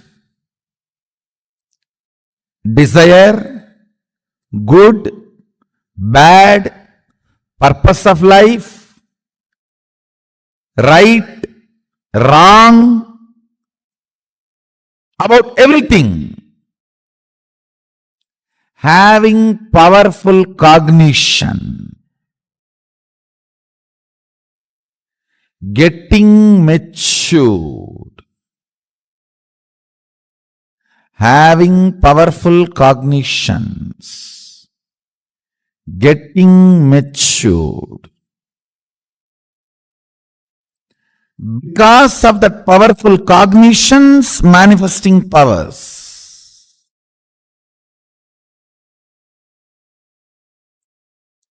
Now, giving powerful cognitions to you about the universe is introduction to 11 dimensions of the universe. Listen, the modern day so-called science is able to understand only 4 dimensions: length, breadth, depth, time.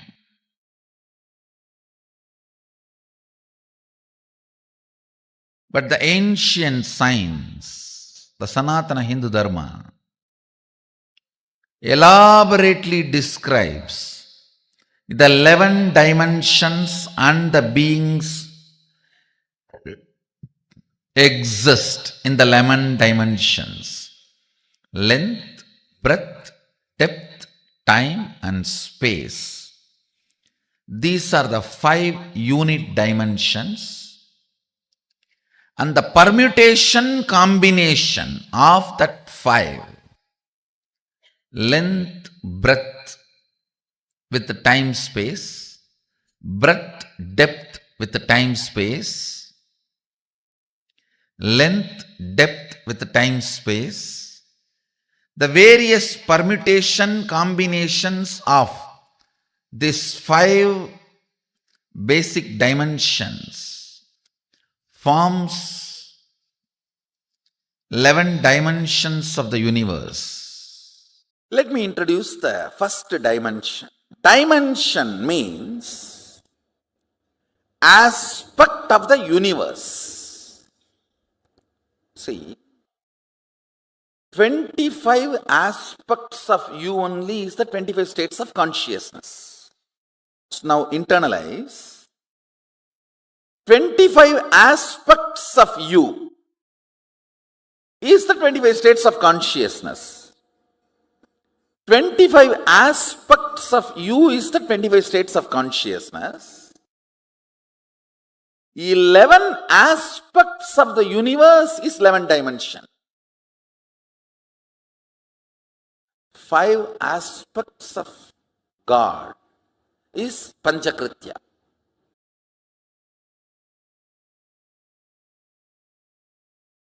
First dimension, it's called length. Listen. Each of this dimension has its own tattva, unit. So understand these basic principles. Length. Length means anything which flows with a systematic certain logic.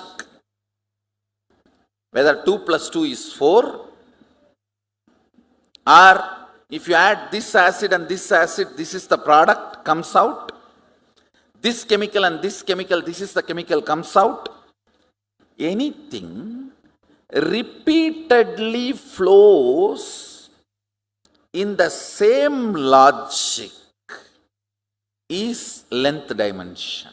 Whether 2 plus 2 is 4 or the Ganga moving from Gangotri to Ganga Sagar. It's all logic. Listen carefully.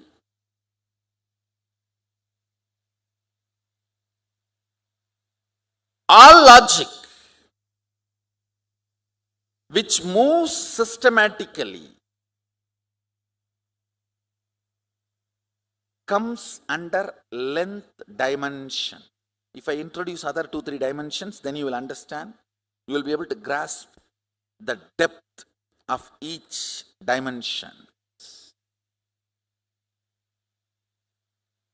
Length dimension is a power by itself. If you master the length dimension, anything which works as per the logic will be under your control. You are master of it. Everything which flows in the rhythmic logic is breath dimension. Listen, rhythmic logic is different and simple logic is different. Simple logic is length, rhythmic logic is breath. Breath does not mean, it does not have a logic, and it does not mean it is a rigid logic.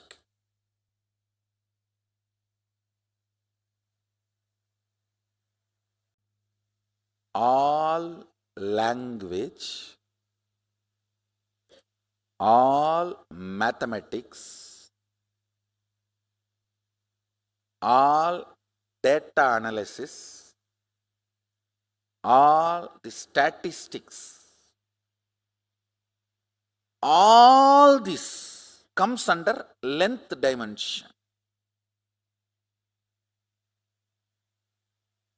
Rhythmic flow of logic is breath. Means, it's not that length is not there, but it is not rigid length. It's not rigid logic. Like dance, music, poetry. Poetry is the breadth dimension of language. Silence is the depth dimension of language. Speaking is the length dimension of language.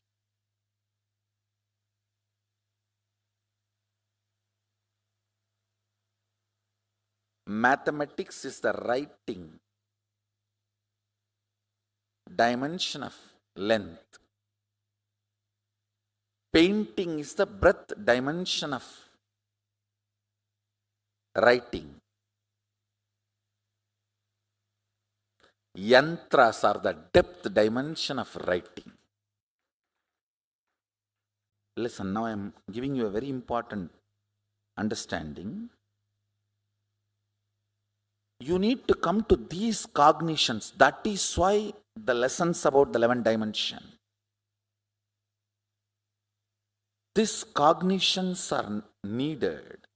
Actually, I am teaching you how to come to powerful cognitions with this 11th dimension. With this 11th dimension, the two important results you need to achieve. Mahadeva says the first result is manifesting powerful cognitions, then manifesting powers. Listen, there is a big difference between these two. Listen carefully. If you read through third eye, it is manifesting powers. If you realize, if my third eye is available for me, it is available for me because my third eye is connected to Swamiji's third eye. It means I can connect with his third eye. If I can connect with his third eye, I can connect with anyone's third eye.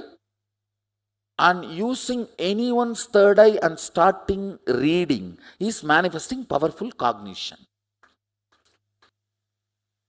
The rhythmic flow of logic length is breath. All the actions and activities of heart and art,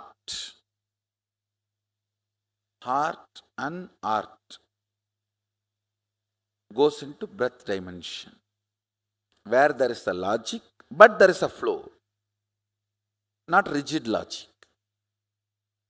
Listen. All your patterns function from breath dimension, not from length dimension. Like if I sit in cold, tomorrow I'll get fever. Because my father had diabetes, I will also have diabetes. This kind of stupid cognitions. Rhythmic flow of the body language is dance. Rhythmic flow of the verbal language is poetry. Rhythmic flow of the sound is music.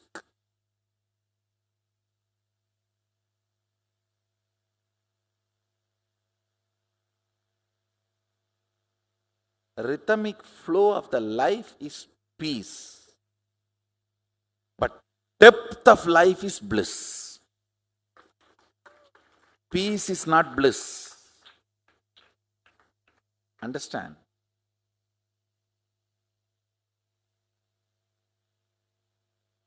Powerfulness of the length is relaxation. Powerfulness of the breath is peace. Powerfulness of the depth is bliss. Length is your logic. Breath is your emotions. What is emotion? A logic out of which you functioned many times, now you automatically function based on that logic is emotion. Packed logic is emotion. How many of you are understanding what I'm saying? You know, in this situation, this is the way you have to behave. Because many times this is the way you have done. This way your father has done, your grandfather has done, your grandmother has done.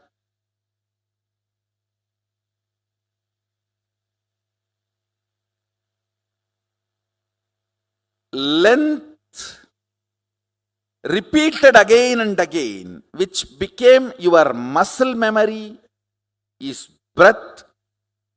Breath repeated again and again, which became your biomemory, is depth. Depth is your conclusions.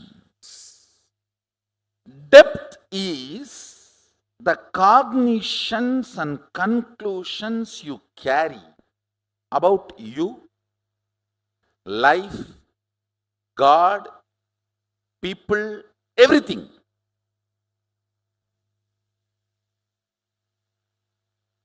I'll repeat.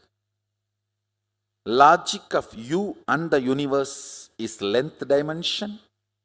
Rhythmic logic of you and the universe is breath dimension. Cognitions from which the logic and rhythmic logic of you and the universe manifests is depth dimension. Listen. Listen to the fourth statement. Time, kala. Time is a rough word, English word. Let me use the word kala directly. Kala, that's the fourth dimension. No difference between your kala and kala of the universe. Listen carefully. Anything which makes you feel universe's time is different and your time is different is not you.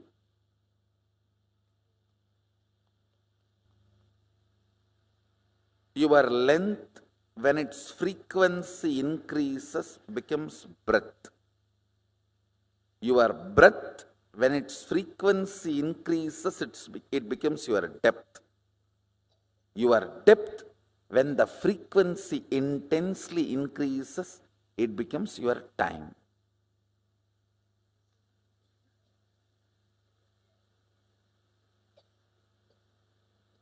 In breadth, length is included. In depth, length and breadth is included. In time, length, breadth, depth is included.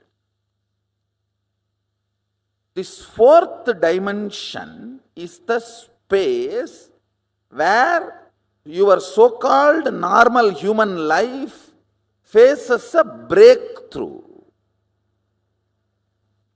Time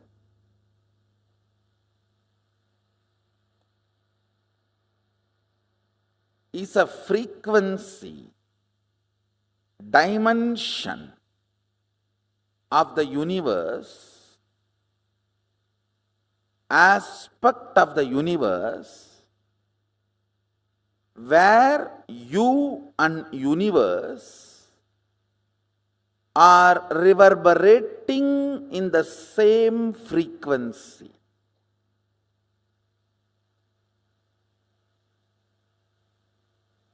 Unit of time of the sun, moon, KAILASA and you is one and the same.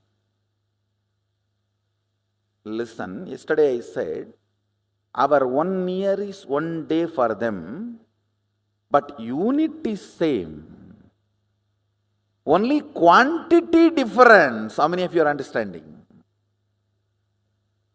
It's only quantity difference, but not. So in Tattva, principal unit, listen carefully, your logic and logic of the Devatas are different. They are not same. Your breath and Devata's breath, not that far away, little closer.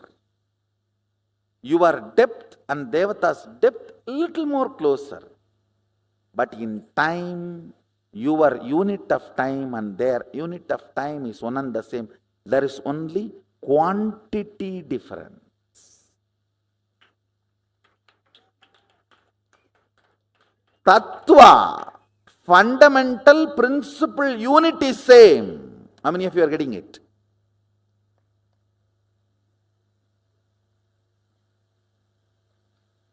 Yes. For us 1 year is their 1 day, but our 1 year is 1 day for them. It means what? Unit is same. Your remembrance of you powerfully associated to some subject or not associated to something. For example, you may remember you powerfully by feeling I have a young body. You may remember you powerlessly feeling, oh, I don't have a bank balance. If you associate yourself with some things, you remember you powerfully. If you associate yourself with some things, you remember you powerlessly. How many of you are understanding this? This binary is time. That's all. Catch it. Listen. This binary is time. Kala. Kala, Sanskrit word, means jumping between associated powerfulness and associated powerlessness. Understand. Listen carefully.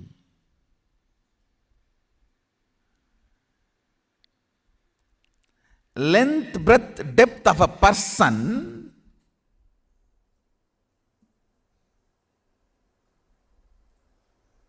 is not he. the space he carries is he.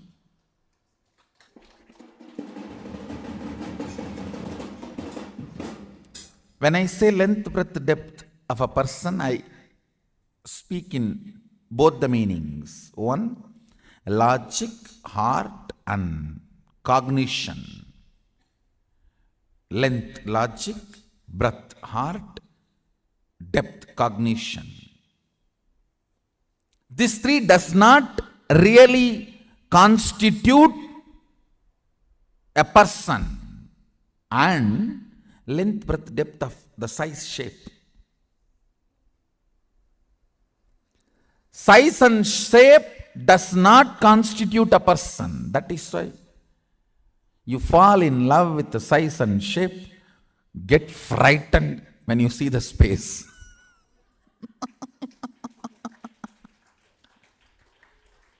Get thoroughly terrorized. Getting mesmerized by the size and shape and getting terrorized by the space is called marriage.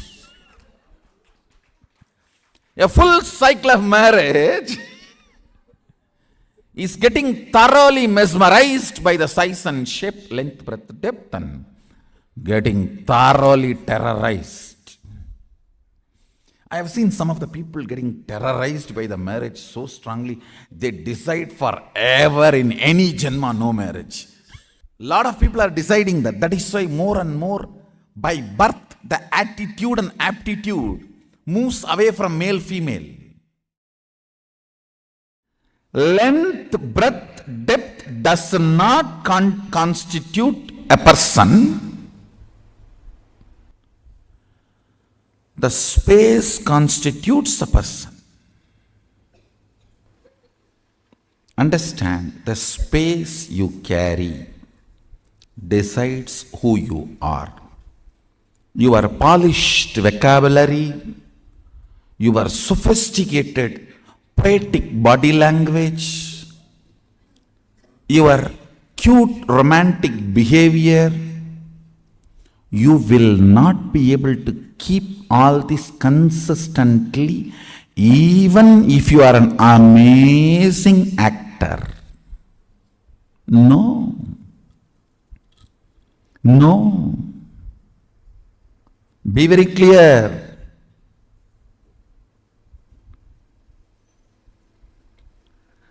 The space you carry, its smell, its flavor comes out of you like energy.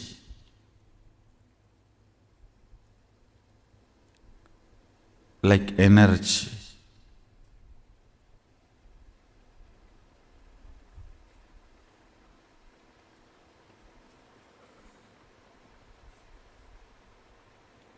Many of the Indian restaurants use this as a tactic. They release a certain masala flavor. That whole area will have that masala flavor. The moment you enter that zone, you will feel like eating. That is also again like a marriage only. You go to the restaurant and you order what do you want. Then when you see what the other person has, you always wish you had ordered for that. And the other person is feeling the same.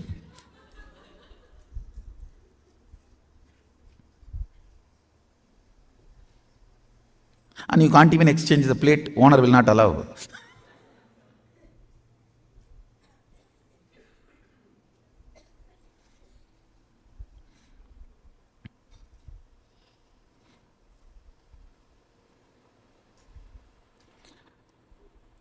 The smell, the flavor of your space, the flavor of your space is what I call Shakti. Understand? The explosion happening in your inner space is Shakti. Please listen. This is the good news for you.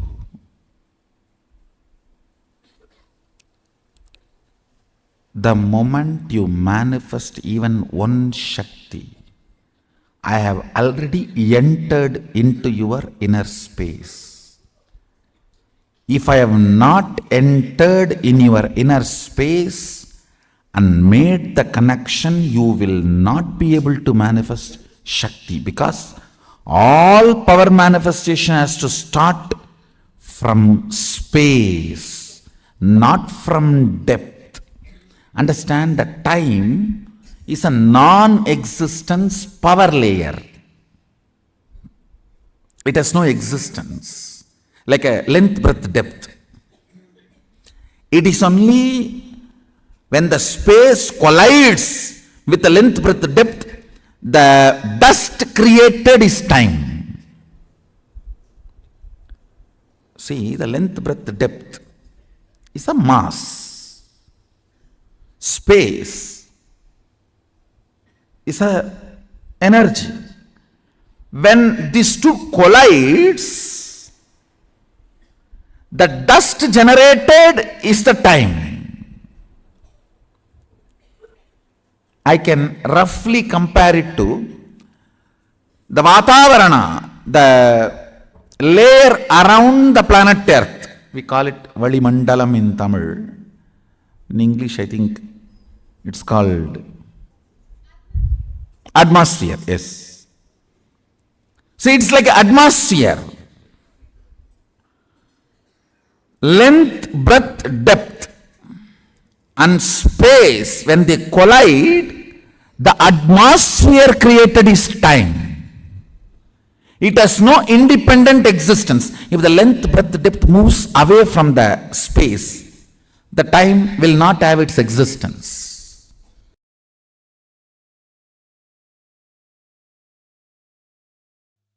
Listen. If something is a straight logic,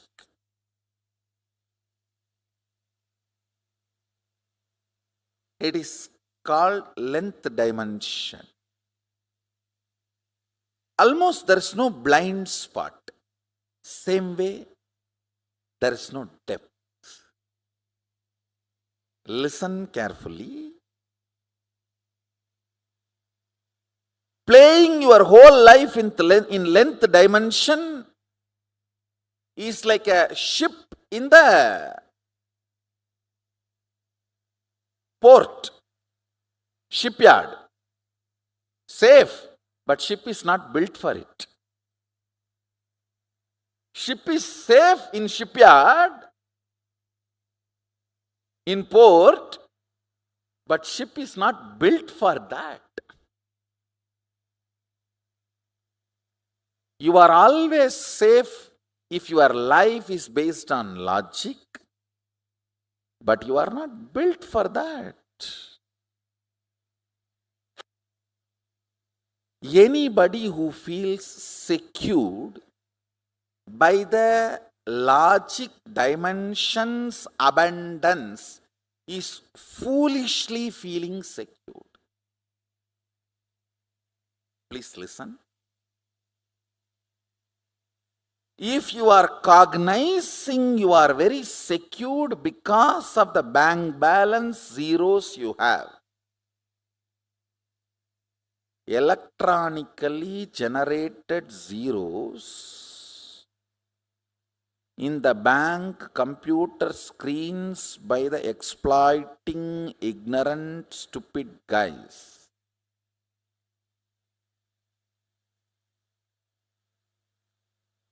if that is giving you the concept of security, you are stupidly secured.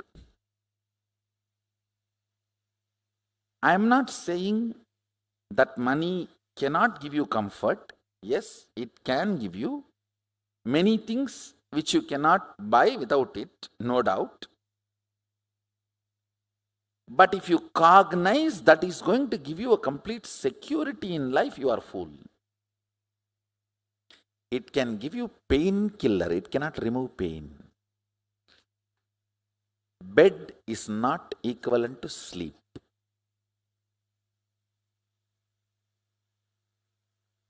When you don't have bed you equate bed to sleep. Only if you have multi-bedroom house, you will understand bed is not equivalent to sleep.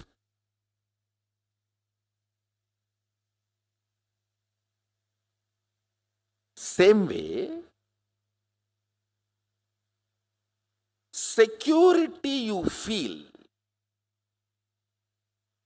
based on length dimension is the security ship feels in the port.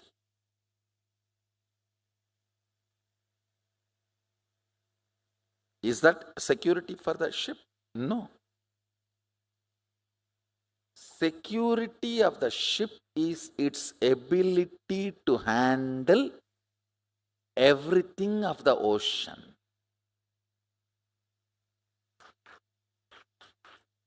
Security for you is your ability to handle all the 11 dimensions. If you don't tumble down in the 25 states of consciousness, you are secured. The ultimate security, please listen, in the doing aspect and being aspect. Sushupta sushupti, to turyadita turyadita. If you can handle, that is what is security. With introduction to the 11th dimension, the intensity of your powerful cognitions will just shoot up. Understand? The amount of powerful cognitions, all of you need to understand the meaning of the word powerful cognition. For example, if you see somebody dying, are you going to cognize it as powerlessness, shaking, fear? Are you going to cognize the situation with a powerfulness? That is the way the reality is. What next? In every situation, cognizing with powerfulness, whether health, relationships, love. Listen. Knowledge and understanding, even if it is intellectual,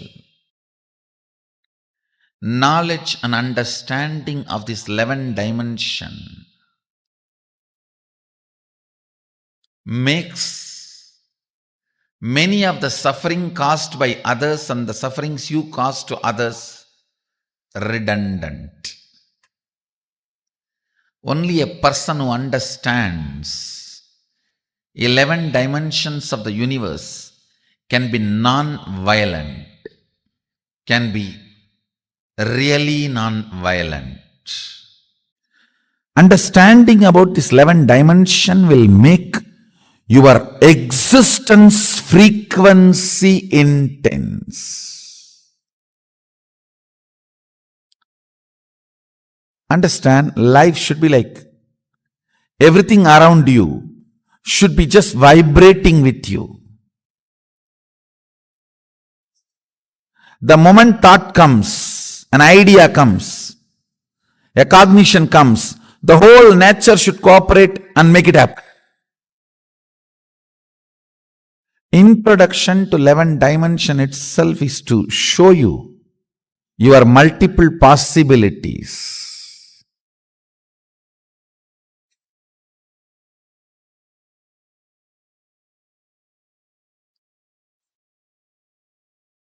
Actually, I am interested in you, not your identities. That is why when people try to come and tell me, Swamiji, I am this, what can I do for your mission? I tell them first, your consciousness, let you make it to the higher frequency. taste what I am teaching, what I am standing for. Substantially, even you will not be able to doubt. You to that level. Experience the depth of your consciousness. You should feel you have become too big. Wow. Existence is really nice. The way I exist now feels great. Depth of personality is joy. Depth of personality is bliss. That consciousness you are carrying, that chit you are carrying, should be constantly manifesting powerful cognitions and power. That is the biggest help you can do to me. See, I want you to know these dimensions, only then I can take you to the next level of experience. Otherwise, when I give you the experience, you will be overwhelmed. See, with understanding about these dimensions, you yourself will know how the powers are manifesting. And you will start playing with them. You getting comfortable with your consciousness and manifesting powers will start happening once you understand these 11 dimensions. Now, see, I have a responsibility. I have to give you this knowledge without giving you suffering. Mahadeva puts that word. There's a clear command. Knowledge has to be given without suffering.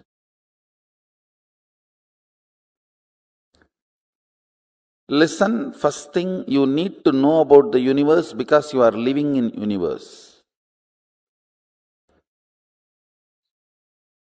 Ignorance is no way cute and ignorance is not going to save you anywhere. Second, why I am teaching about this fundamental units of the universe, 11 dimensions, because understanding about these 11 dimensions will make you manifest multiple powerful cognitions and powers. I'll repeat. See, manifesting powers of third eye, like reading through your third eye, scanning through your third eye is power.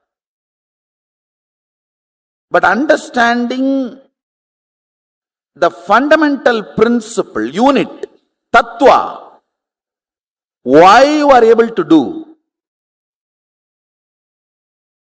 Because you connect your third eye with a third eye which is already awakened, your master's third eye which initiated you. And that third eye is connected with all the existing third eye. Then, the power you manifested through your third eye is not limited to your third eye. You can read through any third eye.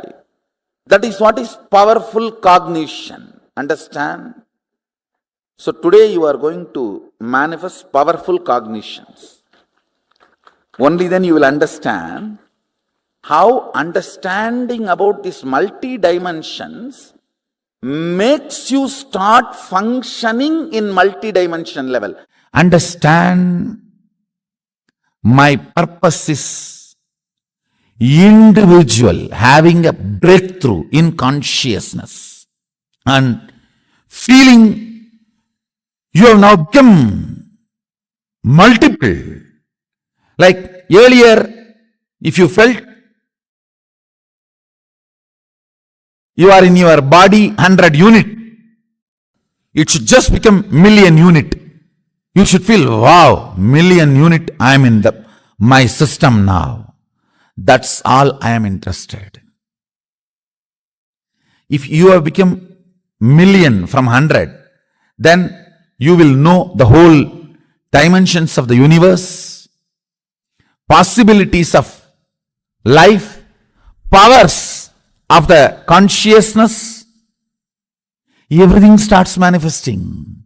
It's all fundamentally integrating you and making you experience superconsciousness. I am interested in you, not any adjectives added to you.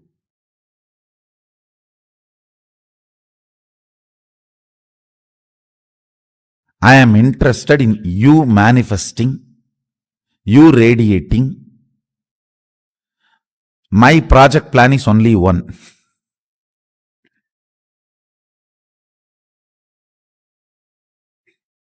You manifesting, you having a breakthrough. I'll do everything for that.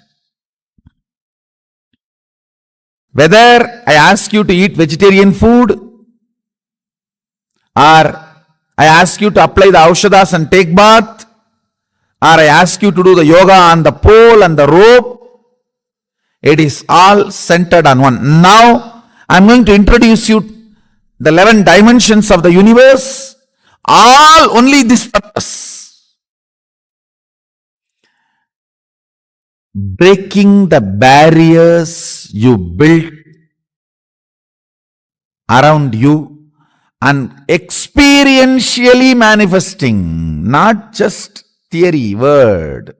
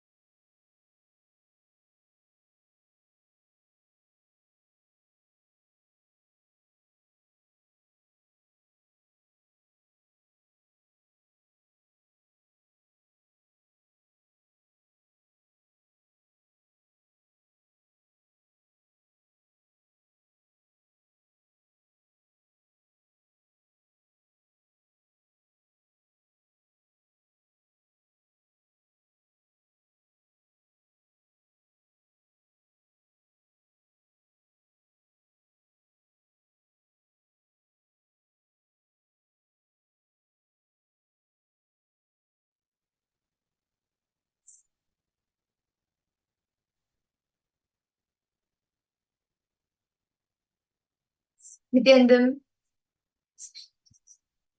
Nithyanandam, to all the participants. That was a very beautiful session, Swamiji.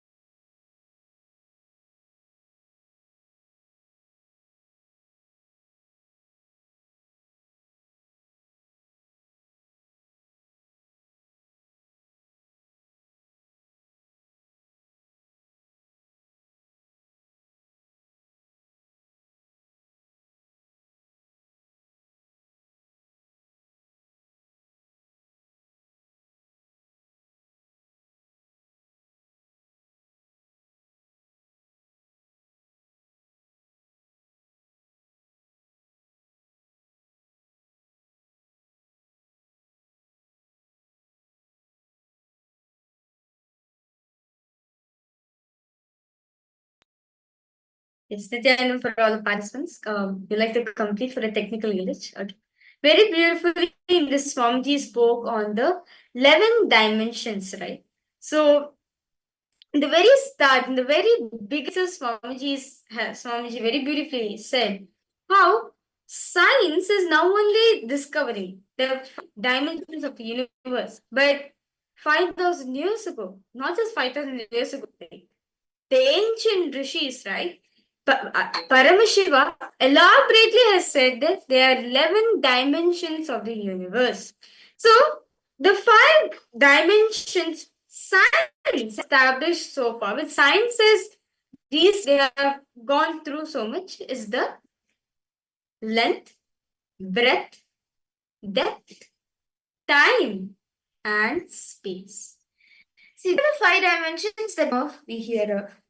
But apart from this, there are more dimensions. There are 11 dimensions that Paramashiva revealed. And within these 5 dimensions, usually we all tend to only be in the length and breadth dimensions. Sometimes we tap depth dimension into our depth. And beautifully, Swamiji explains how the length is everything related to logic, anything in the logic dimension. Day-to-day life that you thinking and all your activities that you do in the logic dimensions, your studies, your work, all of that is like how we were seeing in the power manifestation, the height of the building. Now, if an architect sees that, they can make an approximate. It's this tall, it's this wide, so it would be approximately this many feet. And how Swamiji says 2 plus 2 is logic, and even Ganga flowing from Gangotri all the way down, knowing that logic, the entire logic behind that is the length dimension. And breath is the rhythmic flow of nature, the rhythm of life. And actually, the length, breadth, depth, it does not constitute a person, but the space dimension constitutes a person. Are each of you catching this? How we usually are all times with the depth.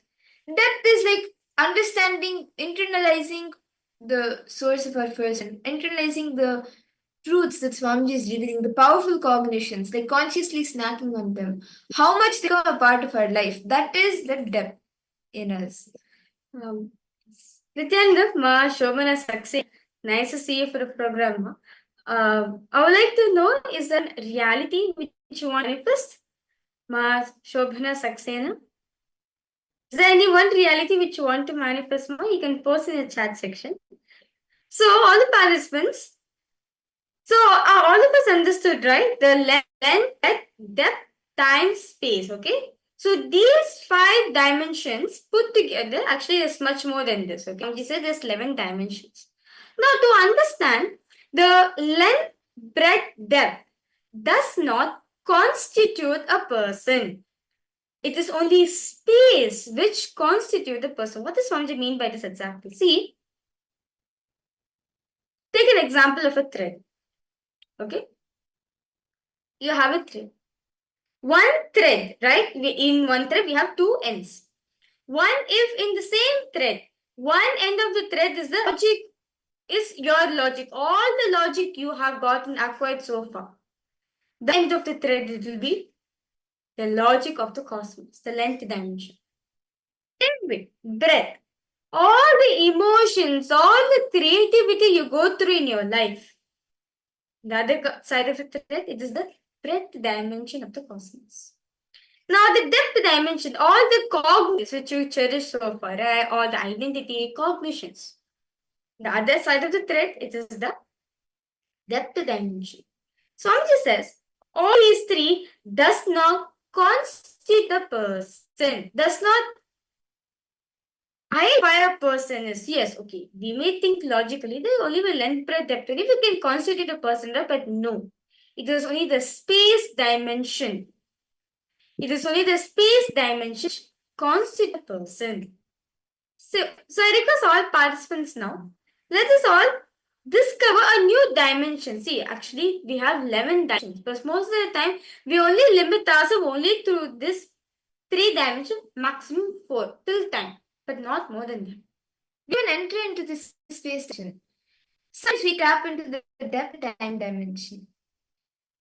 See, but it is very important to understand these 11 dimensions because at different points in our lives, like whether it's the 25 states of consciousness or these 11 dimensions, we are living in these dimensions. And that is why it's very important for us to understand and know where exactly we are in when we are in the length, how much of our day is we are in the length dimension, how much of our day we are expressing the breadth dimension. So can I request all the participants to take in your paper and list 25 activities that you do in a day. It can be any 25 activities, but 25 activities in a day. It could be like getting up and your morning routine or going to work. And maybe, for example, if you're a teacher, you may be teaching kids. Or if you're architect, you may be building, maybe making the plans.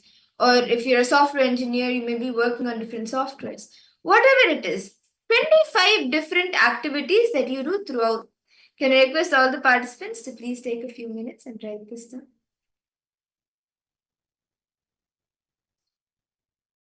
Any questions any of you have, please feel free to.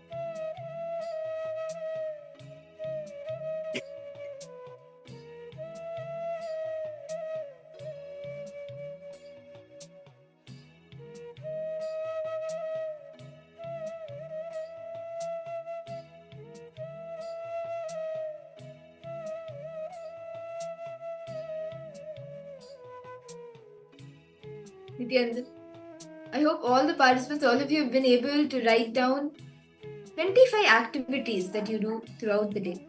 Different activities, it could be anything.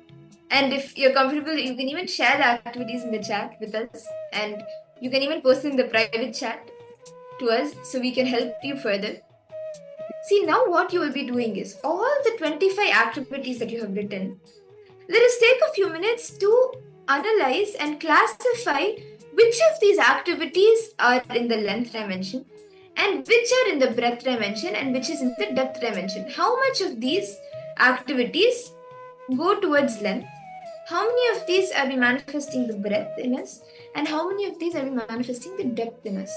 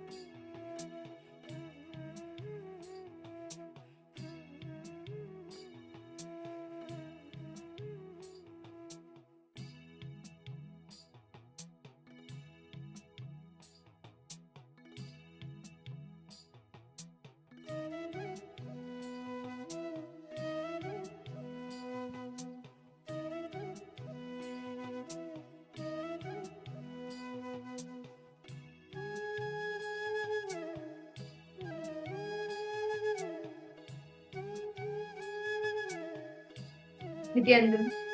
I hope all of the participants, all of you have been able to write down for the 25 activities.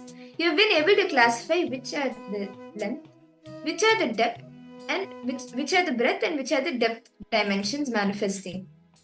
Do any of you have any questions still here? And do you want to share any of the activities so you're able to understand more whether it is in the length, depth, or length, breadth, or depth?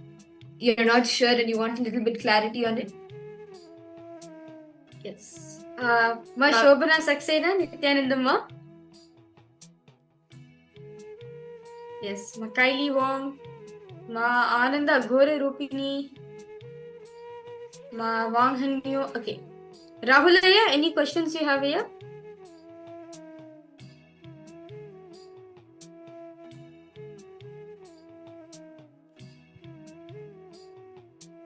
So, is all the participants understanding what does it mean to be in what is it that we are in breadth, length, or depth? Any questions, any doubts, all of you having? Do feel free to post in chat section. That's no problem. Okay, you found no breadth dimension. Okay. Could you post few of the activities that you do, Aya? So you can even post in private chat. We'll not read it out. Yes, puja and Puja yoga is depth dimension actually. It's actually beyond depth dimension.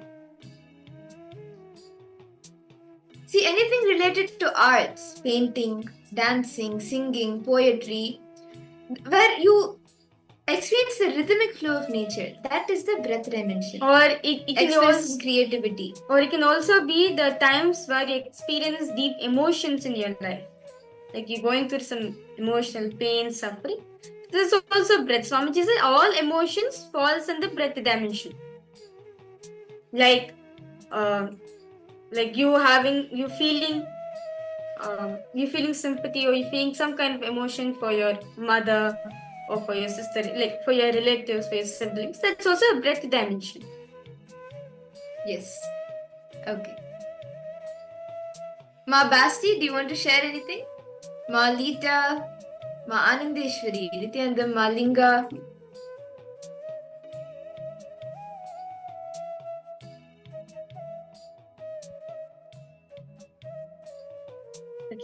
So now all of us, Malinga, yes, any questions you have, ma? Malita, yes, Nithyanandam. Okay.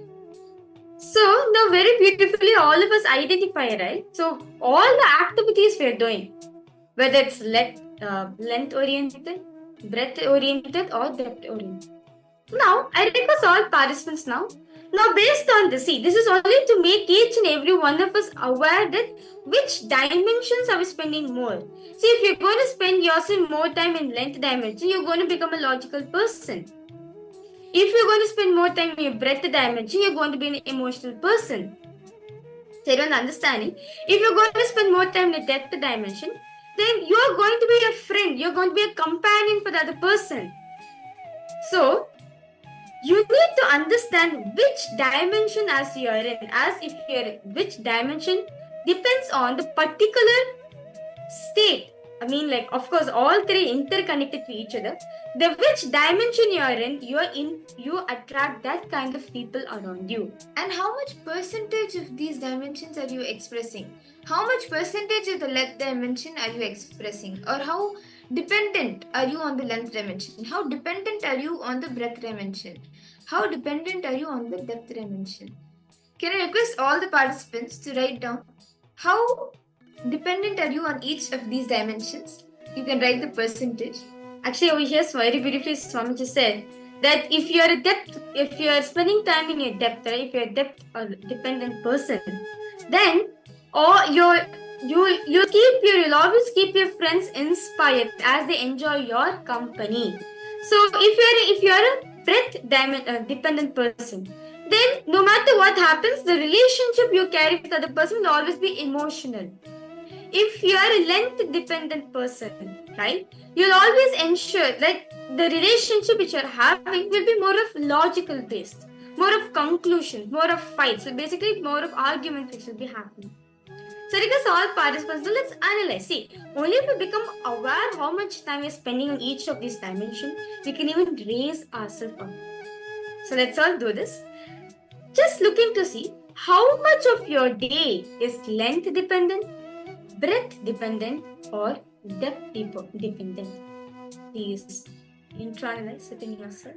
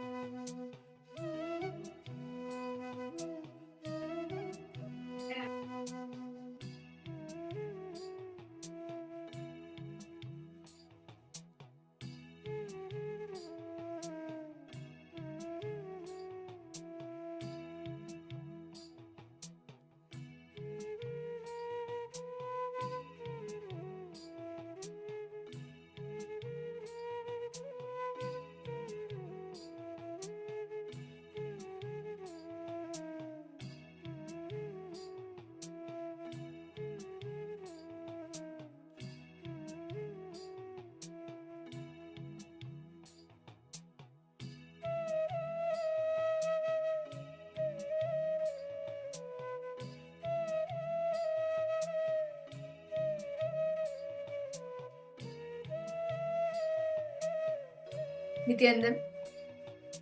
I hope all the participants now, all of you have been able to finish how much percentage you are length dependent, how much percentage you are breadth dependent, and how much percentage you are depth dependent. Can I request all of you to post in the chat how much, like, have you been able to internalize and write down the person? And you can even share how much percentage you are able to come to, how much you are in the length, how much in the depth you are. Irene Lemos, yes, Nithyananda Ma, welcome for the program. Okay, so Aya, you have posted something.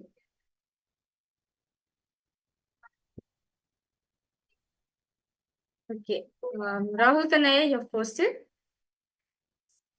40% breadth after knowing emotions are breadth, 30% depth, 30% length. But during Paramashivoham days, depth is max, I think 60. Yes. Okay. That's good, Aya. You've been able to analyze how much percentage you are living in these dimensions. Yes. Actually, that's nice. That's good. That's really nice. See, one thing Swamiji says, right? Most of the time, as human beings, we spend most of the time in either length, most of the time in length, 50% of the time we spent in breadth. That's all, not more than that. Maybe depth will be like 10%, maximum will be 20%. But now we are in the Paramashivoham, right? This is an ecosystem. This is literally Swamiji's own inner space. You actually spend more time in depth dimension because you forget. Because in Paramashivoham, it is not about your length. Here it's not about length nor your breadth. It is about your depth. The cognitions you're carrying matters a lot, as the cognition only matters. The cognition, it is in the cognition only you manifest things outside. Okay. So how about the rest of the participants? Ma Shobhana Saxena, how about for you, Ma? Ma Margarita, how about for you? Ma Wang Hang Yu, yes. Okay. Ma Shulini Durga. Okay. Kiksing Mangaya, Nithyanandam, welcome to the program. Nice to see you for joining. Roman Rishi Jugarnath. Nithyanandam to you. Welcome. Okay. So with that beautiful session all of us had. So now all of us see. In the previous session, all of us understood state of consciousness we are in determines the decision we are making and how our behavior is. Now, by knowing the dimension, which dimension you are at, you actually attract that kind of people around you. You project that inner space also. Understand Swamiji says, Jiva, Jagat, Ishvara, all three are connected to each other. If Jiva, if your inner space is confused, then the world around you, you'll feel the world is there to exploit you. But an Ishvara, God, you will not be able to relate with him. You'll feel distance from him. So the cognitions you're carrying matters a lot. The cognition defines you, which state you are in. So with that beautiful realization, right, with the beautiful session all of us had, let's now enter another round of the power manifestation. This round, we are going to be having a little different. So we are going to be manifesting the power of breadth dimension. Till now, since morning, we have been manifesting the power of length, the logic dimension. Now we'll be manifesting the power of breath, which is the rhythmic flow of nature, like anything in the arts dimension, in the creativity dimension. So what we will be doing is we will be showing all of you the name of a painting, a specific painting. So we will actually be doing the power of GPS. Okay. So this is going to be the power of GPS. Okay. So basically all of us know, right? If we thought we want to, let's say if you're lost somewhere, what do? You go open to Google Maps and and you want it from this place or the place, the Google Maps will help you. You put the place from where you want to leave to the place you arrive, and the entire the map gives you the directions, go right, left, and for these many kilometers. Now what you will be doing is, this entire thing, you will not be asking a Google map, but your third eye will be doing the GPS, like you will actually be drawing the GPS and going around to see. We will be giving you two locations. So from place A to place B, you will be scanning the directions, how you can travel there, how you can go to that place. So you will be doing the power of GPS. Okay. You will be drawing the directions on a piece of paper. So we are going to be showing two places for all the participants, okay? Point A and point B. What you're going to be doing exactly through the third eye, you're going to be capturing those two images and dropping it in your inner space. And asking Swamiji to reveal the direction. So basically, you're going to be drawing the GPS. You can also tell approx how many kilometers is there, how much, what's the duration. And any sites, like any predominant sites that may be in the middle, that may, for example, if you're in an area where there is a downtown and there you're going from one house to the hotel, and in between the most predominant place there is the downtown there, like that, any predominant places that are also there in between, you can even scan that till the most, as much as detail as you can scan the directions, the like a left, right, turn, all of that, and also the kilometers, the speed, if you travel in this speed, how much time it may take, all of that, as much as in detail that you can, you will be scanning through the third eye. Okay, so let's now start. So I'm now going to be projecting two pictures for all the participants. Let's now start. So request all of you to please close your eyes intensely. Connect this one sheet.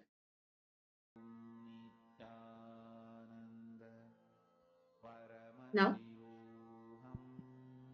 start chanting Mahabhakya. Om Nithyananda Paramashivoham. Om Nithyananda Paramashivoham. Om Nithyananda Paramashivoham. Intensely start seeing the direction from place A to place B. Paramashivoham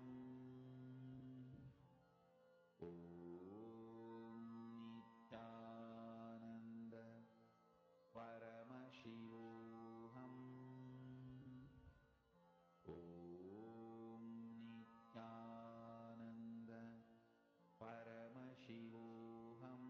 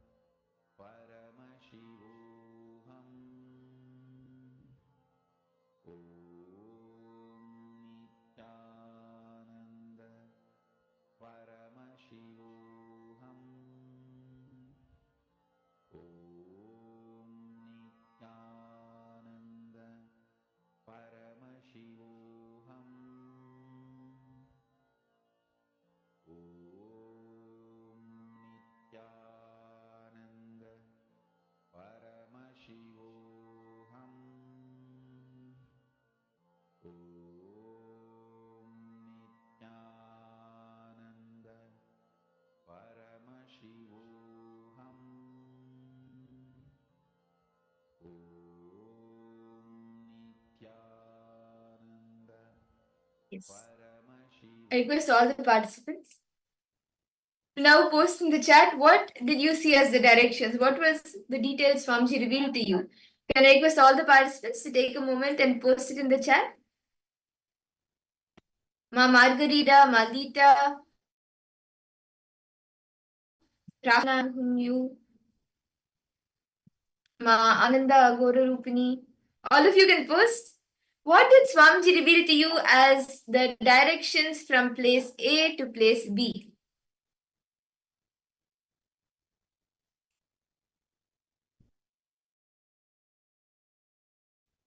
Can I request all the participants to please post?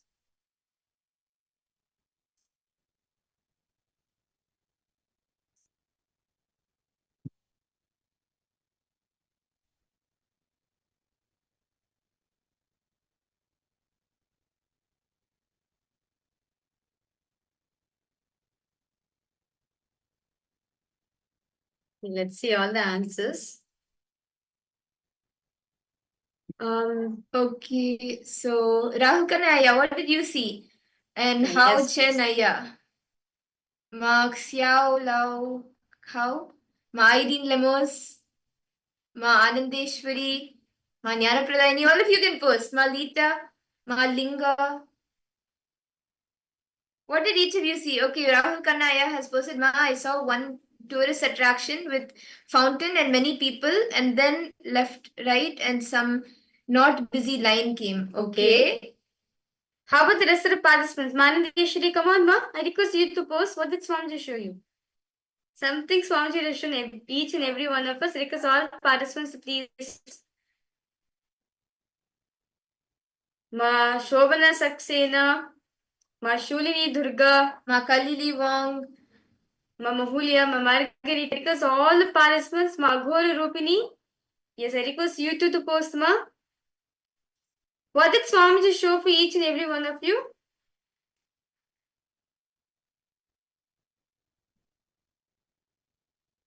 Fixing one, yeah? What did Swamiji show for you two, yeah? Okay, so should we all see the answer now? What the direction from place A to place B is? Ma Irene Lemos, do you want to share more before we go enter into the answer?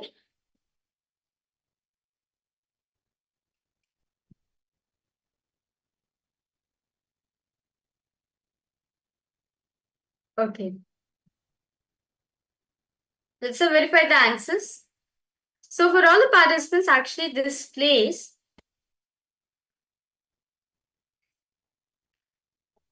this is actually a very famous place, and this is actually The place A is a place in Japan. It's a tourist area in Japan, and it goes to Riga, which is in Latvia. yes. So this is in Tokyo, Japan, and it goes to Riga, Latvia, and it is what we have given is actually the directions for a flight, because these are two completely different Countries altogether. And Rahul Kanaya, what you saw, I think, was a little interesting, because in a flight, it's not quite really busy. It's just whoever has booked, only those people board the flight. It's not like any heavy traffic zones. So maybe you were able to see less traffic because it's only one lane going in that direction. It's not like heavy traffic like on the roads. So maybe that's why you saw. And both of these places are tourist places. That's a really nice thing to see. Okay. So with this, as we are continuing to manifest the power of breath dimension, do not worry for all the participants. So we are now going to be entering into very participants to take note of this session, because Swamiji is going to be giving this as an initiation for each and every one of us. In this session, we are going to be learning about the Panchakrityas of Bhagavan Sadashiva. What are the Panchakrityas? The 5 cosmic actions: the Shrishti, the creation, the sustenance, Sthiti, rejuvenation, Samhara, and then putting into delusion, Tirobhava, and liberation, the Anugraha. These 5 Panchakrityas, how do they manifest? How does Paramashiva manifest them? We will now be seeing in this session. That is all. Many times we feel, right, how can I be Paramashiva? How can I manifest the Panchakrityas? I'm not even able to handle anything in my life. But Swamiji says that fundamentally we have Paramashiva's consciousness. It is only because of Paramashiva's consciousness only we are even there in planet Earth right now. So we have to understand how the Panchakrityas are happening in our life by understanding how Paramashiva does the Panchakrityas. So this is going to be an introductory session where Swamiji is going to be explaining detailing about the Panchakrityas of Bhagavan Paramashiva. How does Paramashiva does the Panchakrityas simultaneously, spontaneously, and That's all.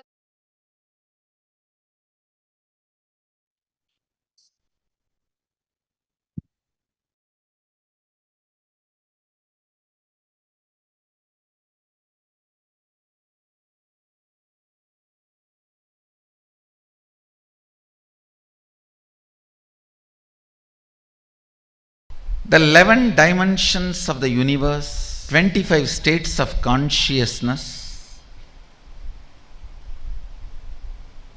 and then 5 aspects of Sadashiva, supreme reality, Ishvara, creation, operation, rejuvenation, delusion, liberation. Please understand, supreme cannot be just God, generator, operator, destroyer. Please understand, the supreme as per Sanatana Hindu Dharma, Bhagavan, Brahman, Sadashiva, cannot be translated by the word God. The Western definition of God is generator, operator, destroyer. Only 3 aspects. The Hindu understanding of supreme reality is generator, operator, destroyer, deluder, and liberator. The major 2 aspects of life unfortunately was never grasped anywhere else other than this Saraswati Ganges civilization. Only the Saraswati Ganges civilization understood the world beyond seen. If you don't understand delusion, you can't understand beyond the 4 dimensions. You can't understand reality in its completion. God is not Sadashiva. Maybe I can contribute a new word, Godel. G-O-D-D-E-L. G-O-D-D-E-L. Godel. Listen. Whenever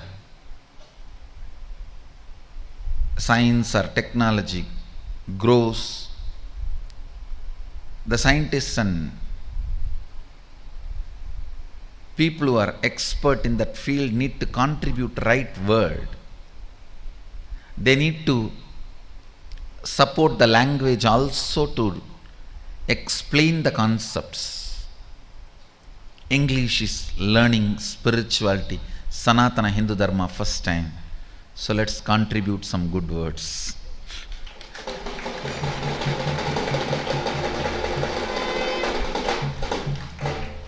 English is learning Sanatana Hindu Dharma from the source, I think first time. So Godel should be the word, not God. God is not Sadashiva. Sadashiva, Brahman, Bhagavan, all these words used in the Brahman used in Upanishad, Bhagavan used in Puranas, Sadashiva used in Agamas cannot be translated as G-O-D, God, used in Western theologies. Understand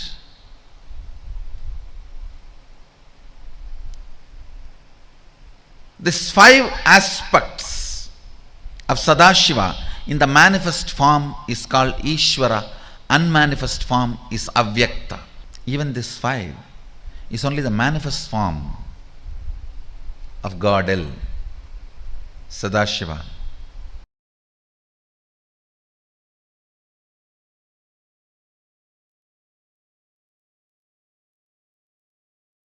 Paramashiva introduces himself how he is manifesting to teach Agama as Sadashiva. As Sadashiva, he manifests with 5 heads, 10 hands, teaches Agama. Through these 5 heads, he does these 5 actions. Manifestation, it's called Srishti, manifestation. Then Sthiti, sustenance. Then Samhara, rejuvenation. Then Prabhava, pulling out of delusion. Then Anugraha, liberation. Listen. Listen carefully. Sthiti. Sthiti means maintenance. The first action is Srishti. Second is Sthiti. Third, Sthiti means maintenance. First, Srishti, manifestation. Sthiti, maintenance or sustenance. Samhara, rejuvenation or dissolving or destruction, whatever word you want to use. Samhara, literally the word Samhara means transformation, rejuvenation. It one becoming another. So listen carefully. Srishti, manifestation. Sthiti, maintenance. Samhara,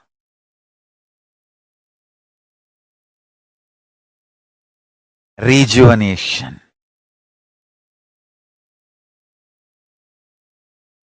Prabhava, pulling out of delusion.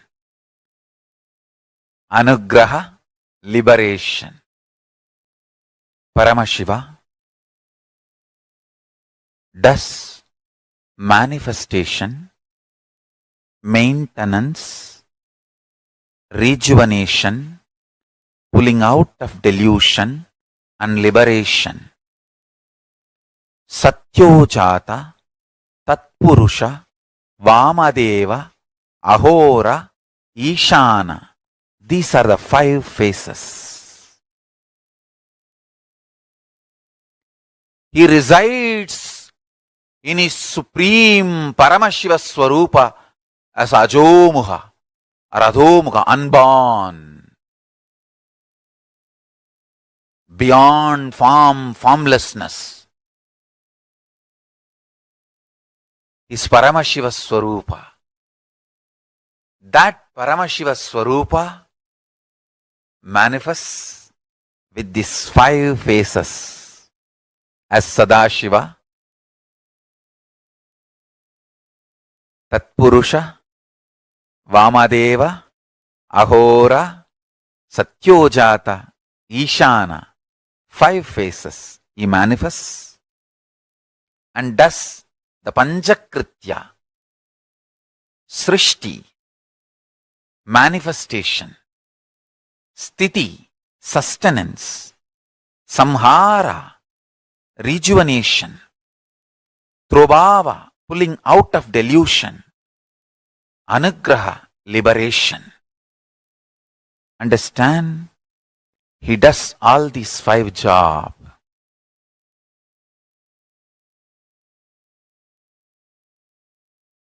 Through these 5 phases.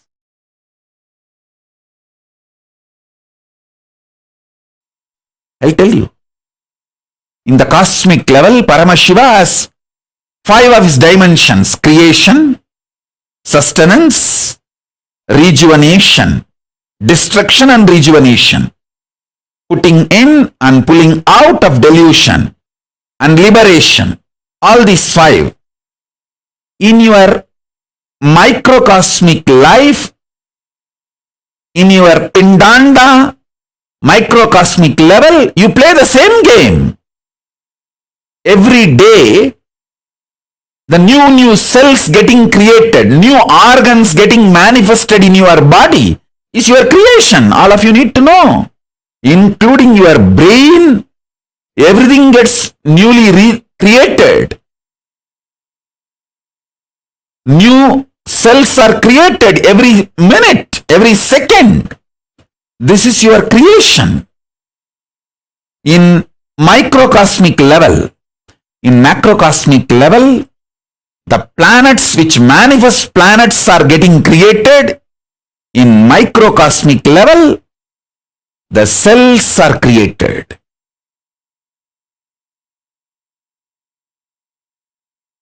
In the macrocosmic level, whatever is created is continuously getting sustained. In microcosmic level, the body you create is getting sustained. The life you manifest is getting sustained by you. You continuously breathing, inhaling and exhaling, keeping you alive is sustenance, maintenance in microcosmic level. In the macrocosmic level, destruction, rejuvenation, samhara is black holes swallowing big bangs. In the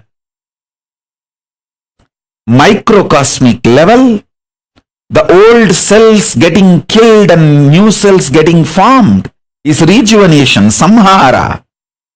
In your body, in your microcosmic level, Pindanda level. Same way, in the Brahmanda level, the delusion is cosmos creating deluges, pralayas to rejuvenate itself, clean itself. You can see the heat wave all over the world. All the Panchabhutas playing and aligning itself. In the cosmic level, this is the delusion, Throbhava going on. In the macrocosm, Pindanda level, you forgetting your existence as Paramashiva, higher reality, falling into the nightmares and going through, is the small scale Throbhava. Delusion in the Pindanda, microcosmic level you go through. In the cosmic level, Brahmanda level, liberation, Anugraha is Paramashiva himself manifesting as this Nijavadara Nithyananda and making this KAILASA happen.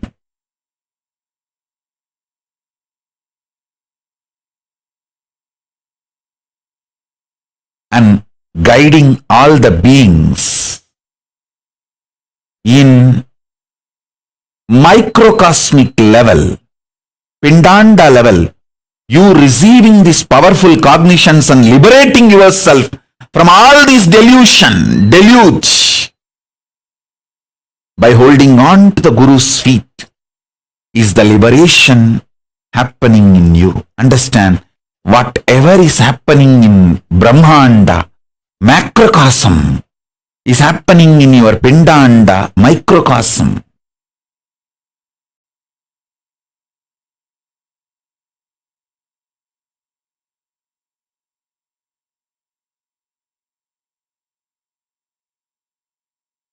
So don't worry about your delusions.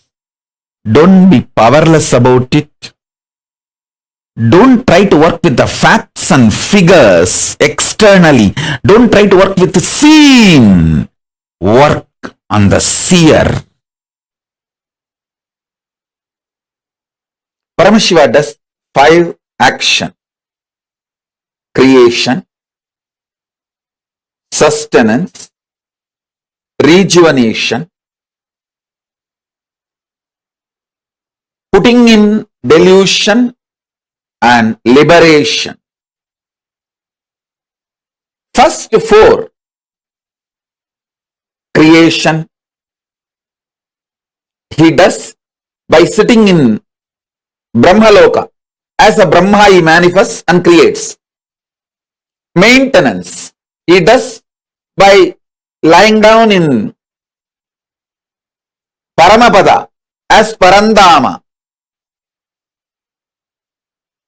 Rejuvenation he does as Maharudra in KAILASA, from KAILASA itself.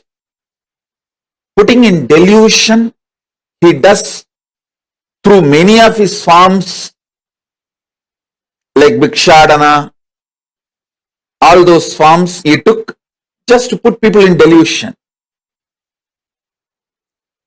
Liberation. For liberation, he always comes down to planet Earth. He has to assume human form. The form he assumes for liberation is Guru. Keeping liberation as a predominant activity, the form he assumes is Guru. Listen.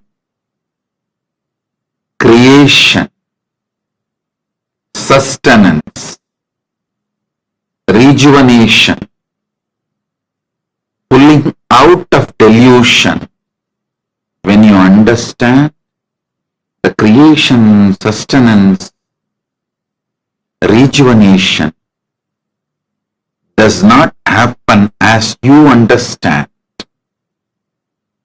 Many things what you call as creation actually is rejuvenation. Many things you call as sustenance is actually rejuvenation. Many things you call as rejuvenation is actually manifestation, srishti of many things. In all these 3, creation, maintenance, and rejuvenation, in all these three, various other dimensions are also there. Realizing that is getting out of delusion. That manifests as liberation. Focus on your first person, you will see how the creation as a multiple components, sustenance as multiple components, rejuvenation as multiple components, you will realize how you come out of delusion just by understanding it, and you will experience liberation. I am repeating, focusing on the source of your first person, you will realize the way you generate. For generating, how you rejuvenate, how you sustain,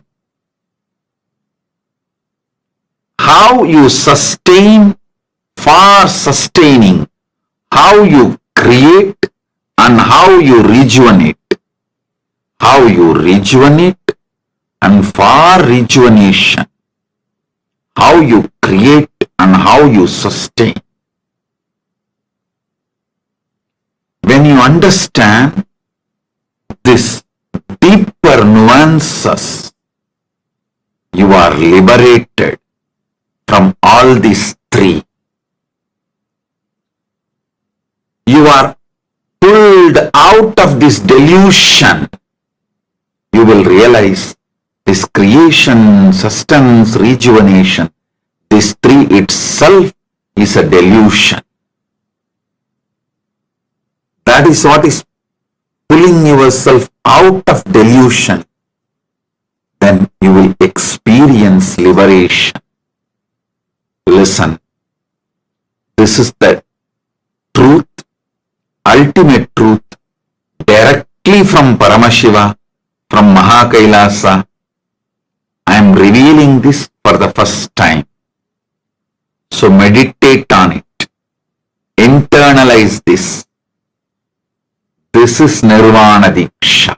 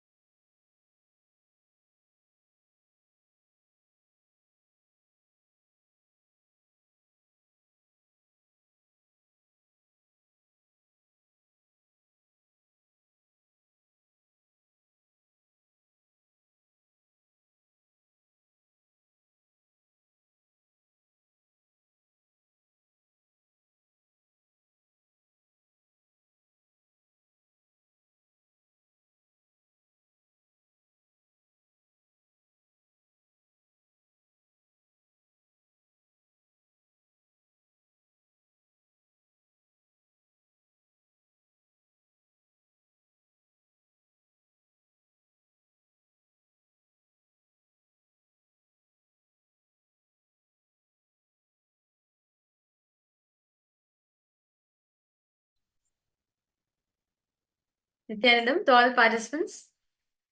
That was a very beautiful session Swamiji spoke, right? How knowing the Panchakrityas of Paramashiva gives you Ishwaratva. So everyone understanding this? Knowing that you are the Ishvara of understanding the Panchakrityas of Paramashiva, you become Ishvara of your life. See, Paramashiva, right? See, Paramashiva is the source for this whole cosmos. Very beautifully Swamiji explained, right? How the Panchakrityas are happening in the universe. How beautifully, synergetically, simultaneously, spontaneously it's happening in the macrocosm. Not just that alone, even in the microcosm also it's happening. Whatever these Panchakrityas, whatever is happening in the macrocosm is happening even in the microcosm, in your inner space, in you. These Panchakrityas, Paramashiva manifests it, does it, the creation, the sustenance, the rejuvenation, the putting into delusion and liberation. Paramashiva continuously manifests it. And the same thing even we do. All of us have Paramashivanas and are constantly doing these. Exist. What is Ishwaratva? Swamiji beautifully spoke about Ishwaratva. What is Ishwaratva? Ishwaratva is that existence. Very beautifully Swamiji shares that the existence of Ishwaratva, meaning the leadership quality, is nothing but the decision to own up to the principles of creation, sustenance, rejuvenation, delusion, and liberation in our existence, in your existence. Whatever is happening in the cosmos, see, whatever these Panchakrityas happening in the cosmos is happening in you. Owning up to that is Ishwaratva. You continuously are generating, you are constantly creating something in you. You are constantly sustaining it, constantly rejuvenating. Take your cells, for example. Your cells are continuously being created, sustained, then rejuvenated. And you yourself put yourself into delusion. When you see different choices, you put yourself into delusion. And finally, through your seeking, you take the decision to get liberated. You liberate yourself from the Maya matrix. See, these Panchakrityas are constantly happening in us, and deciding to own up for these Panchakrityas that are happening in us is Ishwaratva. Is everyone understanding, all the participants? How the Panchakrityas are happening in our own life? See, only when you own up. See, a little to understand how Paramashiva does this Panchakritya. Paramashiva does the Panchakrityas, the Big Bang, like in the macrocosm, right? The Big Bang, the black hole, the V hole, the Vishnu hole, and the delusion, the grey hole, and ultimately the. This understand Swamiji says, Paramashiva's Panchakrityas, right? What he does in the macrocosm, he also does in the microcosm. See, owning up to the Panchakrityas of your life is to understand that you are Paramashiva. Whatever you are manifesting, understand Swamiji says, whatever you are manifesting, you are responsible for it as you are Paramashiva. Whether it is something internally, your thoughts, and all of the things internally, or any external situations that you're going through, you are manifesting the Panchakrityas. You create a thought, you sustain it, then you destroy it when a new thought comes. And those thoughts put you into delusion, and you also liberate yourself from the thought when you decide, okay, let me let go of it. These Panchakrityas are constantly happening in us as you are Paramashiva. And when you own that, you experience that Ishwaratva. You experience Paramashivoham, that Paramashivatva in you. See, to give an example, is all participants understanding how the Panchakrityas are happening in our life? See, to give an example, how Panchakrityas are manifesting the microcosm in our cells being born in you, right? So, for example, science have very beautifully proven that. Like, for example, if I just touch my hand, right? Okay, if I just touch my hand, millions of cells are dying and they are being born. It's a creation aspect. Or a mother giving birth to a child. That's the biggest creation she does. Or you're creating new friendship with your friends, or manifesting new friends, or manifesting a job opportunity. That's creation in your life, right? That's creation aspect. Now the sustenance, what you do, you breathing, you're taking care of yourself, eating the food, taking care of yourself, then speaking to your friends and families, taking care of your family and having that healthy relationship, make sure it's going smooth, right? That's the sustenance aspect of you. Now the rejuvenation, understand, samhara is not destruction, no. Samhara is rejuvenation. It's getting rejuvenated. Like argument. But for a while, you're having this argument, but it's coming back. Like, you're coming out, you're competing with it, with your friends. Or you're falling down and you're hurting yourself. It's like a rejuvenation process for your body. Your skin may get damaged, but it again regenerates. The skin gets rejuvenated there, and the wound heals. Just like this, all the 5 panchakrityas continuously are happening in your life. You decide, now some opportunities may come in front of you. You decide, okay, you when you know something is against what your being wants, maybe you know, okay, the best for me is to not smoke, but that's good for my health. But you decide, no, it's okay, I somewhere desire, I want to smoke. So you get into that, you put yourself into delusion. You put yourself into that, knowing that it is not good for you, or that is not what your being wants. And then when you realize, okay, let me let go of this, let me drop any incompletions, or let me drop any patterns, let me let go of all the suffering that I'm going through, that you liberate yourself. Are each of you understanding? Any questions? Do any of you have any questions? So, Ishvara owning up for the Panchakrityas manifesting in your life. See, when sufferings have been added to our life, right? When sufferings are there in our life, what we do? Simplest reason what we do, we blame God. Say, God, you only gave the suffering to me. Why are you putting this suffering on me, right? How many of you have done this in your life earlier? Before coming to Swamiji, you blame at God. After coming to Swamiji, you'll be like, Swamiji, why are you manifesting this suffering for me? You thought you'll help people. Why are you manifesting? How many of you have this? Right? If anything good happens, you take it as, okay, I'm the one who's manifesting. If anything negative happens, you blame it God, you blame it Swamiji. Many times we have done this, right? This is not the first time we have done it. Many times we have done this. But understand, owning up not just for the good things alone, even for whatever happening in your life, that is Ishwaratva. Paramashiva, not just alone, he owns up for every single, including the samhara he does, he owns up to it. As Paramashiva, we can't just only take only the good aspect for it. No, even the bad aspect also. I'm not saying it's like the bad aspect. It is yet to be a good aspect. That's all. See, any suffering manifesting in your life is nothing but a reminder to you to own up to your panchakrityas. To give an example, like okay, I request any of the participants to post an example to understand this better. It can be anyone. Ma Anandeshwari, Rahul Kanaya, Ma Maluhya Mauna, Ma Kalili Wong. Any of you can post? Ma Paramashakti, Nithyanandam. Okay, to give an example that, okay, let's say that I'm not able to manifest, right? All of us want to manifest JP Nari, right? So that's one of the biggest things we all of us want to a desire which we want to manifest. Now, what is happening in you? You're not able to manifest a good job for yourself. You're not able to manifest that much amount of income where you can even make an initial payment for it. But understand, even this is also your manifestation.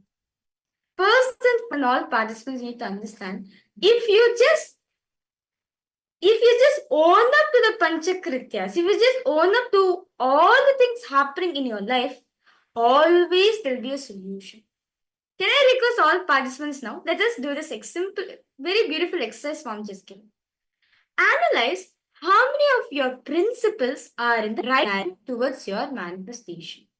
How do you actually experience the principle of creation, the Shrishti, in your life? And what are all the common delusions that you are encountering? And how have they impacted you? How each of these are happening in your life? Can I request all of the participants to please pen down? Let us analyze whether all the things which are manifesting in our life, all the principles which are manifesting, right, are they manifesting in the right direction for you or not? Just analyze this.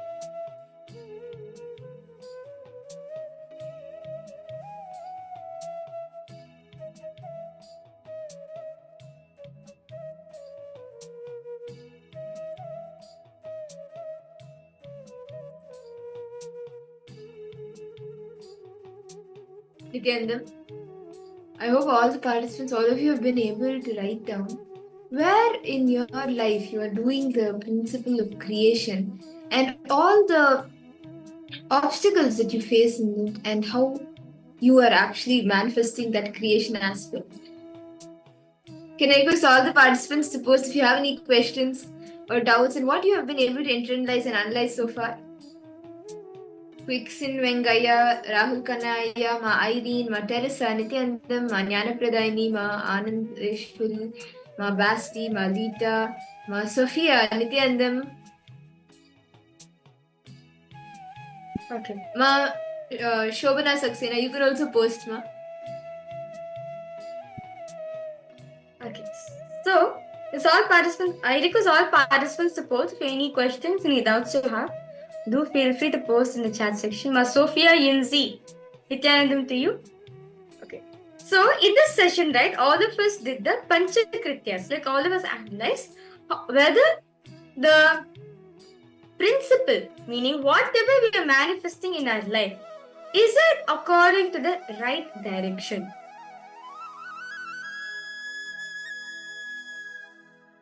All of us just had, like, we analyzed whether is how many of our principles the right direction towards our manifestation. Now, the next step, I request all participants to please, let's do it together, okay? Now, actively engage with the principles of the Panchakrityas to experience the personal growth in various aspects of it. I request you to pen down 5 aspects you're going to focus on to transform your life. For example, you want to focus on the Charya Pada. It's nothing but you deluding yourself as Sadashiva till you reach you. It is all actually self-delusion in the right direction. Bhasma, Jata, Rudraksha, carrying the name of Paramashiva himself as part of your name. It's a powerful spiritual delusion that leads you to liberation. Can I request all participants now? Now, whatever manifestations you have in your life, whatever principles you have manifested in your life so far, let us all now just take 5. Take any 5. 5 problems or 5 principles. Align them to the right direction. Align them for the right principles of Paramashiva. See, if you want to dress up like Paramashiva, right, it is no problem. It is a spiritual delusion. It's the best delusion you can have because it is going to liberate you. But if you want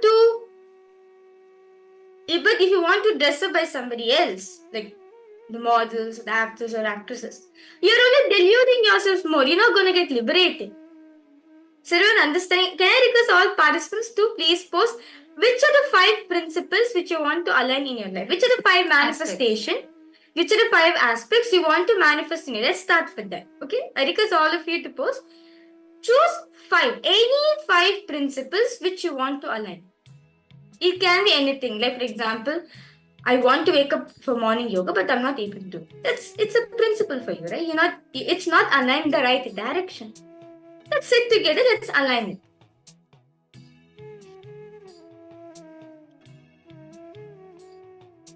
So far, is all participants understanding? Any doubts, any questions? Nitya Paramashiva Shakti, Ma, Nithyanandam? Do you have any questions, Ma?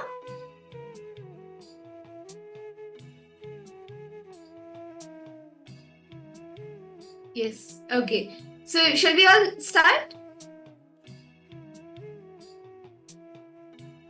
We request all participants to post if you have any questions. I found any help in how am I supposed to align to right direction. Please post in the chat section. Okay. Are there any manifestations? Yes. Okay. Ma Shobhan, I request you to post your questions a bit detailed. Like, are you referring to what you can manifest or what exactly are you referring to? Sorry, could you elaborate a little bit, please?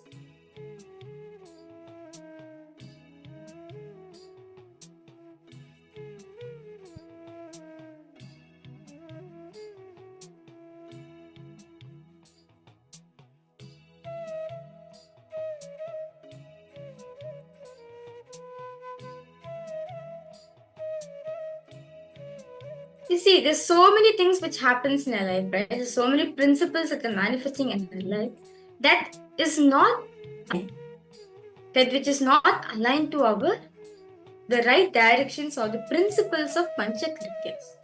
This time we align them. See, only when you own up to it. Ma Shobana, I request you to give an example.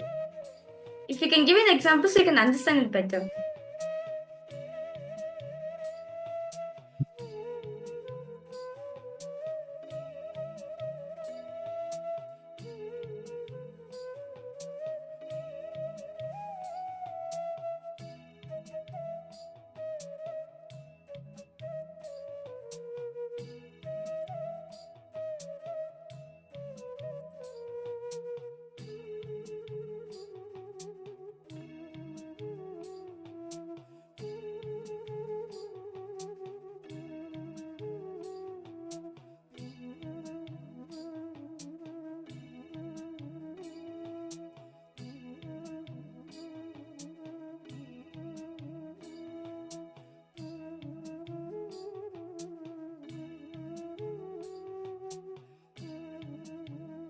To all the participants to take a few minutes to write down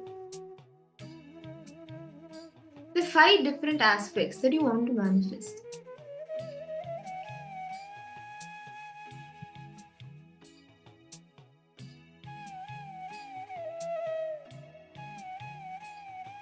Okay.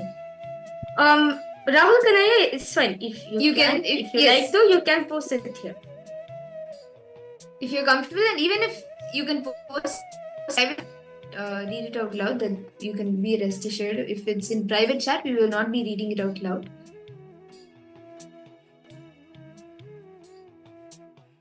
Ma Shobana Saxena, you can elaborate on your question and we'll be happy to help.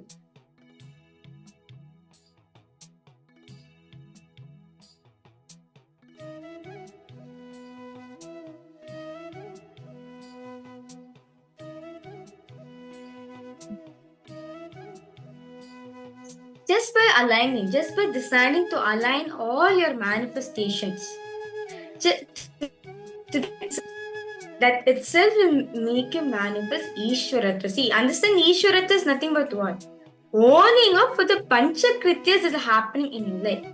Just by bringing awareness into all these fields, you are going to manifest whatever you want. Just like, see, Paramashivoham, he manifests anything he wants, right? If he just says, not just saying, if he thinks, he immediately manifests it.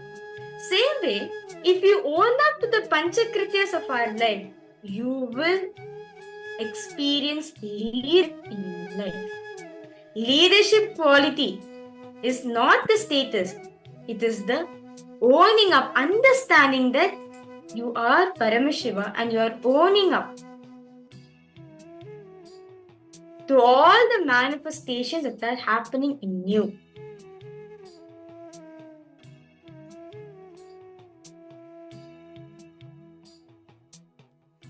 Are each of you understanding how you can manifest that leadership consciousness, the Ishwaratva in you? And how the Panchakrityas, the 5 cosmic actions, are continuously happening in you. And when you own up to that, you experience the Ishwaratva.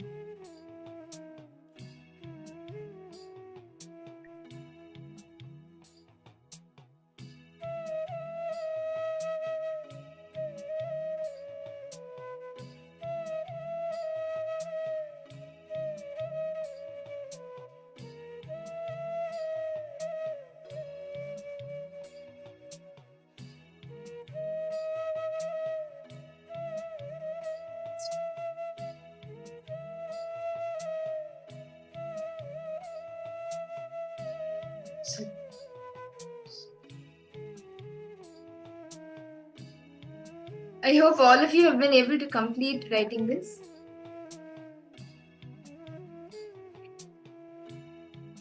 And with that, with the understanding that the Panchakrityas are happening in us continuously, spontaneously, synergetically, and simultaneously, with that understanding, let us all now enter into the power manifestation. See, actually, the power manifestation also is you enter into the higher space where Swamiji flows through you.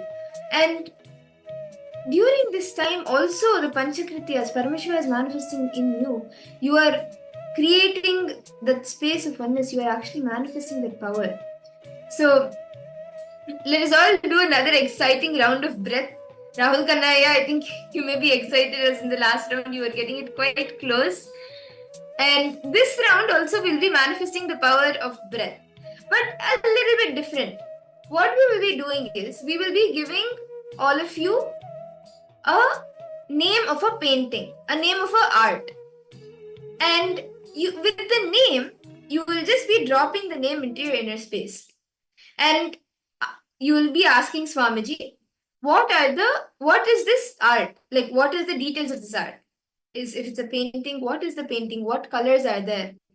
All the details about this, who's the artist, you can start scanning and see. So I request all the participants to please sit straight, chant the Mahavakya.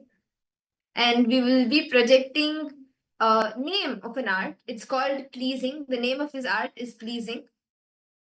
And you can now chant the Mahavakya intensely and start scanning. What is the details of this art?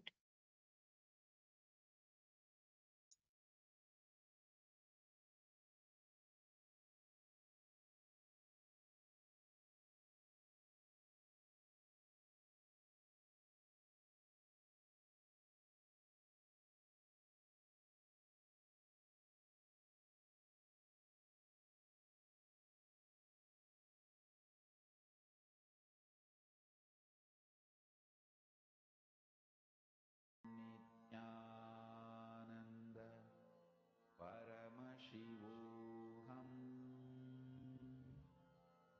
Nithyananda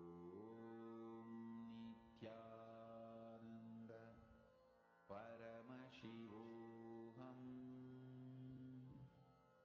Nithyananda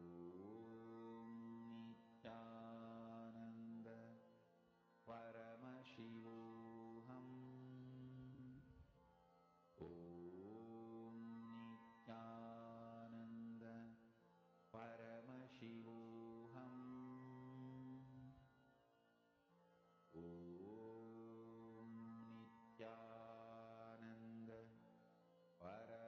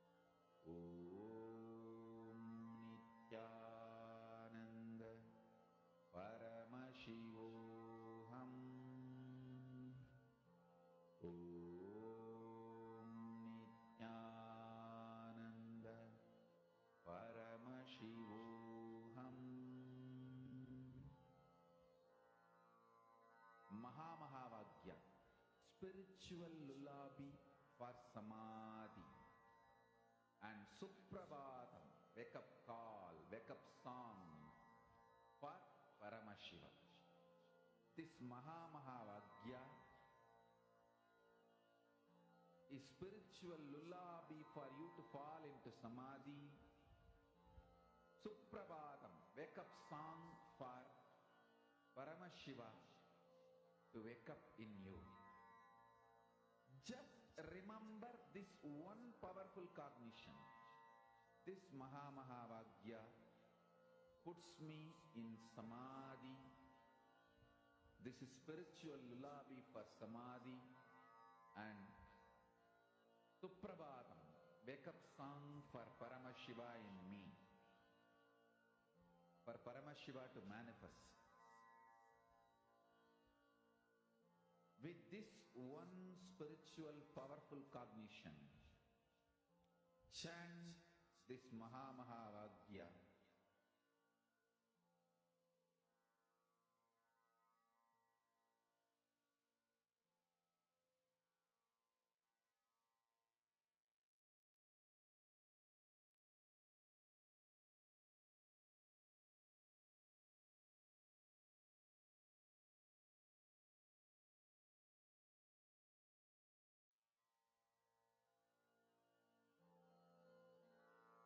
Mahavagya, spiritual lullaby for samadhi, and Suprabhatam, wake up call, wake up song for Paramashiva, for Paramashiva to manifest.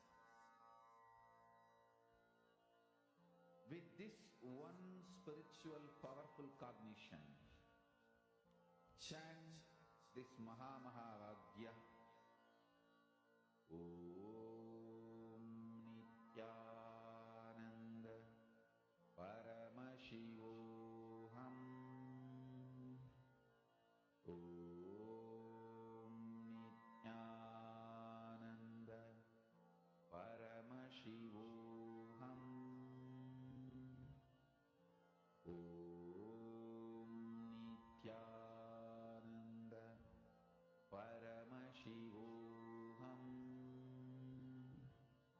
Om Nithyananda Paramashivoham. Om Nithyananda Paramashivoham. Om Nithyananda Paramashivoham. Om Nithyananda Paramashivoham. Om Nithyananda Paramashivoham. Yes, Nityanandam. Now, I request all the participants to please post in the chat what was the image of that was being projected. What was the image, or what was the art of pleasing? Can I request all the participants to post what were you able to see as the art? Who drew it? What was there in the art form? Like what was painted? Can I request all the participants to post whatever you saw, whatever Swamiji revealed to you? Ma Irene, Ma Lita, Ma Virupaksha, Nityanandam, Ma Tanya Devane, Ma Basti, Rahul Kannaya, Ma Margarita, Ma Priyatmas, Ma Gabriel, Ma Shulini Durga, Ma Kalili Wong.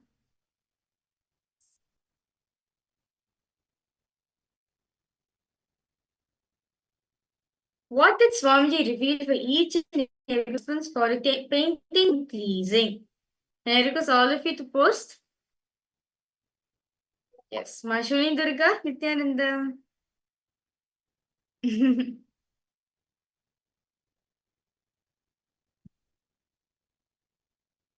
I request all the participants? Rahul Kanaya, what did you see? And Ma Gabriel Harris, what did you see, Ma? Ma Virupaksha?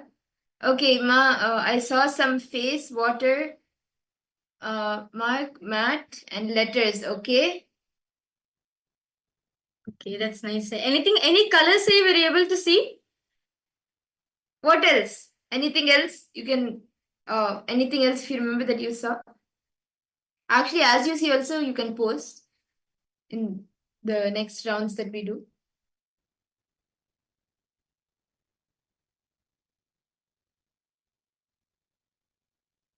Okay, glaciers, brown, white, and a house. Okay. Who else? Ma Virupaksha, did you see anything? What did you see, Ma? Ma Irene Lemos, Maldita. Okay, Rahul Kanaya has posted white, blue, grey, and red. Okay. Okay, that's nice. So shall we all see the answer now? Of what was the art? Pleasing? Okay, so this is actually a famous painting done by Raja Rama, and Pleasing is a painting produced by him. In this painting, the artist depicts Draupadi, who was the wife of the Pandavas, bewailing her lord to carry milk and honey to the court of Ichaka. This painting can be viewed at Sri Jayachama Rajendra Art Gallery, which is in Jagan Mohan Palace in Mysore, Karnataka. So, Rahul Kanaya, that's nice. You're able to see your face. Yes. And even Let's verify all the participants' answer. Yes, you red. saw red, and even Ma Gabriel. Okay, Ma Gabriel put the word pleasing, but I had to sign away. Okay. So even Ma Brown, white. Yes, brown and that's white. very true, Mama. Female face, and I saw female face. Wow. Yeah, Actually, you should say this fully. Aya. You should have said this earlier. that's why you should not guess or bring your mind in. Whatever you see, you should say that without filtering anything. It's okay. Next time, whatever you see without filtering, just share that. And I think maybe if you actually manifest this power 21 times a year, you will actually have a breakthrough, like the breath, length and breath power. So that was a very beautiful poem. Rahul Kanaya, I just want to ask you a question. Like, are you like a creative person or something like in your small or even now, like, do you like to do some kind of designing or some art related thing? Yeah? Because Something actually, creativity? actually, usually even in these fields,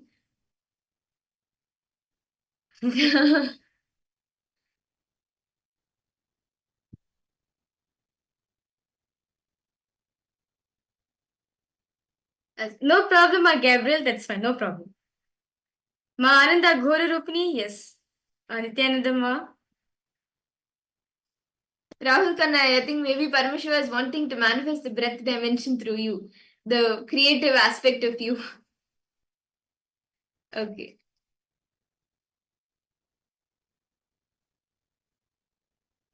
Okay. So the next session is actually going to be a very she is going to be speaking about this is actually going the initiation. Oh, okay. Rahul Kanaya has posted. Yes. So the next session is actually going to be initiation, which all of us are going to be receiving today. As in this session, we learned, right, the Ishwaratva. Right? Ishwaratva starts to manifest when you own up for the Panchakrityas of your life. Now, Swamiji says, owning up to the Panchakritya makes us Ishvara and experience the Tatha, easiness. What is easiness? Easiness is the space in which you're established in. It's actually a very beautiful session. So let's now enter into this beautiful session.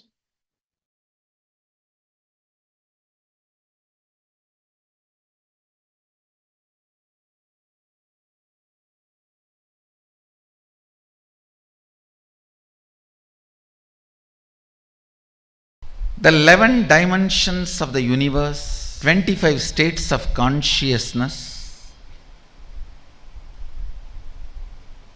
and then 5 aspects of Sadashiva, supreme reality, Ishvara. creation, operation, rejuvenation.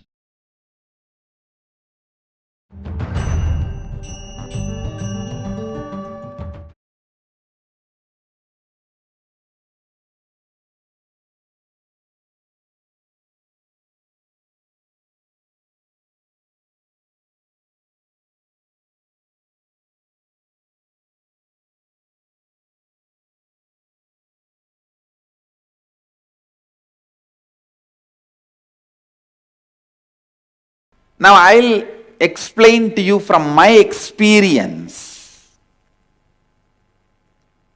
my 4 images. The inner image I have about me. Once I try to check what exactly I feel about me. When I looked inside, I saw that shunyatva means everything is. That easiness is what I feel as me. Listen. The vast easiness. That is what I feel as me inside me. That is my inner image. How I project myself to others, all of you. The person who is here to transmit that experience to all of you. You can call me as a teacher, guru, incarnation, enlightened being. That is up to you. As per your experience. If you experience my teachings, you can consider as teacher. If you experienced my initiation, you can consider as guru. If you experienced my energy, you can consider as enlightened being. If you experienced my miracle powers in your life, you can consider as incarnation. It's up to you. But I project myself as a being who is here to transmit this experience to you. This easiness, vastness, we can call as Atma, Paramatma, soul, consciousness, God, whatever word you want to use. This is my outer image. How others perceive me. Some people perceive me as teacher. Some people say, you may want to give enlightenment, but we want only our headache healing. Heal my headache. Solve my problem between me and my spouse. Heal my son. Give me wealth. Understand? Anything you ask within the purview of the energy of enlightenment. Even though I have not told directly that I will give you. See, I declare, I am here to give you that enlightenment, that easiness experience.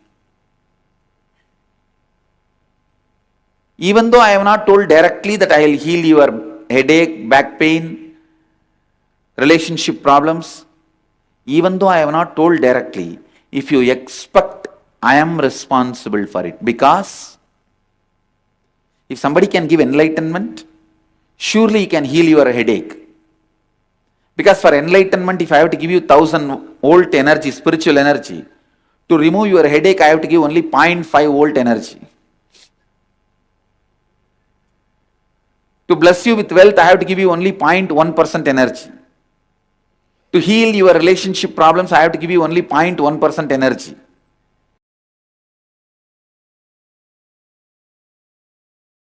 Listen. Length, when it becomes intense to the level it cannot be experienced just as a length, it jumps into the dimension of breadth. If you keep line, infinite number of lines, then it cannot be measured, understood just by one length. It, by its very reproduction, understand? reproduction is survival need. Anything which is alive has to be reproducing itself.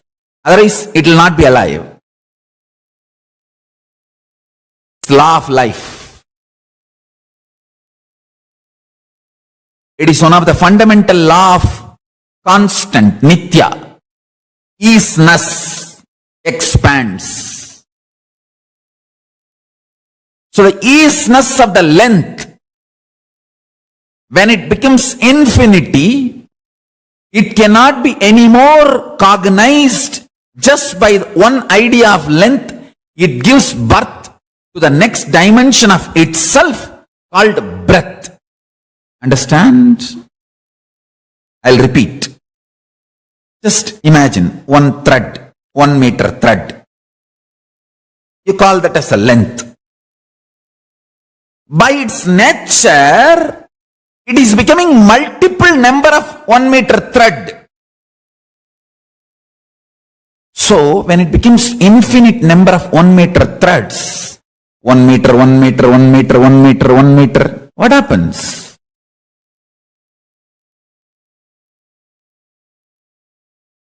It cannot be measured, cognized, understood anymore by this one dimension called length.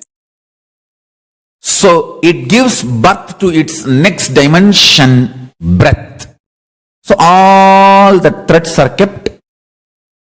So now length and breadth is formed. Now, because of its very nature of existence as a survival need, the length and breadth, both of them are continuously giving birth, multiplying. Understand? Even if you are a sannyasi, only when you reproduce more sannyasis, means making more people sannyasis, you are living sannyas life. Otherwise you are not sannyasi. Be very clear. Anything by its survival easiness has to reproduce and expand. If you are a man, you are going to reproduce another human being. If you are sannyasi, naturally you will be producing the consciousness of sannyas in so many people's life, and so many will becoming sannyasi. How many become sannyasis is the proof of your integrity to sannyas. Understand? This is law of life. Success for a normal grihastha is what he achieves. For a sannyasi, success is what he inspires others to achieve. So, only if you are intensely making more people sannyasis, you are really in the easiness of sannyas. Otherwise, maybe you will be sannyas, not ease sannyasi. The easiness multiplies by its existence.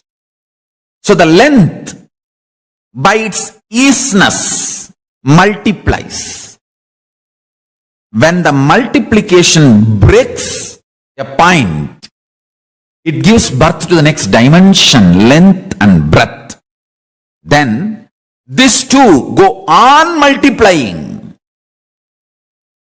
They give birth to the third dimension, means tons and billions of 1 meter thread kept.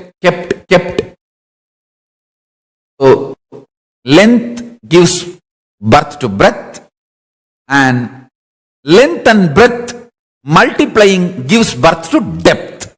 Understand this example?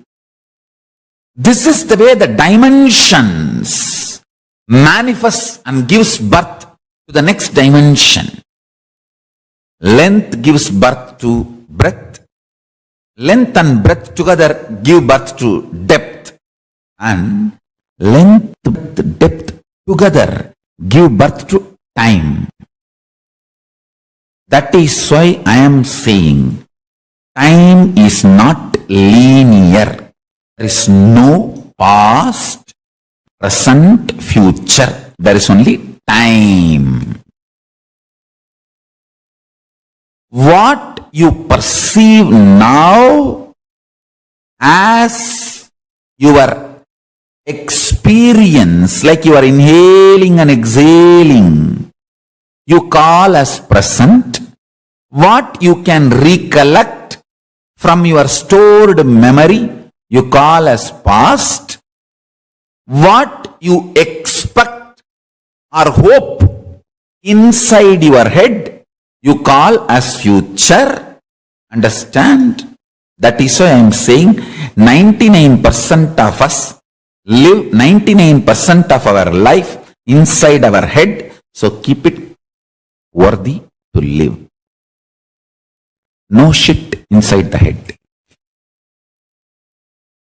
No shit in the stomach and no shit in the head.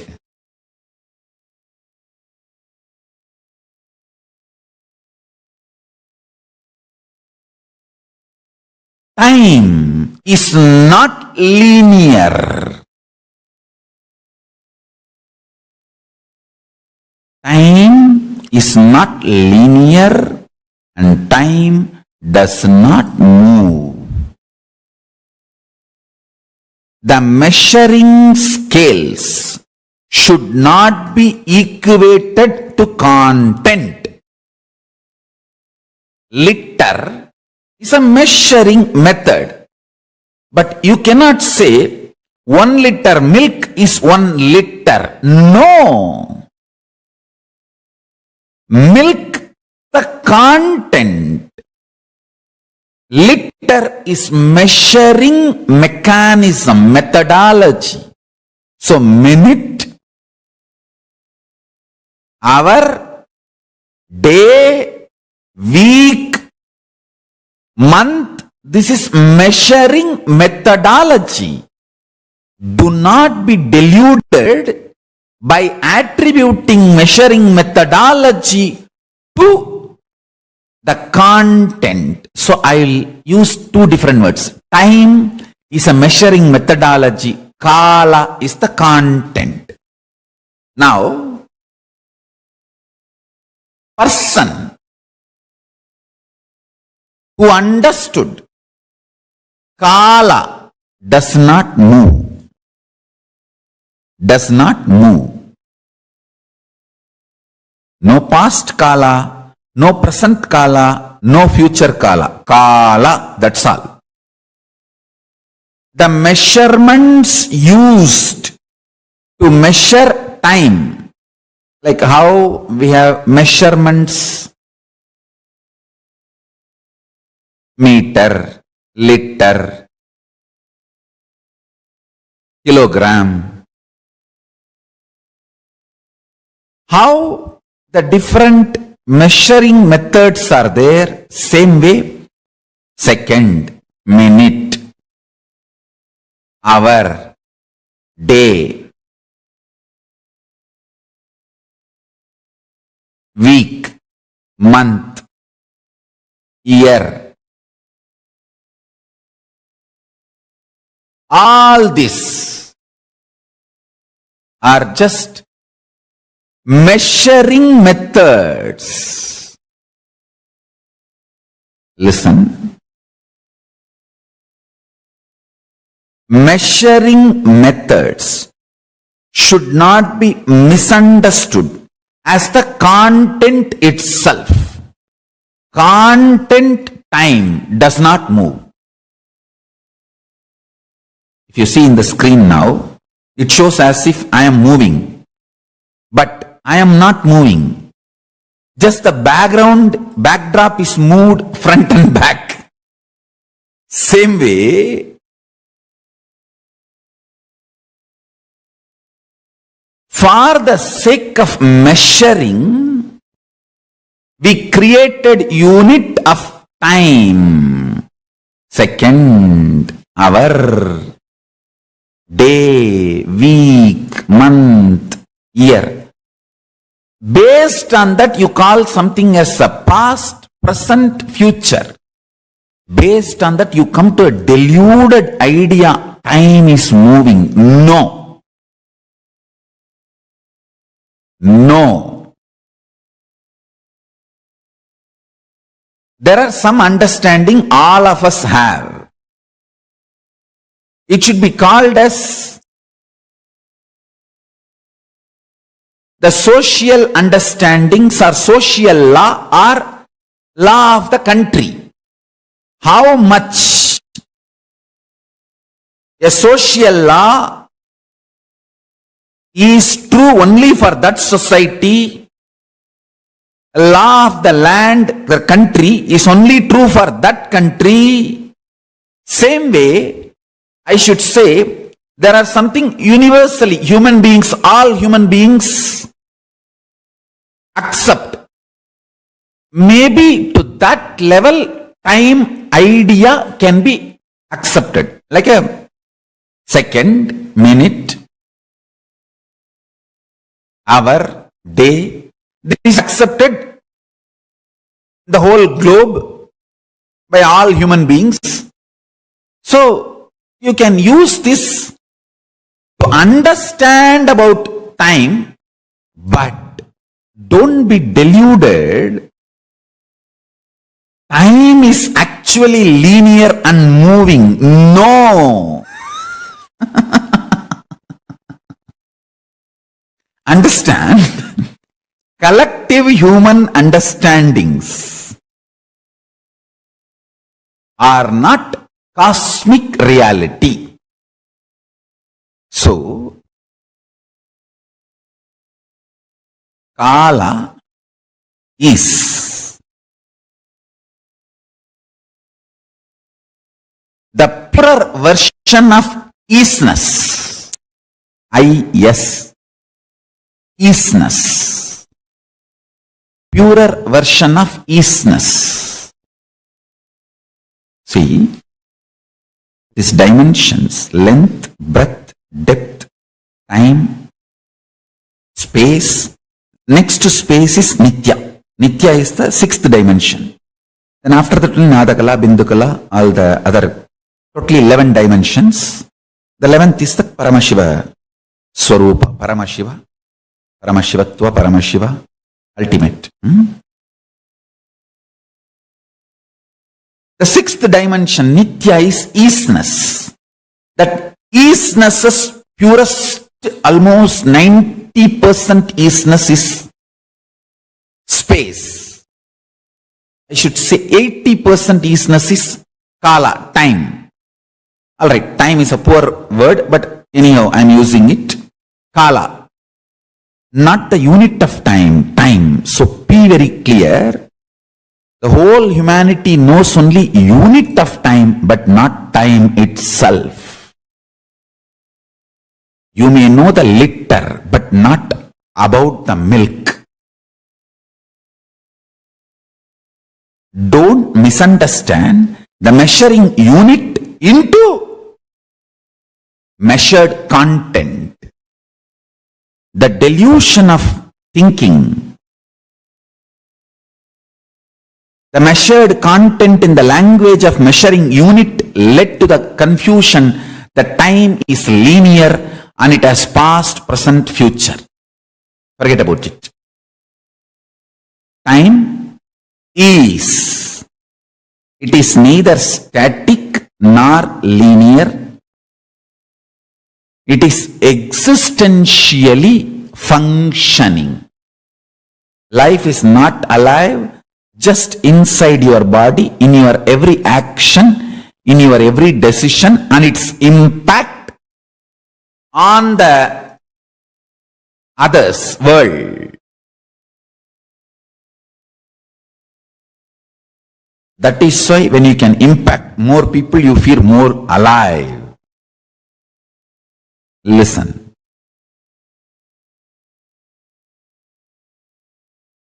Kala is existentially alive when length grows exponentially. It gives birth to breath.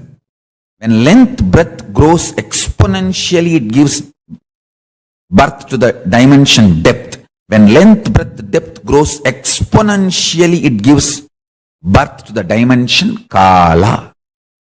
And when length breadth depth kala, all of them grow exponentially, they give birth to space, dimension.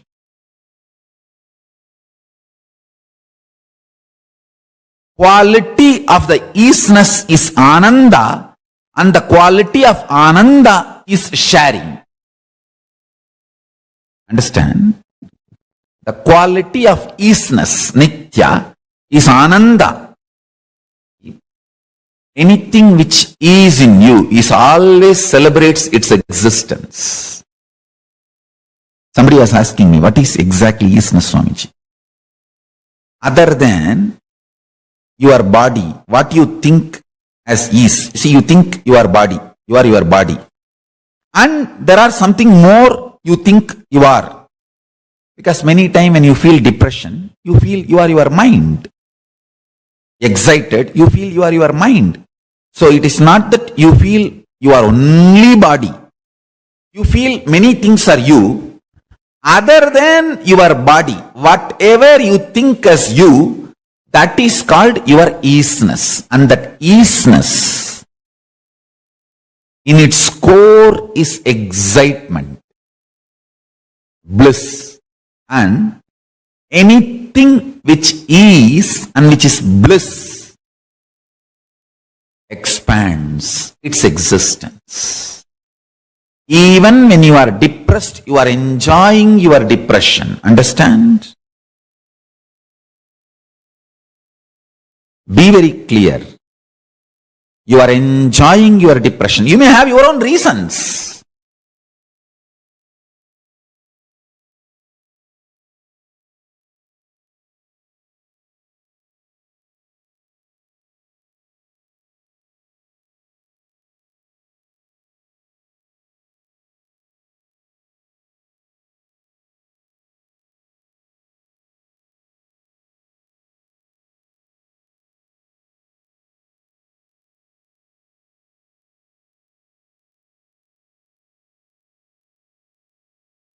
Listen to this one truth. Enjoying your depression, you will reproduce more depressed people. If you are enjoying your easiness, you will reproduce more easiness. If you are enjoying your sannyas, you will reproduce more sannyasis. That's it. Easiness celebrates its existence, and anything which celebrates its existence reproduces by its very nature. Principle of existence of Ishvara is owning up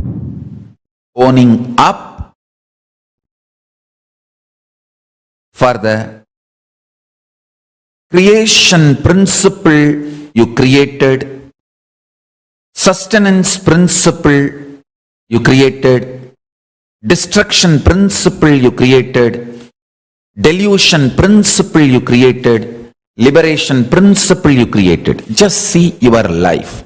I will start teaching you from Pindanda, your life, so you understand this. Owning up is the Adhomukha.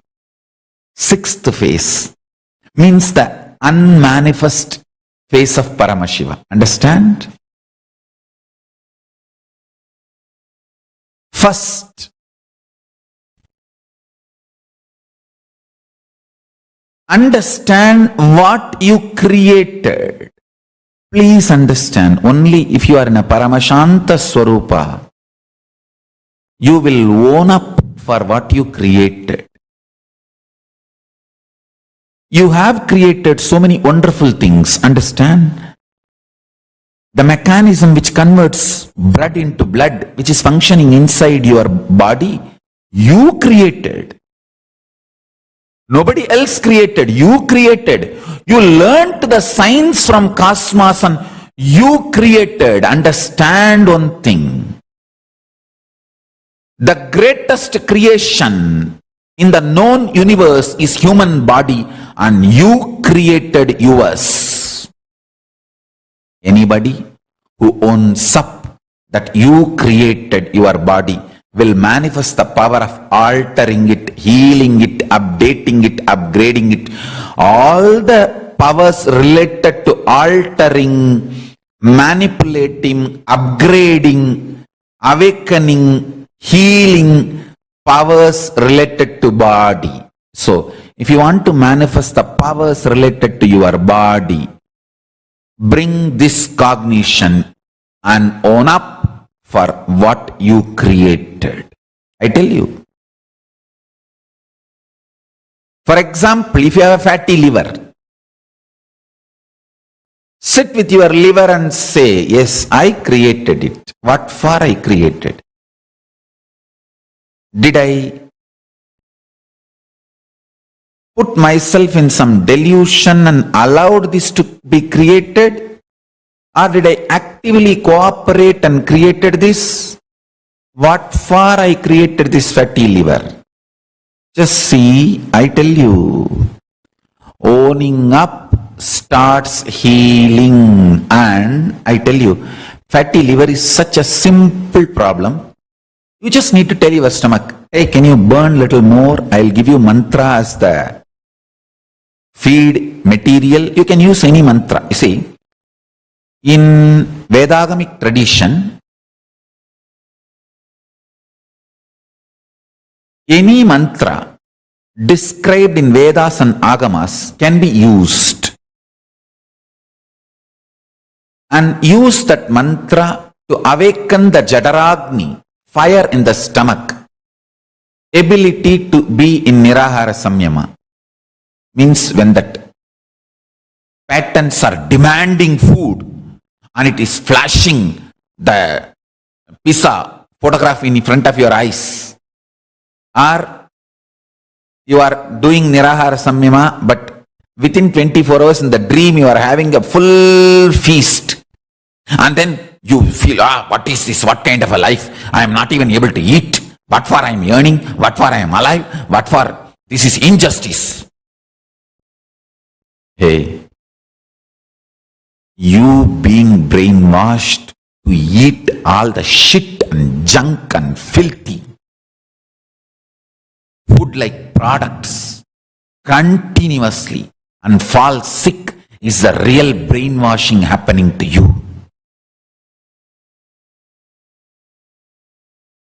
Nirahara is not brainwashing you, it is stomach washing you, detoxing you. I am only asking, go for healthy juicing for a few days. When the patterns are pushing and demanding, aggressively forcing you to eat, and you being in Paramashanta Swarupa and managing Nirahara is a power, conscious power. When the tamas, inertness, dullness, Mudevi, you should not even give the title Devi for it. Inertness, tamas is pushing you to the bed. And depression, literally sulking and sucking your energy. You waking up and deciding to do yoga and start doing is a power. How much ever abuses, attacks, injustice, pains you may feel in your life, but sitting and connecting with Paramashiva and doing puja is a power, conscious power, conscious resources. Understand? You would have manifested so many conscious resources. Own up for it. When you own up what you manifested, what you created, what you are sustaining, what you are destroying, and how you were deluded and where you are still deluded, and how you need to get yourself out of delusion, and where all you have liberated yourself, where you need to further liberate yourself, just own up. Owning up is the atomukha, unmanifest face of Paramashiva, which is revealed only to yogis. Whoever owns up is yogi. Whoever does not own up is bohi. Whoever feels others are responsible, putting the onus on others, is rohi. Who does not even think about this owning up is shogi.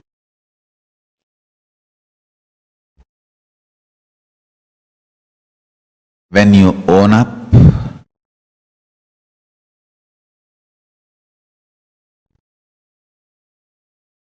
spontaneous, miraculous, immediate transformation starts in your life. Understand?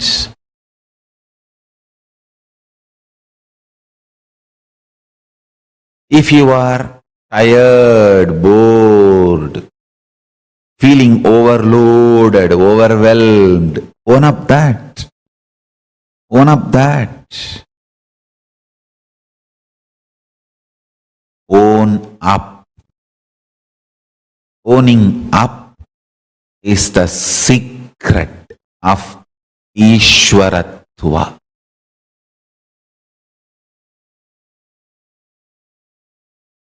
One beautiful thing in your life is, if you own up now, even the past is recreated.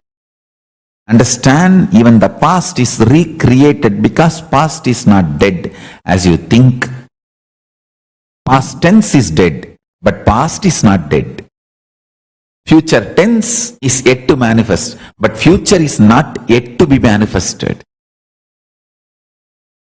Future is as much as happened as past. Past is as much as yet to happen as future. Future tense is will be. Past tense was. But past was not was. Past is. Future tense is will be. Future itself is not will be. Future is. Past, present, future is. Past tense was, future tense will be. But past, present, future is. Tatata, nityatva, isness.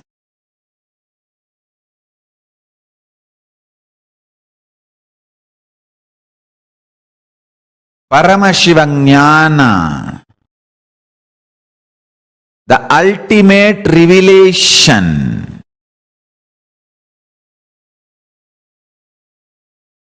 from the space of Paramashiva. Just settle down and sit with Paramashanta Swarupa and look around. Don't be afraid. That is the first thing. Understand, you have amazing resources. As I said yesterday, death is a conscious resource you have. You need to know, once you have manifested human body, the whole science of manifesting human body is in your bio-memory. You already have the technology, methodology of manifesting human body as part of your consciousness. Nobody can take it away. Unless you decide human life is too much of torture, let me not create human body, nobody else can stop you creating human body. That is the beauty of Paramashiva's existence, compassion, grace.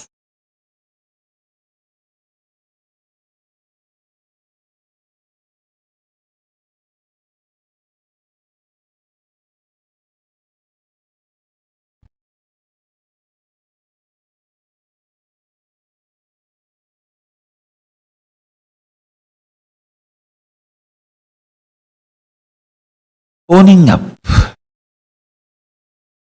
When you sit and start owning up from Paramashanta Swarupa, you will see 25 heads of Paramashiva starts operating in you also.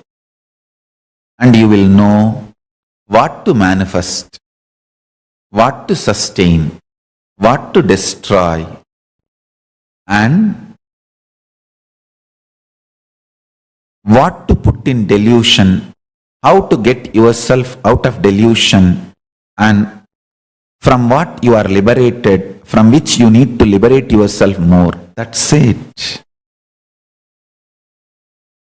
That's all. Nothing else.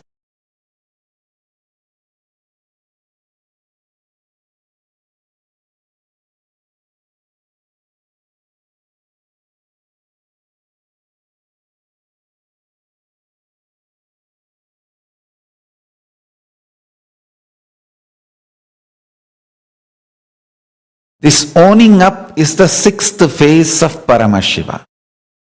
Unmanifest, avyakta, adomukha, ajomukha,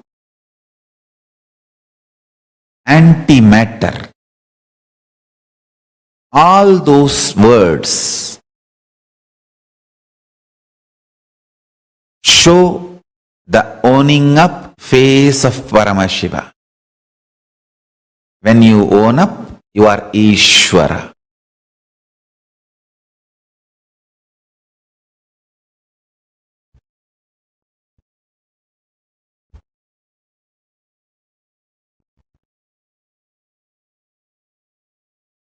I want all my disciples to come to the Paramashiva space of Paramashanta Swarupa and own up. Yes, what we manifested, what we are sustaining, what are we destroying or rejuvenating, what is the components where we put ourselves in delusion and where all we need to pull ourselves out of delusion. What all we already achieved liberation, where all we need to achieve liberation. Tatpurusha Ishana, Satyojata Vamadeva Agora.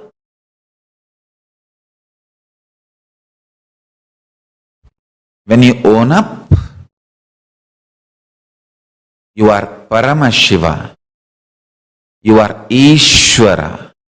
If you own up your life, you become Ishvara for you, Atmeshvara.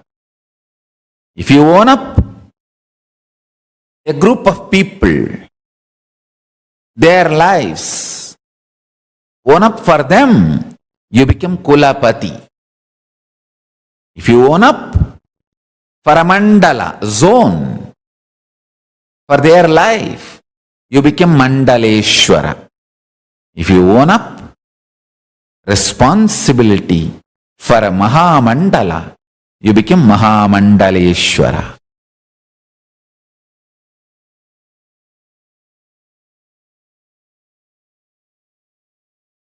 I tell you, I want all my disciples to take it very seriously.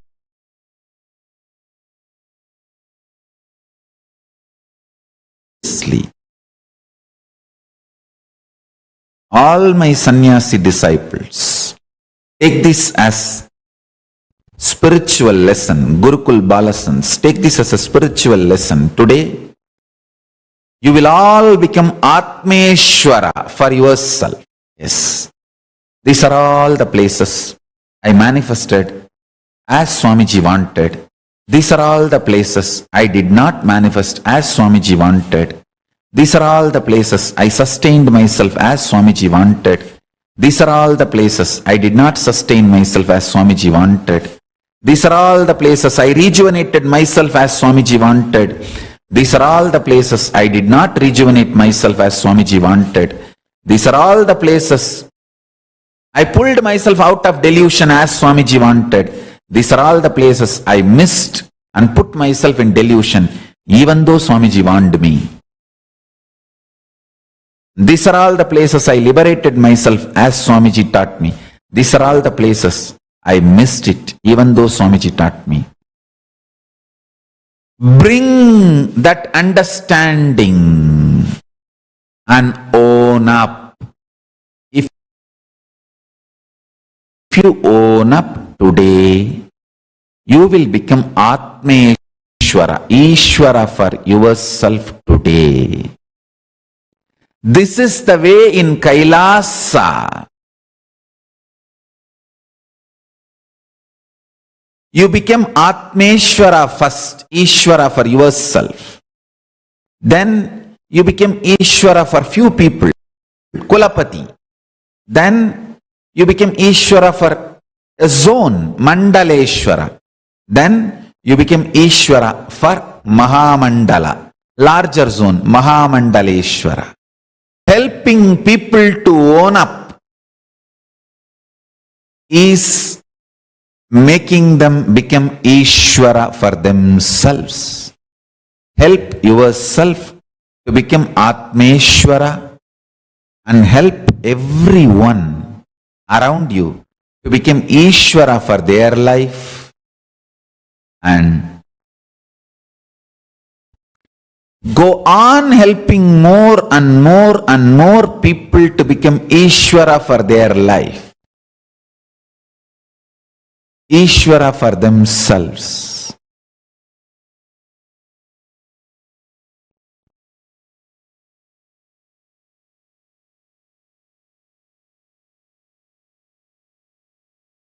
I tell you,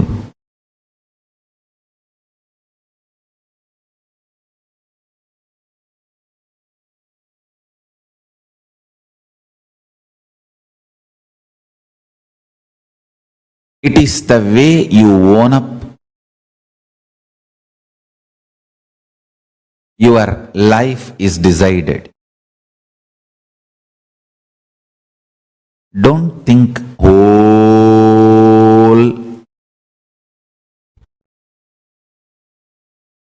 Don't plan to become Ishvara for the whole universe. Immediately first, become Ishvara for your life, Atmeshwara. Once you are successful, in few days actually you will be successful.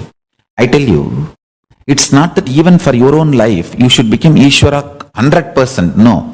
If you just understand that knack and methodology and cognize it, that's enough. That same principle you can start applying tomorrow itself.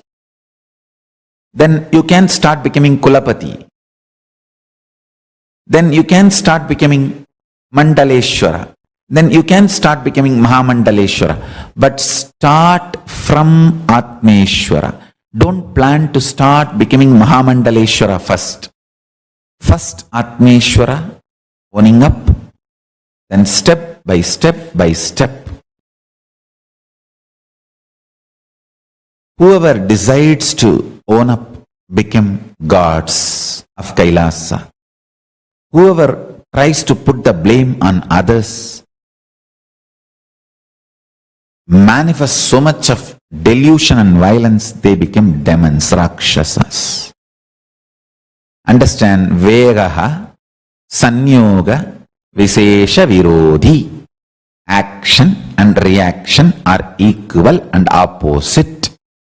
One side gods, other side demons will exist forever.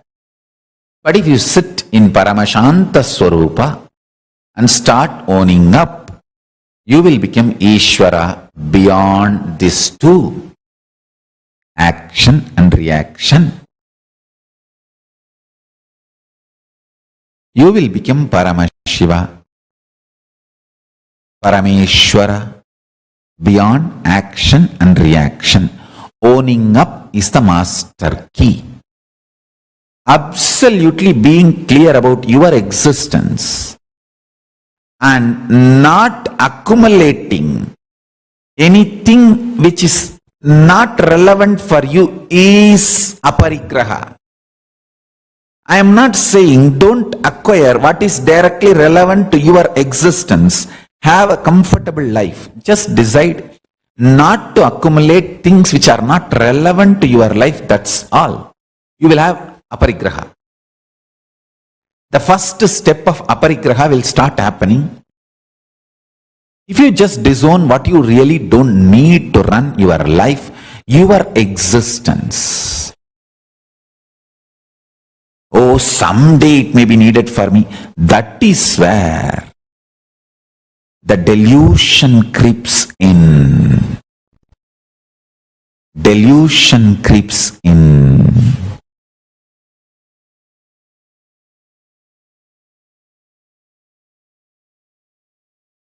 What is not needed for you, decide to disown. I just know what is the freedom I need. I don't need freedom to walk around in the mall.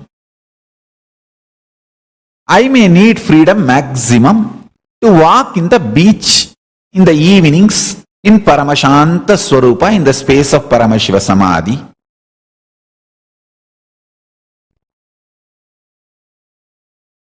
Being in the Samadhi, if it is the time when the moon will be bright, like from Dvatasi of Shukla Bhaksha to Panjami of Krishna Bhaksha, I just know what is my freedom, what is the freedom I need.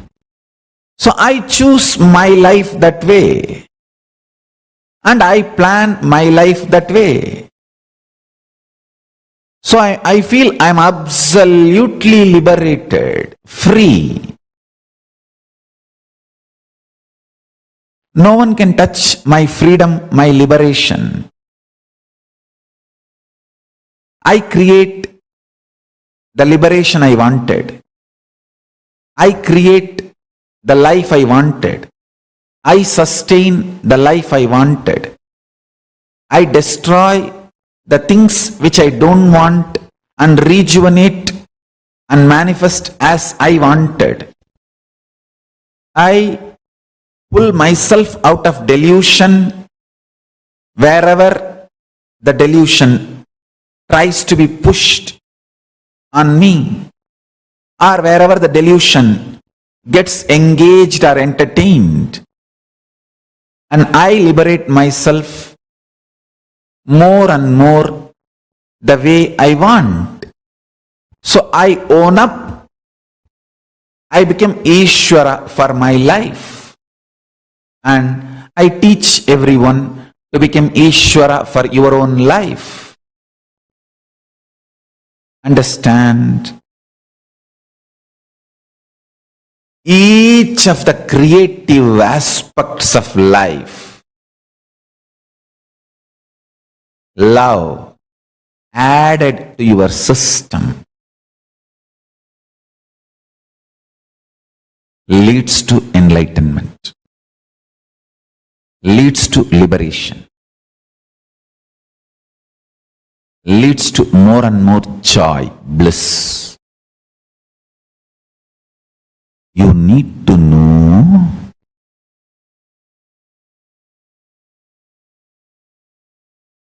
life as such is beautiful, absolute Paramashiva. Understand? Whether the air you are breathing in or the people happening in the life is absolutely beautiful. You just need to know what you need to manifest, what you need to sustain, what you need to rejuvenate, what you need to pull out of delusion, what you need to liberate. That's it. Owning up is key.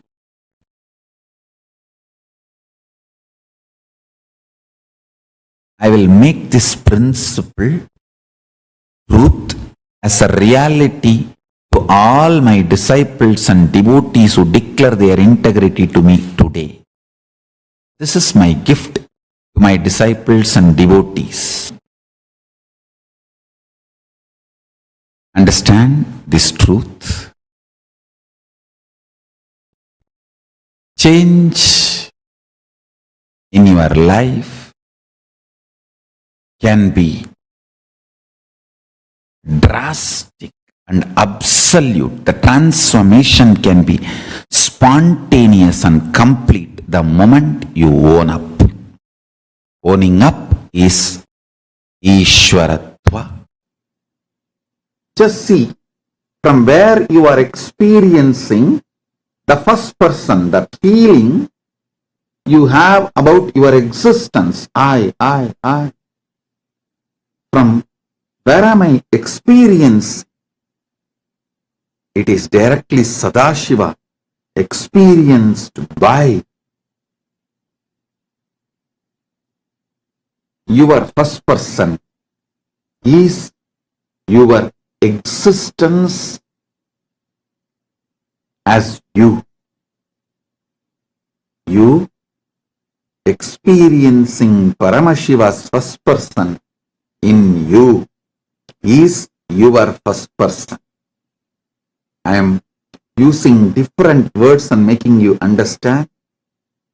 When you focus on the source of your first person, you will see it's only Paramashiva's first person exists. Your first person is illusion. It's only Paramashiva's first person exists.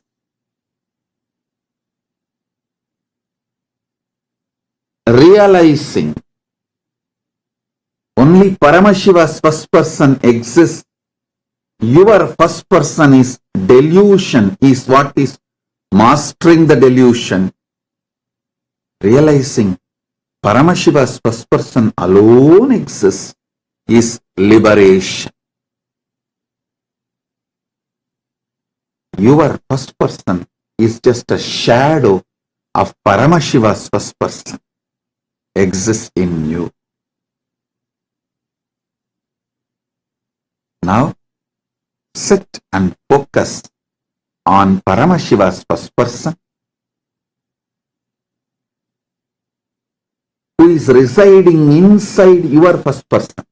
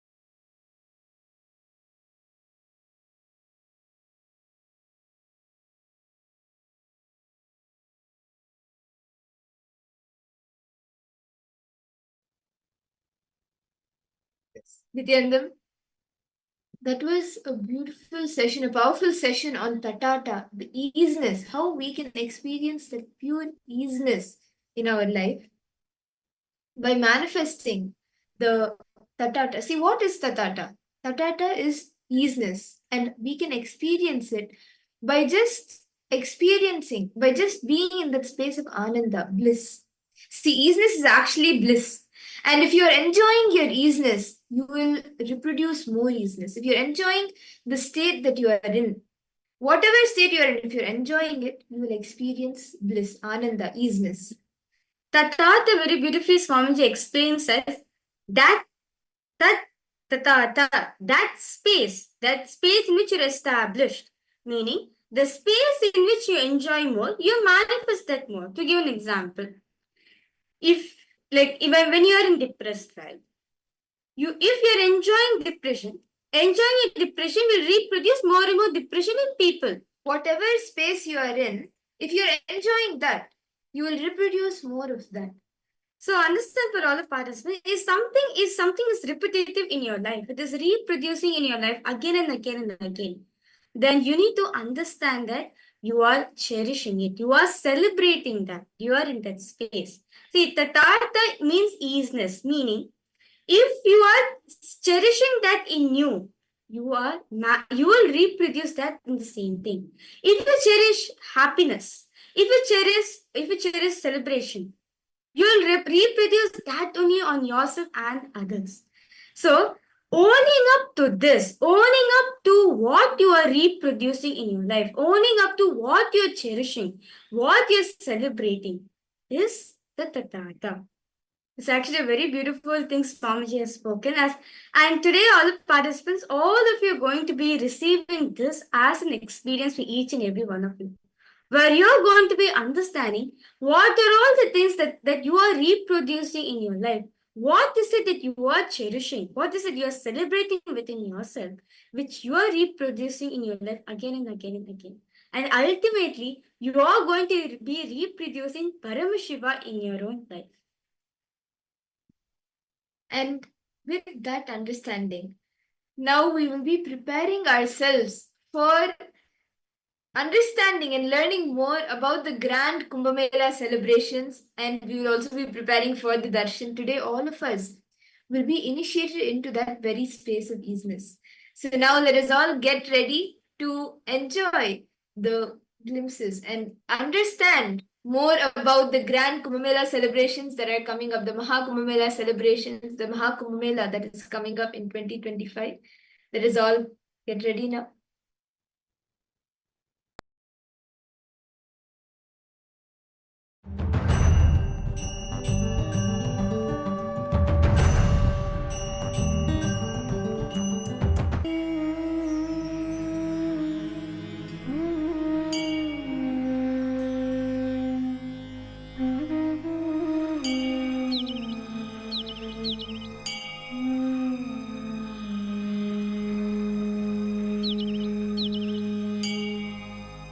वन्दनं गुरुवन्दनं गुरुचरणवन्दनं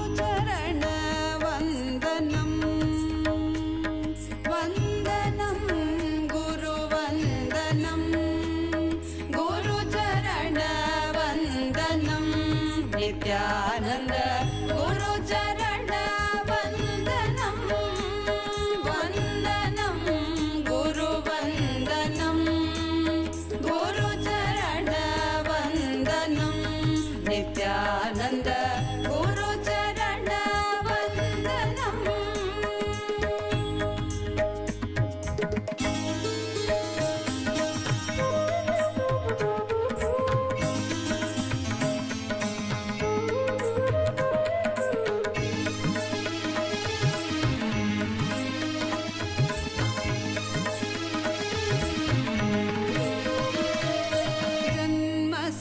जन्मसार्थककरं गुरुदर्शनमनोरथं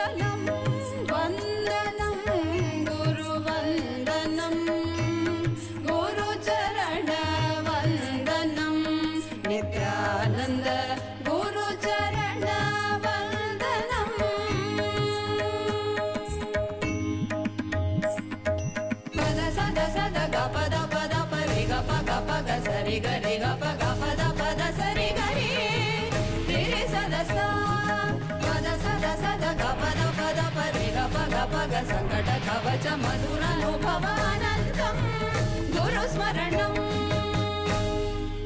Nithyananda Rupam Nithyananda Rupam Nithyananda Rupam Nithyananda Rupam Nithyananda Rupam Nithyananda Rupam Nithyananda Rupam Nithyananda Rupam Nithyananda Rupam Nithyananda Rupam Nithyananda Rupam Nithyananda Rupam Vandanam Guru Vandanam Guru Charana Vandanam Vandanam Guru Vandanam Guru Charana Vandanam Nithyananda Guru Charana Vandanam Vandanam Guru Vandanam Guru Charana Vandanam Nithyananda Guru Charana Vandanam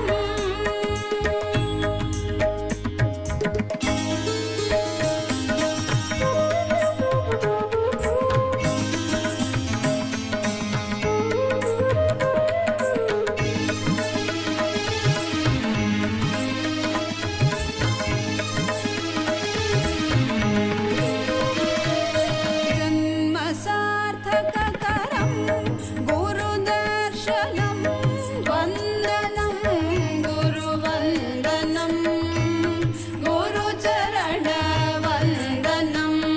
Nityanand गुरुचरणवन्दनं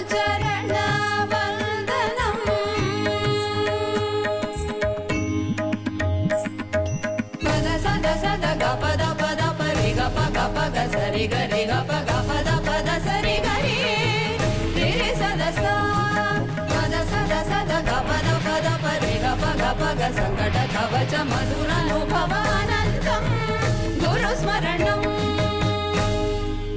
Nityanand रूपं नित्यानन्द रूपं नित्यानन्द रूपं नित्यानन्द रूपं नित्यानन्द रूपं नित्यानन्द रूपं नित्यानन्द रूपं नित्यानन्द रूपं नित्यानन्द रूपं नित्यानन्द रूपं Nityanand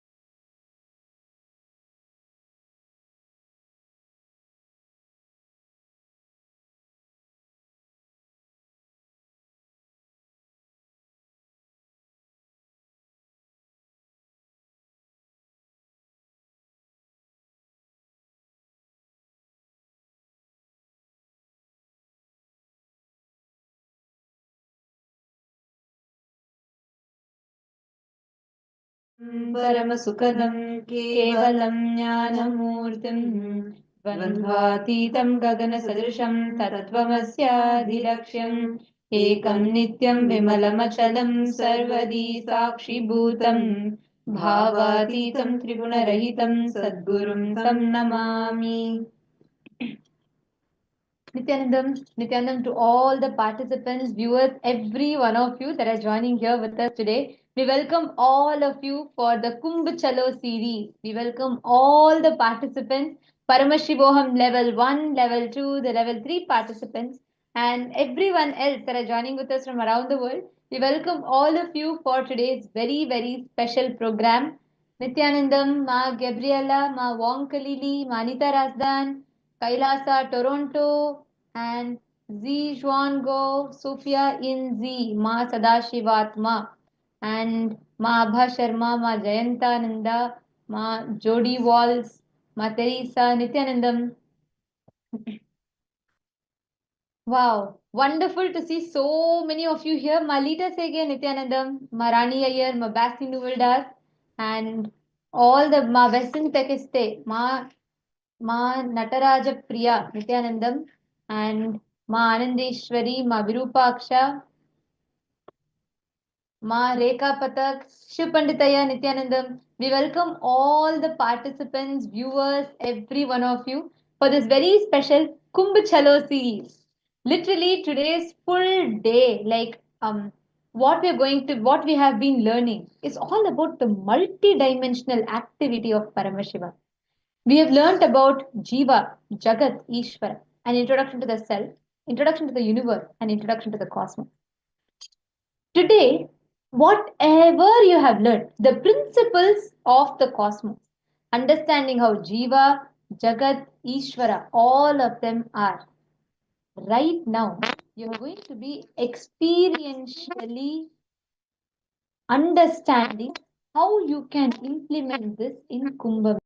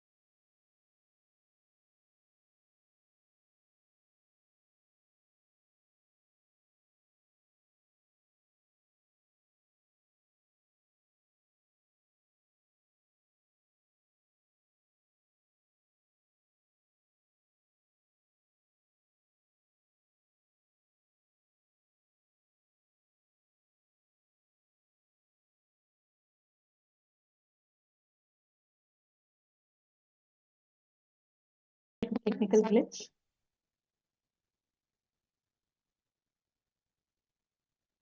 Today, in Kumbh Mela, what all of us are going to be, we're going to be understanding, learning the significance of what Kumbh Mela is.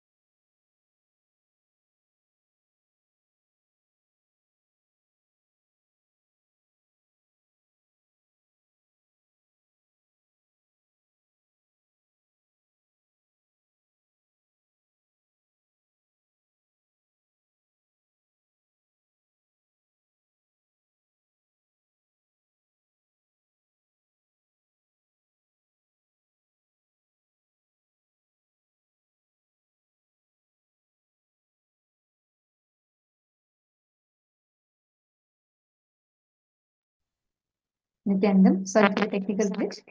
Hope all of you are able to hear us now. Yes.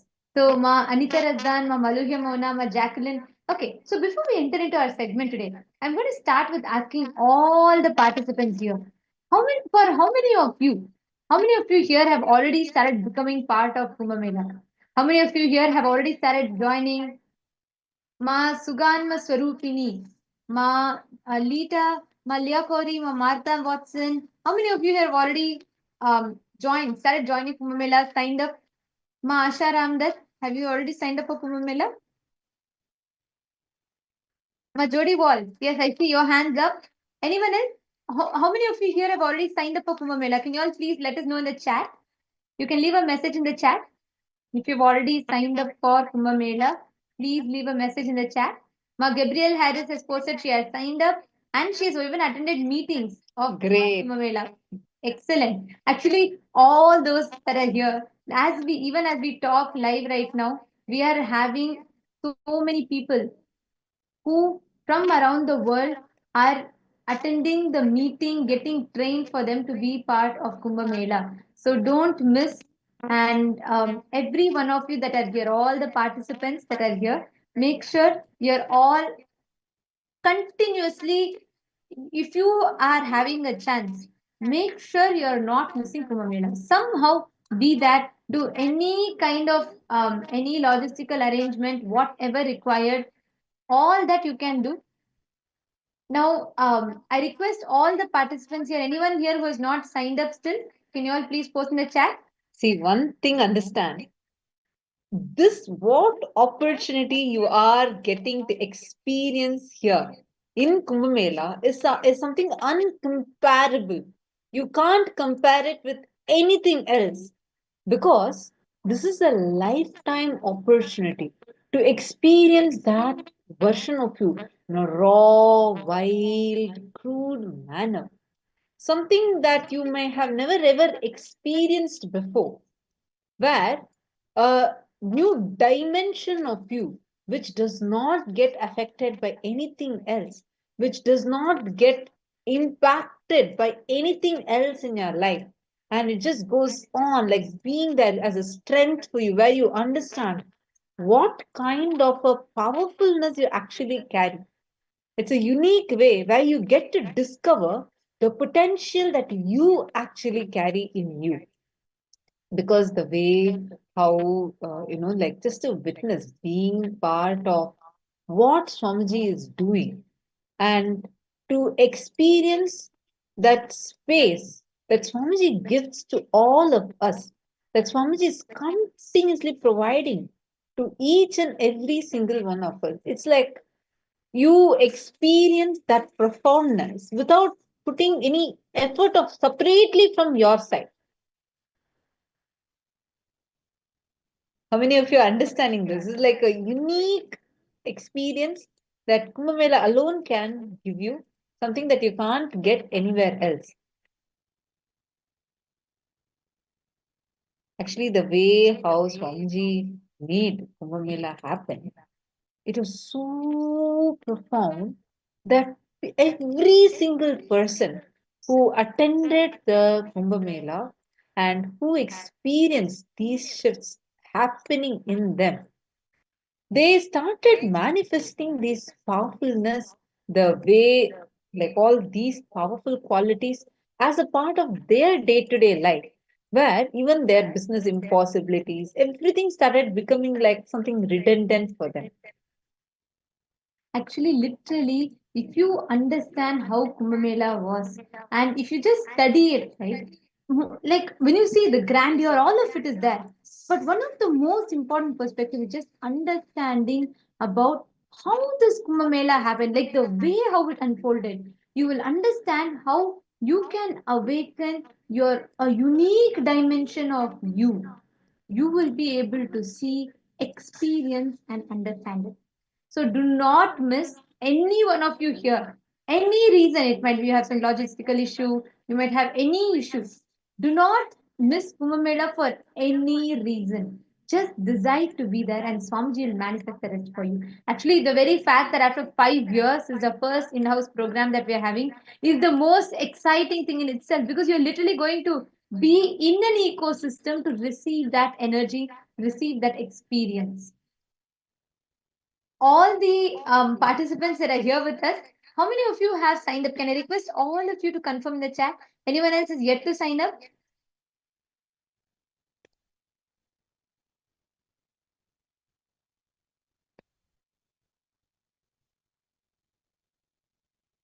Great. I'm seeing so many people are so excited. Actually, you all should know this time for Kumbh Mela, you know what is the most special thing?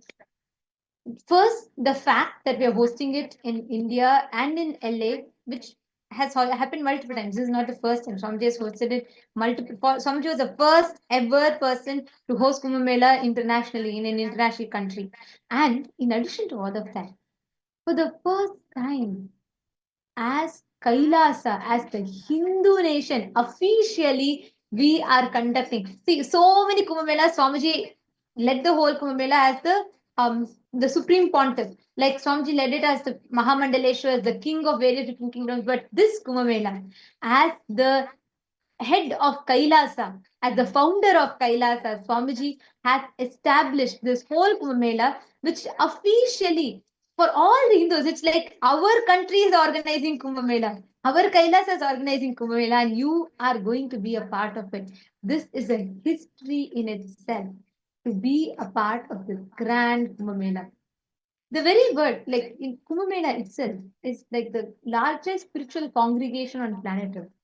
It is like when you sit, when you try in to do something by yourself versus as a group when you experience it, there's group energy.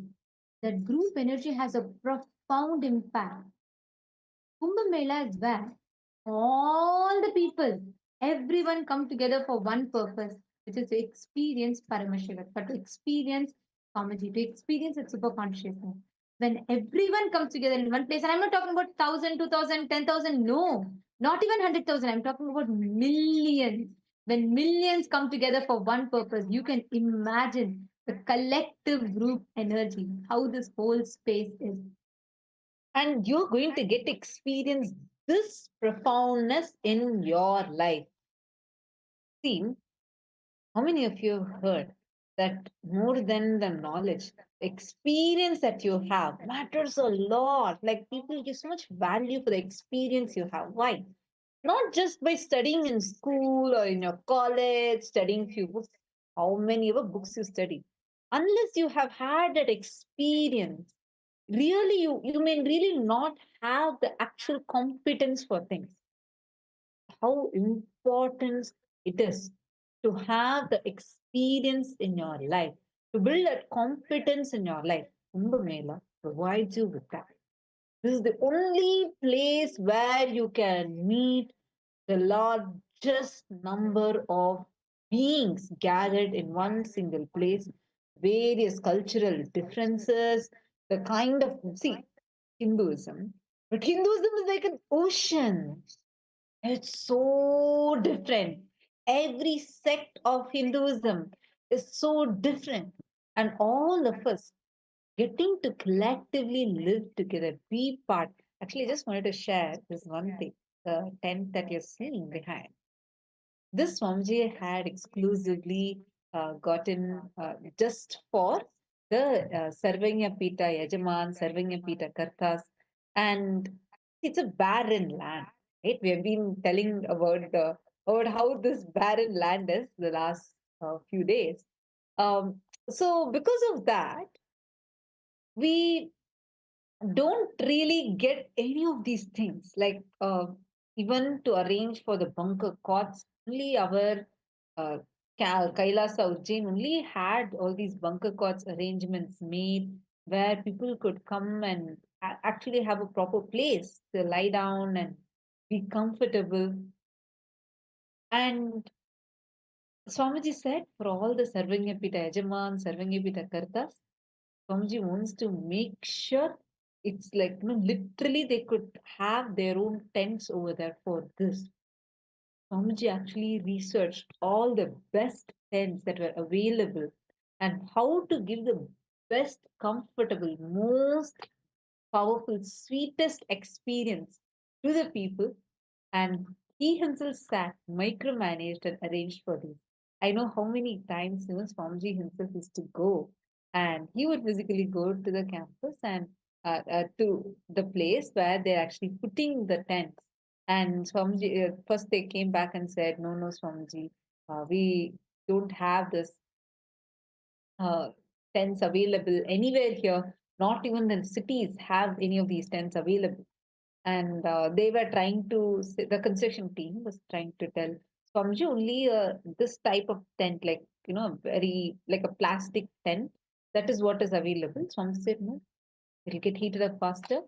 And the people should have, every SJP should have their own individual rooms. And really, that is the way how Swamiji designed, made sure that every single person has their own individual places, like the way, the sacrifice that Swamiji does. Do you know, for Swamiji's self, there was, if you go and It's see, only like a small, it was like a, I don't even know what's the right word. It's like a cabin. That's all. It's like a exactly, small like, not room. like a tent, like a very Small small tent. tent. That's all. It was like just the kind of love, care, concern. And the best part is you get to experience this compassion of Swamiji there. Like, Actually, this is something that I feel like Kumbh Mela is so unique for, right? Because the space that you experience in Kumbh Mela is like unlike any other. Because in even in programs, anywhere you come, you can experience, firstly, physical program is way more different than anything than online program. But still, even in a physical program where you come for inner awakening or kalpataru, you experience Swamiji deeply, but it's a different dimension altogether. It is Swamiji's like qualities, you experience more like all the ultimate truths, revealing the ultimate truths, and like giving the initiations, blessing, you see that aspect. But how does Swamiji manifest, embody, radiate those principles? You can only see when you're part of his Sena. Paramashiva Sena, see, understand. Don't think there's something you need to do. When you're part of Paramashiva Sena, you are doing something. No.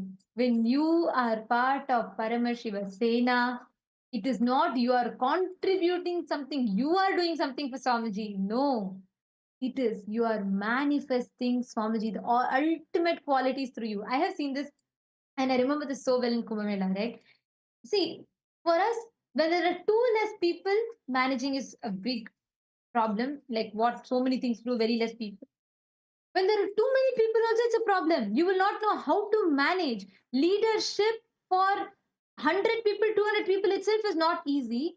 Here we are talking about 500,000, like 100,000 people or 500,000 people, that quantity, because the sheer amount of volunteers, the Paramashiva Sena that came, that was not in Wow. hundreds or it was not just in thousands, it was in hundreds of thousands, the people that came. And how Swamiji single-handedly, you will expect when you hear about it, right? You will expect an ambience of stress, tension, like maybe sometimes screaming, some mismanagements. You'll feel like things were all not happening well, all this, right? That's what we will visualize because that's how society is. We always visualize like that throughout. You all can see the different clips that we are showing you all throughout. Not even once there was no smile on Swamiji's face. Not the smile also didn't even go. That is the space. Literally, that is exactly how Swamiji was just radiating it. This is what you experience in Kumbh Mela. The space that you experience in Kumbh Mela is unique, it's powerful, and you can literally awaken this peak possibility in you. How many of you here attended the Ujjain 2016 Kumbh Mela? How many of you here were there for that? Please post here in the chat if you were there in the Ujjain Kumbh Mela. Wow. So do you remember? Wow, I see many hands going up. Do you remember what a celebration it was? The kind of actually all these vessels that you're seeing, right? The effort that Swamiji put in just to ensure that these vessels are coming. See, Swamiji will say how the metal with which you are cooking matters a lot because it is using these metals, the metal with which you are boiling and all, like especially for some specific recipes, the iron is needed, and through that you will get the iron as a nutritional value. Just to get all these things, it's not a joke. How to procure all these? The effort that Swamiji put in was for so many months together, months together. Actually, this being there is see, more than just see, one is seeing the way how people are just in love with Swamiji and how the whole Kumbh Mela, like everyone comes together to celebrate the avatar, celebrating Swamiji as the Supreme Pontiff of Hinduism, and simultaneously, you will also see the saga, the love, compassion, unconditional love that Swamiji had. See, each of these machines were all custom made and shipped for more than 1,500 kilometers and specifically gotten just to make sure that this is expanding and expanding. The service expands just to make sure that every person, whoever comes, not only they don't go hungry, but they also get enough of things, the best things to eat, best things to feed, nourish themselves and their very being. That is the way how Swamiji has planned, organized, worked tirelessly for, and made sure that the whole thing was a grand success. Actually, the way how Swamiji came, right? Like you all can see here, this clip, this particular clip that you're all seeing, this is, if you see the background in here, right? In this particular clip, where you see the tin sheeted, like it's just a basic sheets around, like you all can see here. You see small cabins, and you can see like stalls. There's small cabins kind of a thing, and you can see it's all made of sheet. It's just like the asbestos sheet, like similar to that. Those thin sheets only the split is done, right? And you all can see there is nothing. It's like empty stalls. All right. This was just literally 2 days or three, like just a few days before the first Peshwai happened. Actually, yeah, like this is like after Swamiji came. The very first day that Swamiji when Swamiji had come, right? We didn't even have these Prabhavalis and all, if you Yes. remember. This was actually, I think, this particular clip, what we're watching is after 2 days of Swam, I think 2 days, or just the second day of Swamiji coming, because the day one, if you remember, only the sticks, like the sticks that you're seeing in the background, and the asbestos sheet, only that's all was there. the stalls also was not complete. It was like just only 2-3 cardboards were put, and it was like when we landed, it was like we didn't know if this is where exactly we are to be. And many people are like, in 2 days, is this going to be ready? Like, what are we, is it going to be really possible? That's how it was. And the day Swamiji came here, you all can see how Swamiji is sitting in the center. And Swamiji is like, you can see that. And it's all, everyone around Swamiji. This is a small group, only temple group of volunteers. Then, like that, each department had their own. Swamiji will go department by department. Swamiji will sit. There was literally Swamiji came after a long travel. Swamiji came and sat here. You all can see how the tractors are coming. Every single thing Swamiji used to personally oversee. He'll say, okay. And Swamiji will explain. Swamiji will give the like vision, like exactly where each one has to be. And personally, Swamiji used to guide. You all can see here the whole temple from scratch. Like Swamiji said, one group can go and build, get the umbrellas, one group can go and get the tavadams, one group can go and set up this. Everything from the scratch, Swamiji did it. See, you can all see Swamiji is just sitting right there, right here. This is the place where Swamiji is sitting and overseeing the entire thing. And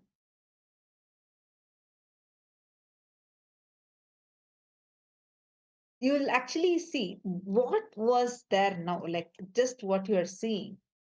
This is what transformed, just the effort that Swamiji put in completely transformed into that grand temple that we all saw, where all the not just the stalls were put, whether the chandeliers or the jewels, like the grand way, the entire temple was just transformed into this beautiful manner. Every single thing, whether the Prabhavalis or the jewels, the Dandamalam, Tavadam, all these that you're seeing, everything was custom made, homemade. It was made, and Swamiji taught each of us how to make it and made it happen. Even the crown, the jewels that you see on the crown, these are all made. And like we all made it. Swamiji sat and taught each one of us and made it like in such a grand way. Like, when you are doing it, you won't even realize how it is going to come like. But so beautifully, Swamiji would manifest through you, do it, and suddenly you'll realize, wow, this is what I am part of.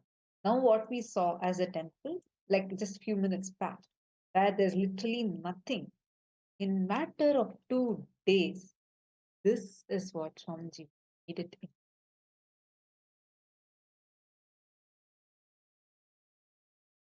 How do each of you feel? How many of you feel like this kind of a competence is what I want to build in me? How many of you here are seeing in your own life? Just see. Many things like this, you are stuck because of your impossibilities, the different impossibilities that you're feeling in your life, where you're struggling basically. You do not have a solution. You're stuck. But now we are seeing how just from nothing, what Swamiji had made this. Can I request every one of you to share? All the participants.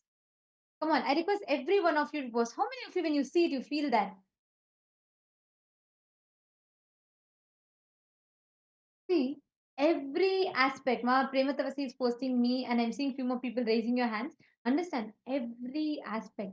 When you see in front of your eyes, when you see all these principles manifesting in reality, like you get an ecosystem where you can live, apply, and practice these signs. You can practice these principles. You will not get this space anywhere else because mostly the way how each of these functions, right, especially in the corporate society, we are trained to think in the binary. We are trained to think, okay, this has to happen, it has to be perfect, it has to be like this, like that.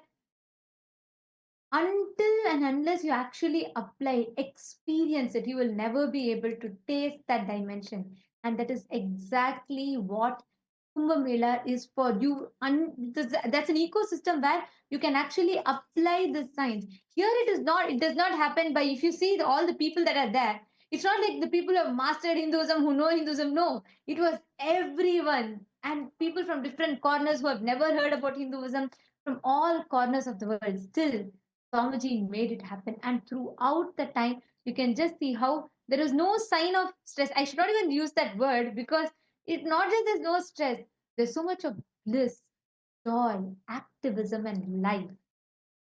This is life. This is the real competence you need to manifest leadership. How many of you here really experience struggles when it comes to leadership? How many of you here experience that constant, you feel like you don't have the capability, or sometimes you feel like you're not able to get what you want, you're not able to manifest what you want, you're not able to successfully lead? How many of you experience this? Can you all raise your hands?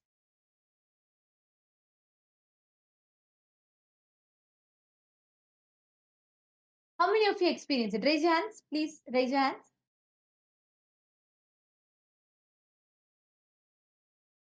Every one of you. Yes, you all can drop your hands. Please relax. See, every one of you that want to manifest leadership, Kumbh Mela is on ground, experiencing, receiving an ecosystem where you can practice each of these absolutely, completely, like an ecosystem where you can safely practice and experience these truths as your reality. Anyone who is not yet, if you have not yet signed up for Kumbh Mela, do not miss Kumbh Mela. Please make sure you sign up and become part of Kumbh Mela. This is too special and too important. Do not miss Kumbh Mela. Come and join, become a part of this.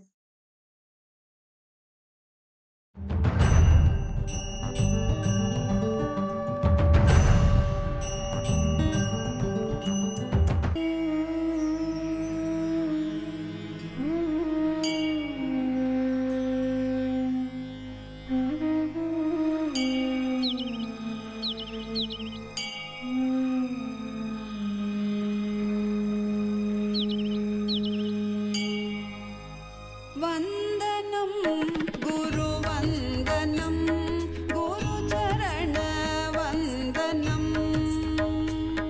वन्दनं गुरुवन्दनं गुरुचरणवन्दनं Nityanand गुरुचरणवन्दनं वन्दनं गुरुवन्दनं गुरुचरणवन्दनं Nityanand गुरुचरणवन्दनम्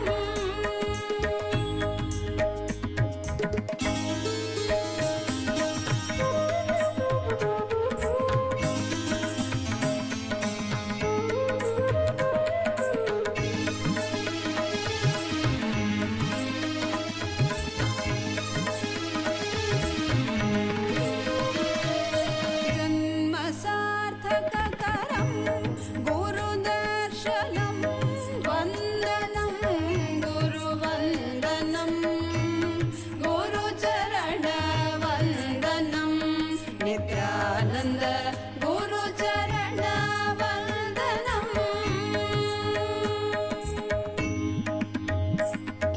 पद सद सद ग पद पद परि ग प ग प ग सरि ग रि ग प ग पद पद सरि ग रि रि रि सद सा पद सद सद ग पद पद परि ग प ग प ग संकट कवच मधुरानुभवानन्दं गुरुस्मरणम् नित्यानन्दरूपम् नित्यानन्दरूपम् नित्यानन्दरूपम् नित्यानन्दरूपम् नित्यानन्दरूपं नित्यानन्दरूपं नित्यानन्दरूपं नित्यानन्दरूपं नित्यानन्दरूपं नित्यानन्दरूपं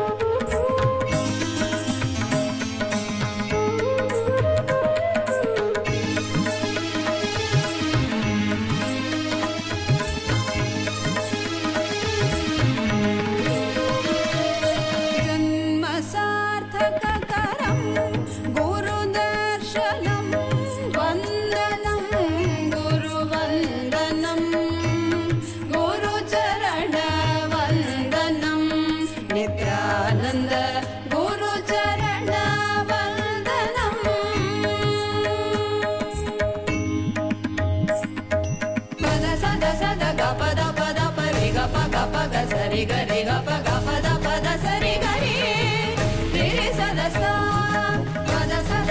ga pa da pa re ga pa ga sankata kavacha madura nubhavanandam guru smaranam Nithyananda Rupam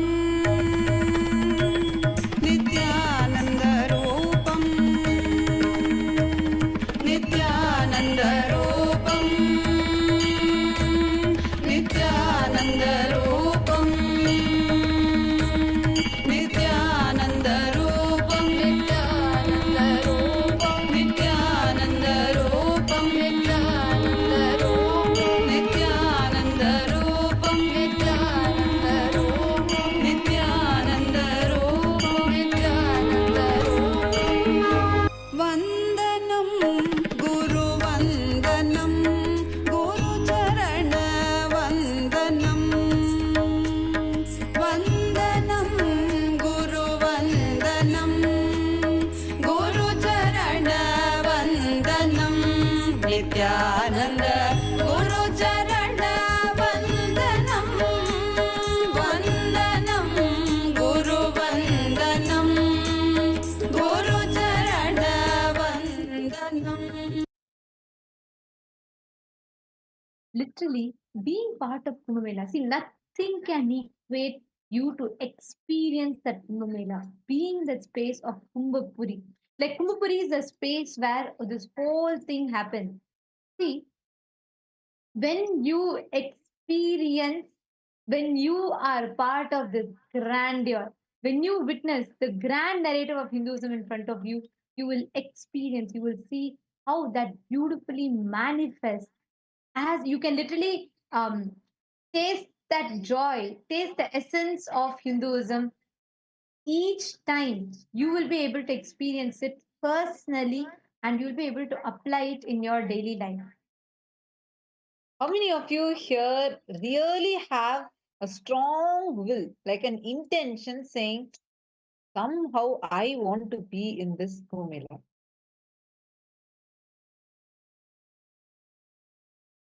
How many of you have this as a will in you? Raise your hands. How many of you have now already filled in and you have already gotten yourself ready for this? Please raise your hand.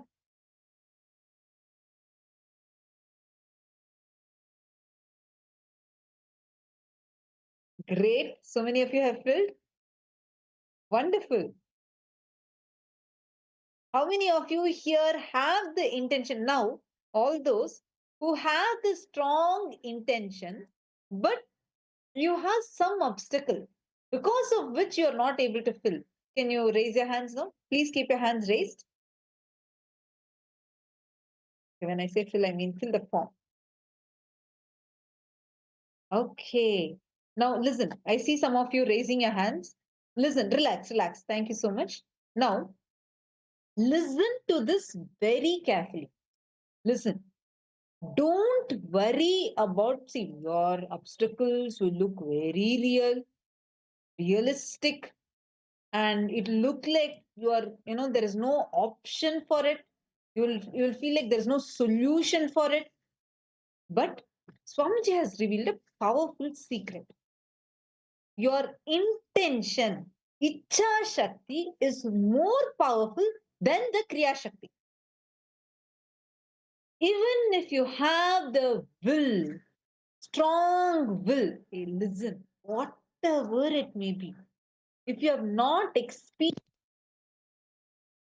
that space, the celebration, what kind of experience you can get, it's uncomparable to anything in your life, anything, literally anything.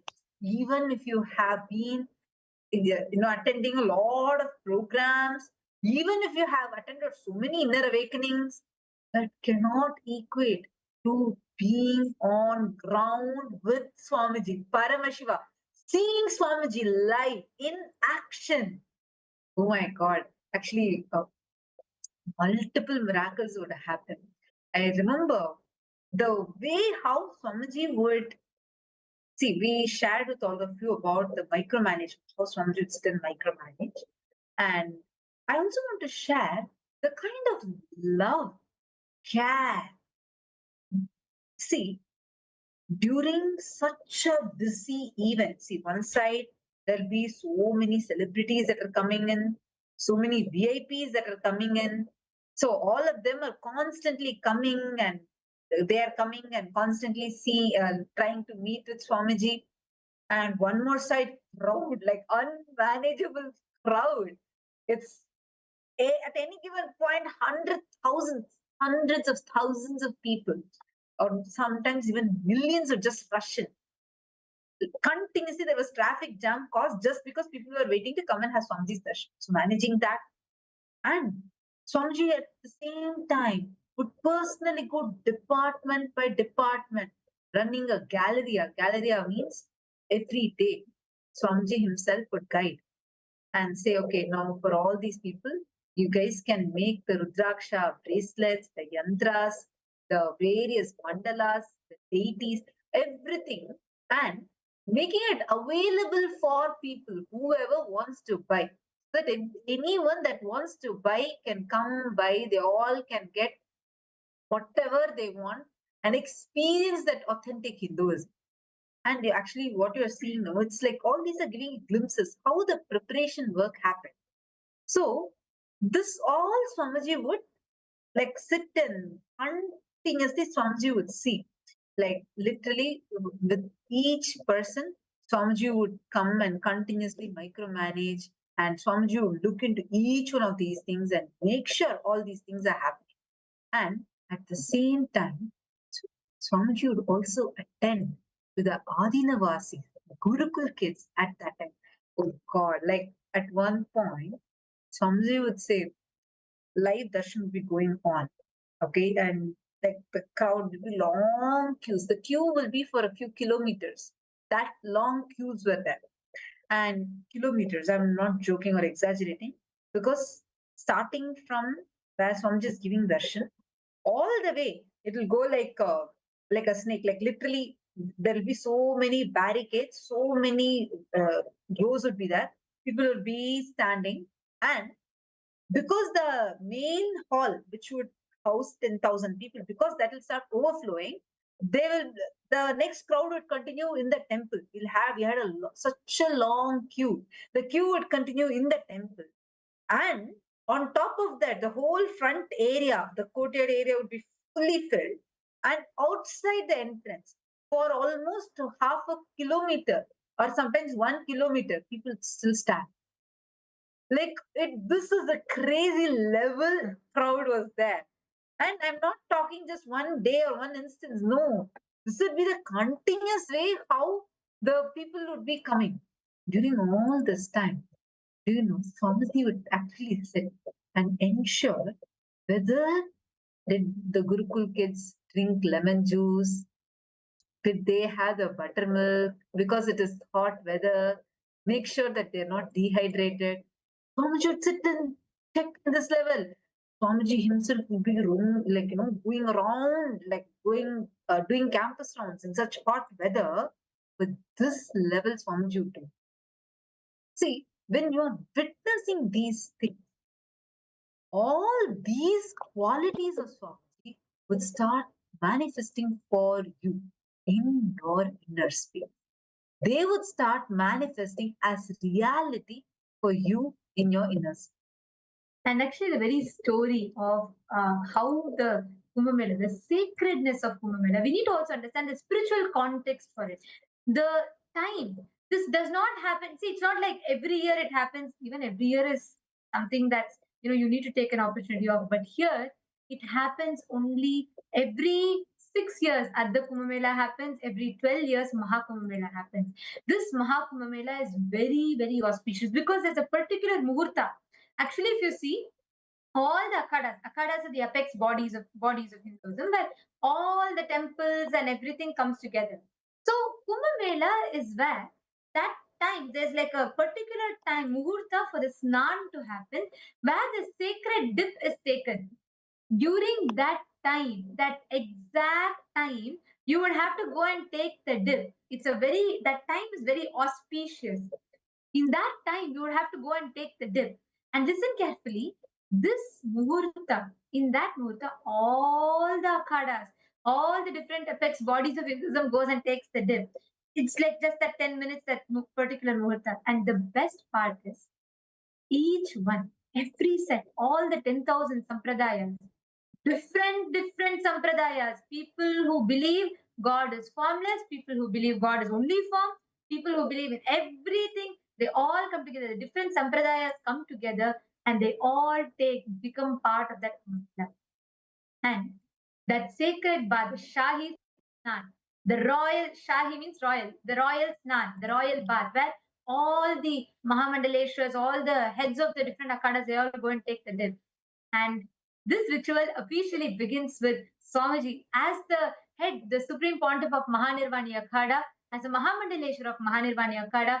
Swamiji himself enters into the waters first and he will be taking the dip, which will officially begin the Snan, the Shahi Snan. And you all can see it's a sight to behold. If you have been in Kumbh Mela, if you have witnessed Kumbh Mela, that is the best thing you can have in your life. Ma Vani Goyal, you're in US, right?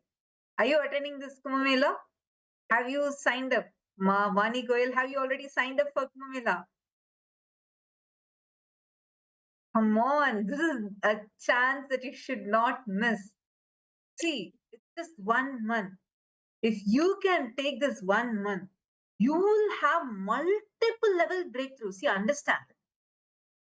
Like any of you here, if you have a problem, let's say with relationships, you feel like there are some people in your life whom you really love or something you really want, but you're not able to manifest it. You're not able to handle that relationship, or you're constantly experiencing failures in relationships. Break all that patterns in you. This will make you so powerful, so much of energy. The energy will just gush in you. So many level breakthroughs would happen. Really, actually, when Swamiji trained us, all the Balasins, the Gurukul kids, one of the most powerful trainings he received was in Kumbh Mela. 2016, Ujjain Simhasta Kumbh Mela was like one of the best tests. The way how Swamiji would train, it's like you'll physically see Swamiji doing it, right? So because Swamiji is doing it continuously, you will just start, your biomemory will start catching it. You will not feel, you won't have the time to feel impossibility in you because you have to do it. Like, for example, let's say that you have to polish the deities. Like, we had all these different things that we would do, or like polishing the deities. It's not one deity, 10,000 deities, 10,000 Hindu deities, all gathered in one place and displayed grandly in one place. So now, how you can manage so many people? God, the kind of people, each person would be from different backgrounds, speaking different languages. You have to expand. You have to manifest that leadership through you. You will experience that competence only through attending this Kumbh Mela. See, all those who have not yet signed up for Kumbh Mela, listen, you are not knowing what you're missing. Why is it that, see, why do you feel like, in this 1 month, it may be, you may be probably feeling, some of you, I think, feel like, oh God, if I take off this time, I want to do this thing. I have my own list of to dos, my tasks that I want to complete in this next 1 month. Understand that whatever you feel you want to achieve in this 1 month, just surrender it and drop that and go attend this Kumbh Mela. Come and be a part of this Kumbh Mela. Surrender it to Swamiji. Suddenly, by end of this 1 month, you will have a huge breakthrough where 10 times of what you could have actually manifested in this 1 month will manifest for you. And in this Kumbh Mela, see, the amount of arrangement, the scale in which the arrangements are happening, everyone, whoever is going to make it to the Kumbh Mela in LA, all of you, and in India, the amount of arrangement, already so much of work has happened. Please understand the excitement for Kumbh Mela. Like Swamiji is himself so excited. And in addition to that, that wave of excitement has already reached to all the Ratsava members, all the second and third circles. It has already reached the wave of excitement, and literally Swamiji is moving continents to give you all the experience of all four. Charya, Kriya, Yoga, and Jnana. Means you're going to experience the best of Hindu Charya Pada. You're going to be experiencing the best of Hindu Charya Pada. You're going to be learning how to experience all the different lifestyle, applying basma, putting the wearing the Hindu traditional attire, doing puja, everything, the Charya Pada lifestyle, neem juice, everything, yoga. And the next is Kriya. Kriya is all the feeling connection, the rituals, all the ritualistic aspects. This is yoga, aligning your body, mind, and being. And fourth is jnana, experiencing all the powerful cognitions and manifesting it.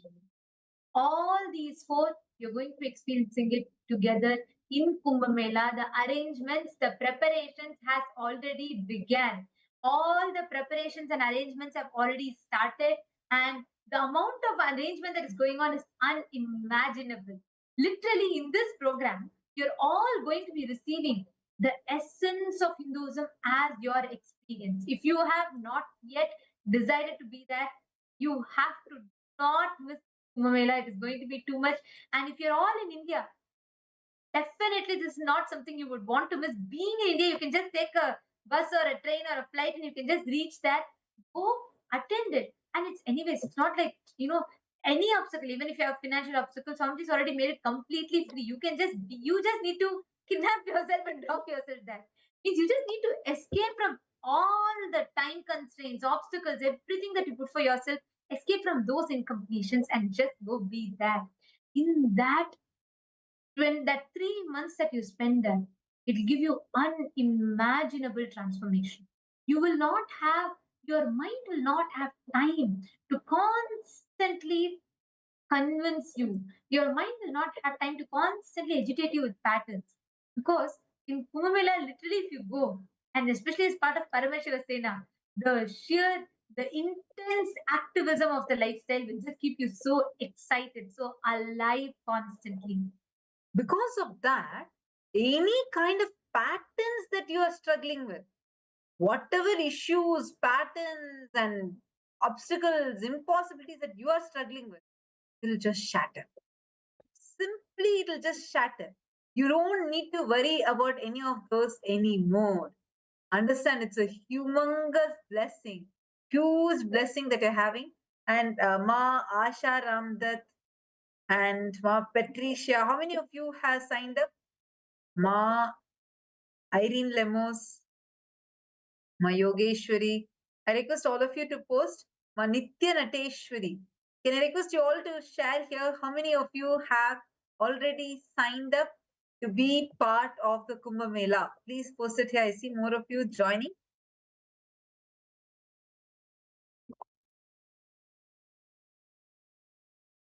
Each time, all the participants, how many of you, whoever has decided, the experience that you are going to taste in Kumbh Mela, the kind of experiences that you're going to have.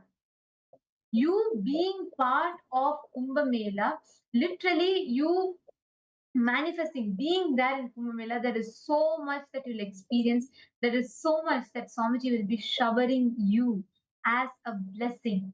You will be able to experience it. So, like Swamiji says, in Swamiji's style, Swamiji says, Kumbh Chalo. That's all. Just be there in Kumbh Mela. Be there in Kumbhapuri, where Swamiji actually is conducting the Kumbh Mela. That's called the Kumbhapuri, the place where Kumbh Mela is happening. The moment you enter that, just being there, that itself will have a phenomenal impact in your inner space. Literally, you will be able to experience it. Mahakumbh Mela is literally the expression that everything that Hinduism has to offer. In Sanatana Dharma, Kumbh Mela is the most celebrated gathering. Actually, statistically, consistently, the largest gathering of any kind in human history is Kumbh Mela. The number has been increasing in the quantity of people has been increasing in each successive Kumbh Melas.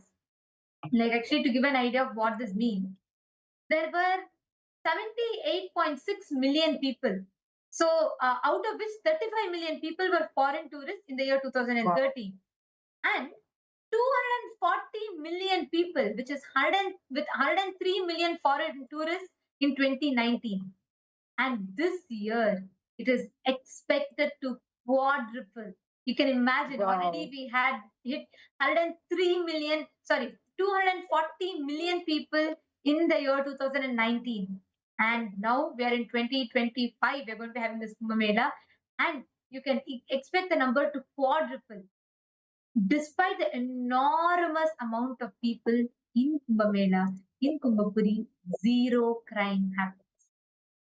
This has been statistically proven that despite having such huge volume of people, absolutely zero crime in Kumbh Mela.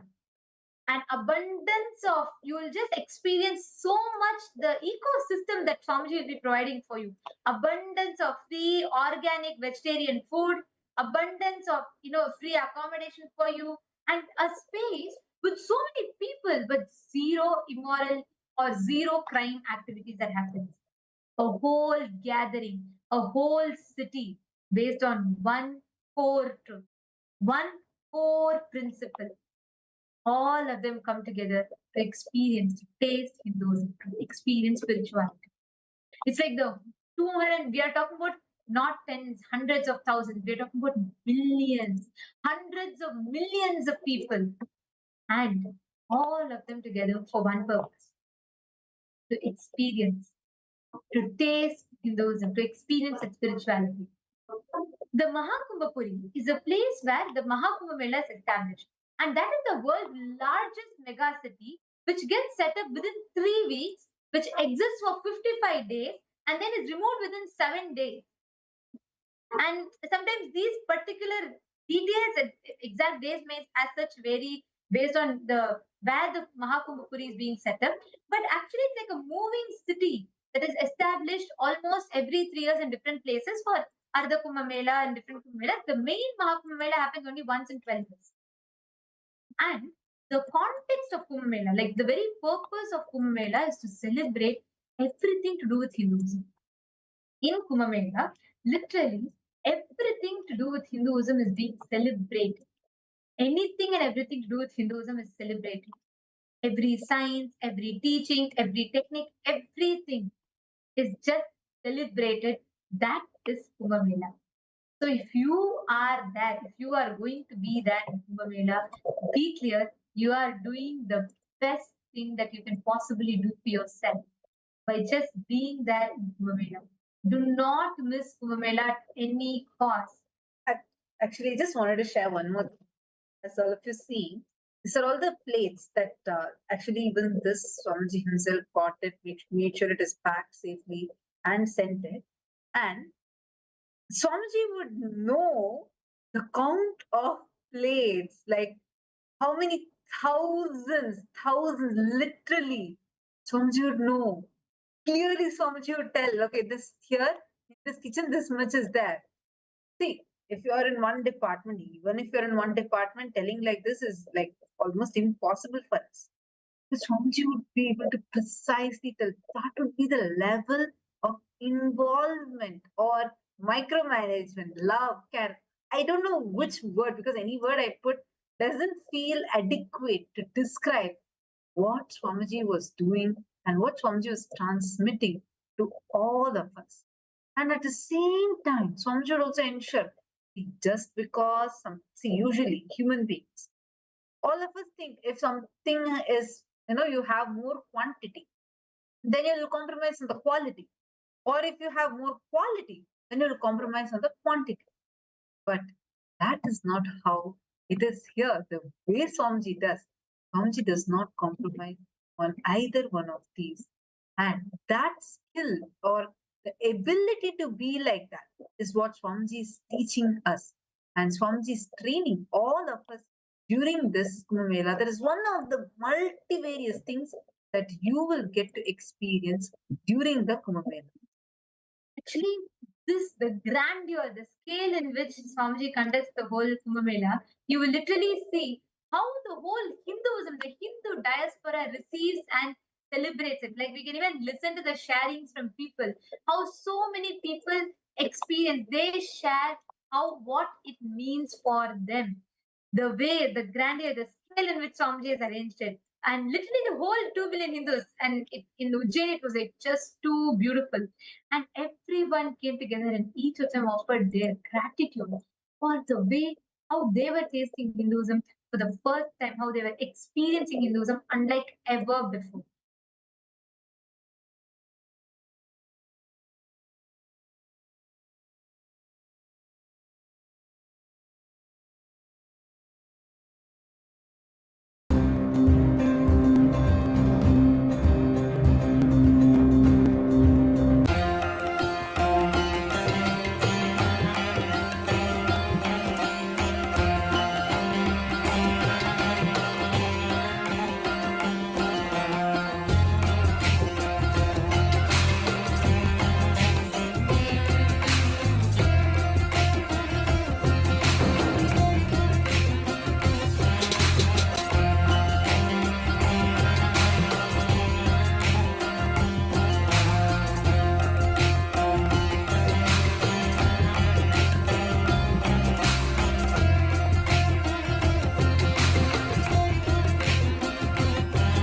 Nithyananda, today is April 30th, and I think today is the 6th day in a row. Swamiji is giving these mega darshans, mega energy darshans at Ujjain. The entire Ujjain, the whole Ujjain and Indore, Swamiji has become household name. Everybody in Ujjain, everybody in Indore, they know Swamiji. If you see the people, the way they are coming from far and wide, coming from various places in Madhya Pradesh, coming from Bhopal, Indore, and about maybe 100 to 200 kilometers radius, they are coming here to meet Swamiji and have these beautiful darshans. These darshans are going till 1:32 in the morning. So many thousands and thousands of people are coming to have this beautiful glimpse and have one touch by Swamiji. बहुत अच्छा लगा, साक्षात स्वर्ग के दर्शन होने, परमेश्वर की कृपा है कि एक उज्जैन एक स्वर्ग जैसा दिख रहा है और यहाँ इतने बड़े बड़े महापुरुषों के दर्शन हुए, इससे बड़ी बात और क्या हो सकती है। धन्य हो गए हम। कैसा था स्वामी जी का पेशवा? बहुत अच्छा था सबसे ज्यादा, और सबसे बड़ी खुशी की बात कि फॉरेन के बहुत थे, एक खुशी की बात वो इनसे जुड़े, इससे बड़ी बात और क्या हो सकती है।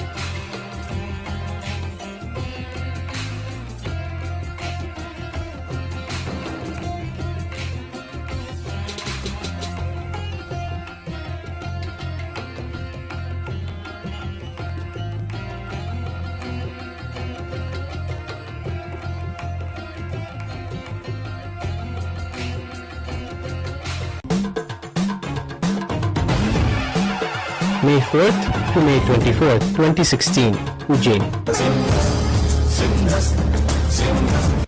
Don't miss Kumbh Mela.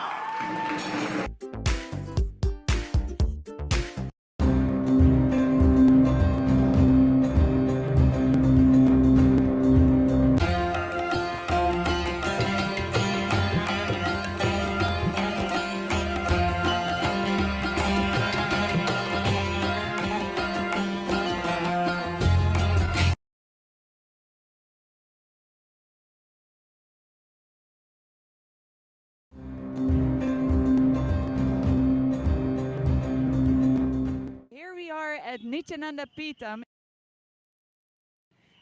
the largest residential camp in the whole festival. It is 7-acre plot and over 400,000 square feet built up.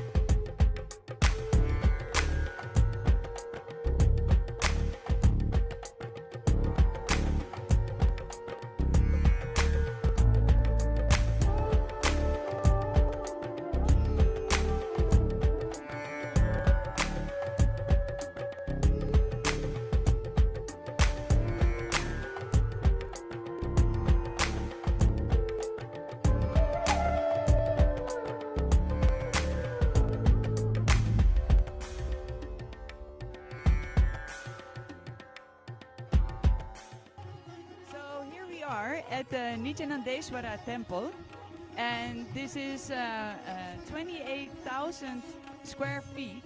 It has over 200 deities. Daily there is a lot of activity going on. Yesterday there were over 25,000 people in just one day. Very nice spot here at the Semastap Kumbh Mela. In the temple a lot is going on.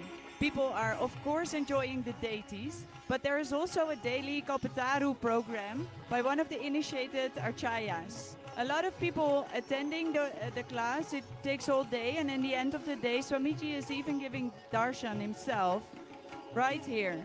Also here the Gurukul kids give third eye demos, demonstrating the power of the third eye awakening. The Nithyananda Galleria products, the books of Swamiji, malas, and many other gifts. My name is Arpit Upadhyay. I am from Ujjain. We come here to see Nithyananda. And how do the people of Ujjain see Swamiji? Yeah, they all like Nithyananda. We are so happy. So Nithyananda is coming here. We are so happy.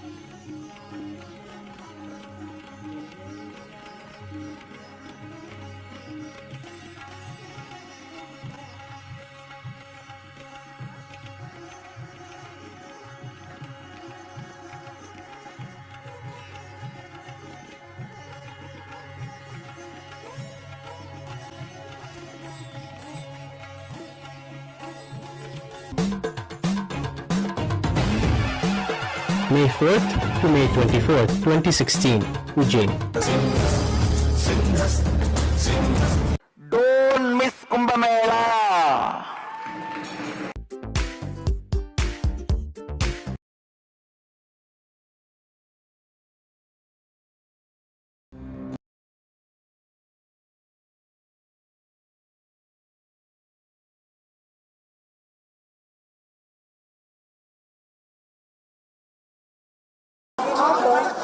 जानकारी ले रहा है, ये किसी भी प्रकार की जानकारी आपसे मांग रहा है, या आपसे कैसे जीने से संबंधित कोई भी जानकारी ले रहा है, तो उसकी बातों में ना आए। हो सकता है वो आपको ये कहने की कोशिश कर रहा है। ऐसे व्यक्तियों से सावधान रहें कि वो उन पर नजर रखें।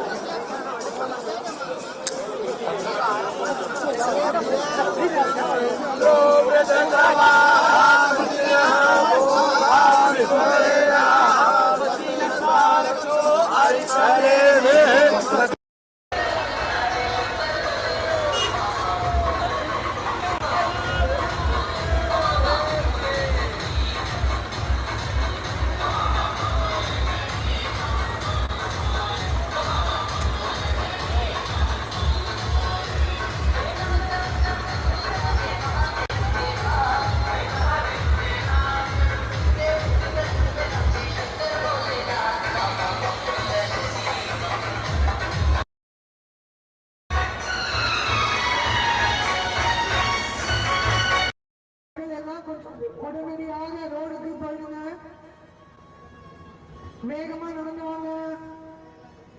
எல்லா கொடையும் விரிச்சு நல்லா ரொட்டேட் பண்ணுங்க.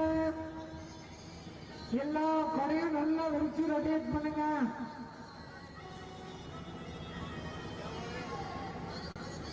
ப்ளீஸ் எல்லா கொடியும் நல்லா ப்ராப்பரா பிடிங்க. All the umbrellas to be open. Annamalyan song. Annamalyan song.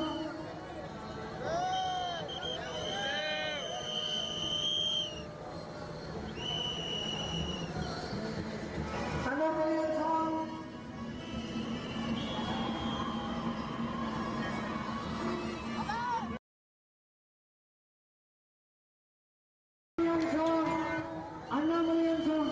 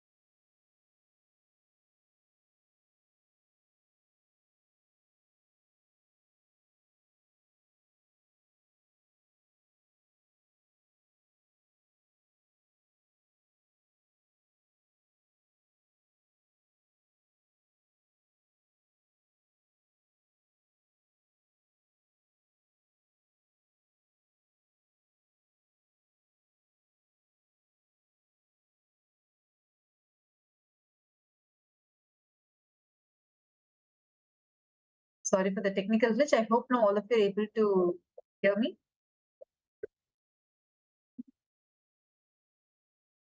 Sorry for that. We will now, we were just sharing with all of you how the people that you're seeing here were all gathered to have just that one glimpse of Actually, literally, in this entire Kumbh Mela is what? Anything, all the traditions, anything you know about Hinduism, you will find it in Kumbh Mela. All the scriptures, teachings, and literally what Swamiji did is he reunited Hindus back to Hinduism. Do you see the volume of people here? You know, so many news in the channels used to say, anywhere we see in Kumbh, we only see Nithyananda's Dhwaja. We see the flag of Swamiji that is flying high. Literally, that was the thing. You all can see here. Anywhere you turn your head around, you will find people because the volume in which people are getting inspired. Hindus, see, understand. You can attend many Hindus. Kumbh Mela is the largest congregation, so naturally there will be so many Hindus that are coming there. But every other every other places where Hindus could see, there was no one to give them the right context and empower them. That one thing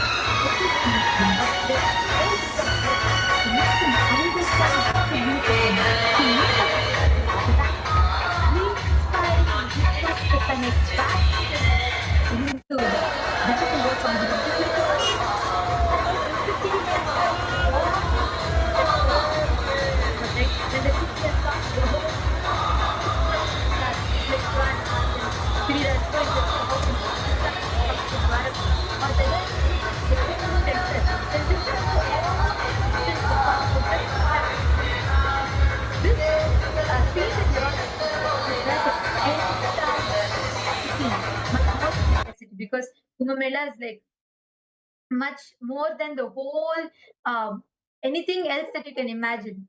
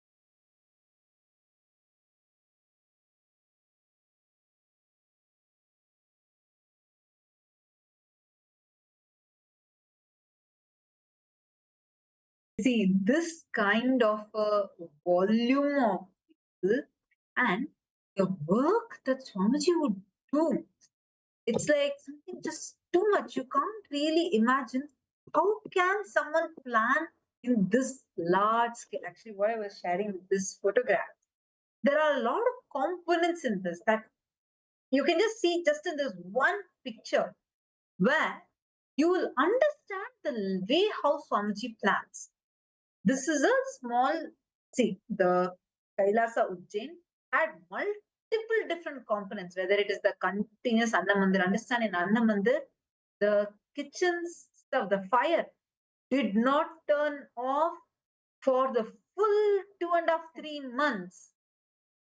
It didn't turn off means what? Continuous cooking was happening, serving of food was happening. One more side, the medical facility, continuously free medical services, health checkup, and medical care that was being done. And continuous services, various other services like healing services were happening, power manifestations were happening, and the darshan, Swamiji was giving the darshan, special programs, life solutions, consolations, and consultations, and different unique components all came together. You know something very, very interesting in this? During this whole time, the way how, like you can see, the kind of planning and micromanagement Swamiji would do is like too amazing. While so many things are happening and the temple is running, Swamiji had micromanaged the extent. You can just see in this one picture whether the barricade, how the barricades have to be placed and how lights, speakers have to be placed, in what distance it has to be placed so that no one misses any announcement and no one has to even walk a few extra steps to hear. And continuously they're all listening to the devotional kirtans and being in that high space. And if you observe here, whether the traditional kodai means the traditional umbrellas, the umbrellas themselves, the umbrellas that you notice, the umbrellas themselves, and the dombai means the hangings that you're seeing on top, or the toranams, the one that you're seeing on the stall, each of these that are there, all these are traditional decoration items in Hinduism. And these have a spiritual significance too. You will not see any kind of a Western decoration piece or anything like that. Completely traditional and the most grandest way. Swamiji would plan for all these things. Simultaneously, Swamiji would micromanage to the extent whether in the ground, the carpet is it taped, has the ground been completely swept, clean, so that anyone that is walking, they're all able to walk comfortably. No sand is able to get into the carpet. My God. And even the boards that is, these are all different stalls that were placed, only representing the major Kailasas, not all Kailasas, just the major Kailasas. This itself was a few hundreds in number. And for each one of these major Kailasas, there were especially the major temples of Kailasas, the photograph that is there, and what service will be provided in each of these places, and the deities, what jewel the deity is wearing, what dress the deity is wearing, everything, end to end. And you know, like I still remember one thing where the hall had like the main program hall. It used to consistently have like easily about 100,000 people who were attending the program itself. So for them, like we had a huge LED screen set up. In addition to Swamiji, and I think the back of the Swamiji will say nobody should miss, like you know, they should not feel like they're not able to see anything. So there used to be like multiple screens for them to see. And for temple, it's a different set. It's constantly moving. The crowd is not a stagnant crowd. It's moving. Throughout the day, people queue up for darshan and they finish one after the other, one after the other. They go through the temple, right? So Swamiji said, even that few minutes people have to wait, people should not miss something. Like they should not feel like they wanted to see something they could not see clearly. So because that LED screen, there was no place to set it because everywhere there were people. Swamiji got like huge the TV screen monitors, and every few pillars, we used to have those pillars, right? Somebody said, no, tie it up to those pillars, that pillars are free. Tie it up in those pillars so people will have continuous see, they'll be seeing, they will know what to expect further. And so the main Mahakalesha darshan used to happen, and when Swamiji comes and gives darshan in temple, the darshan used to be projected then. That is the way that Swamiji cares. And you can see it is this love of Swamiji's, it is this hard work, dedication that has come back, has returned as this phenomenal wave, volume of love and devotion to Swamiji. The responsibility that Swamiji has taken upon himself for Hinduism, for the Hindus.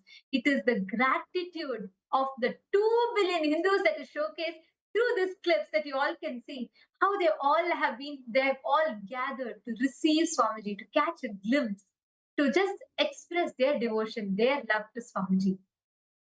Whether the kind of preparations that had happened for this, the amount of effort, hard work that went in for each of these. See, this wall became the temple that we are seeing. Oh my God, in a matter of few days. Swamiji himself would be there, personally micromanaging.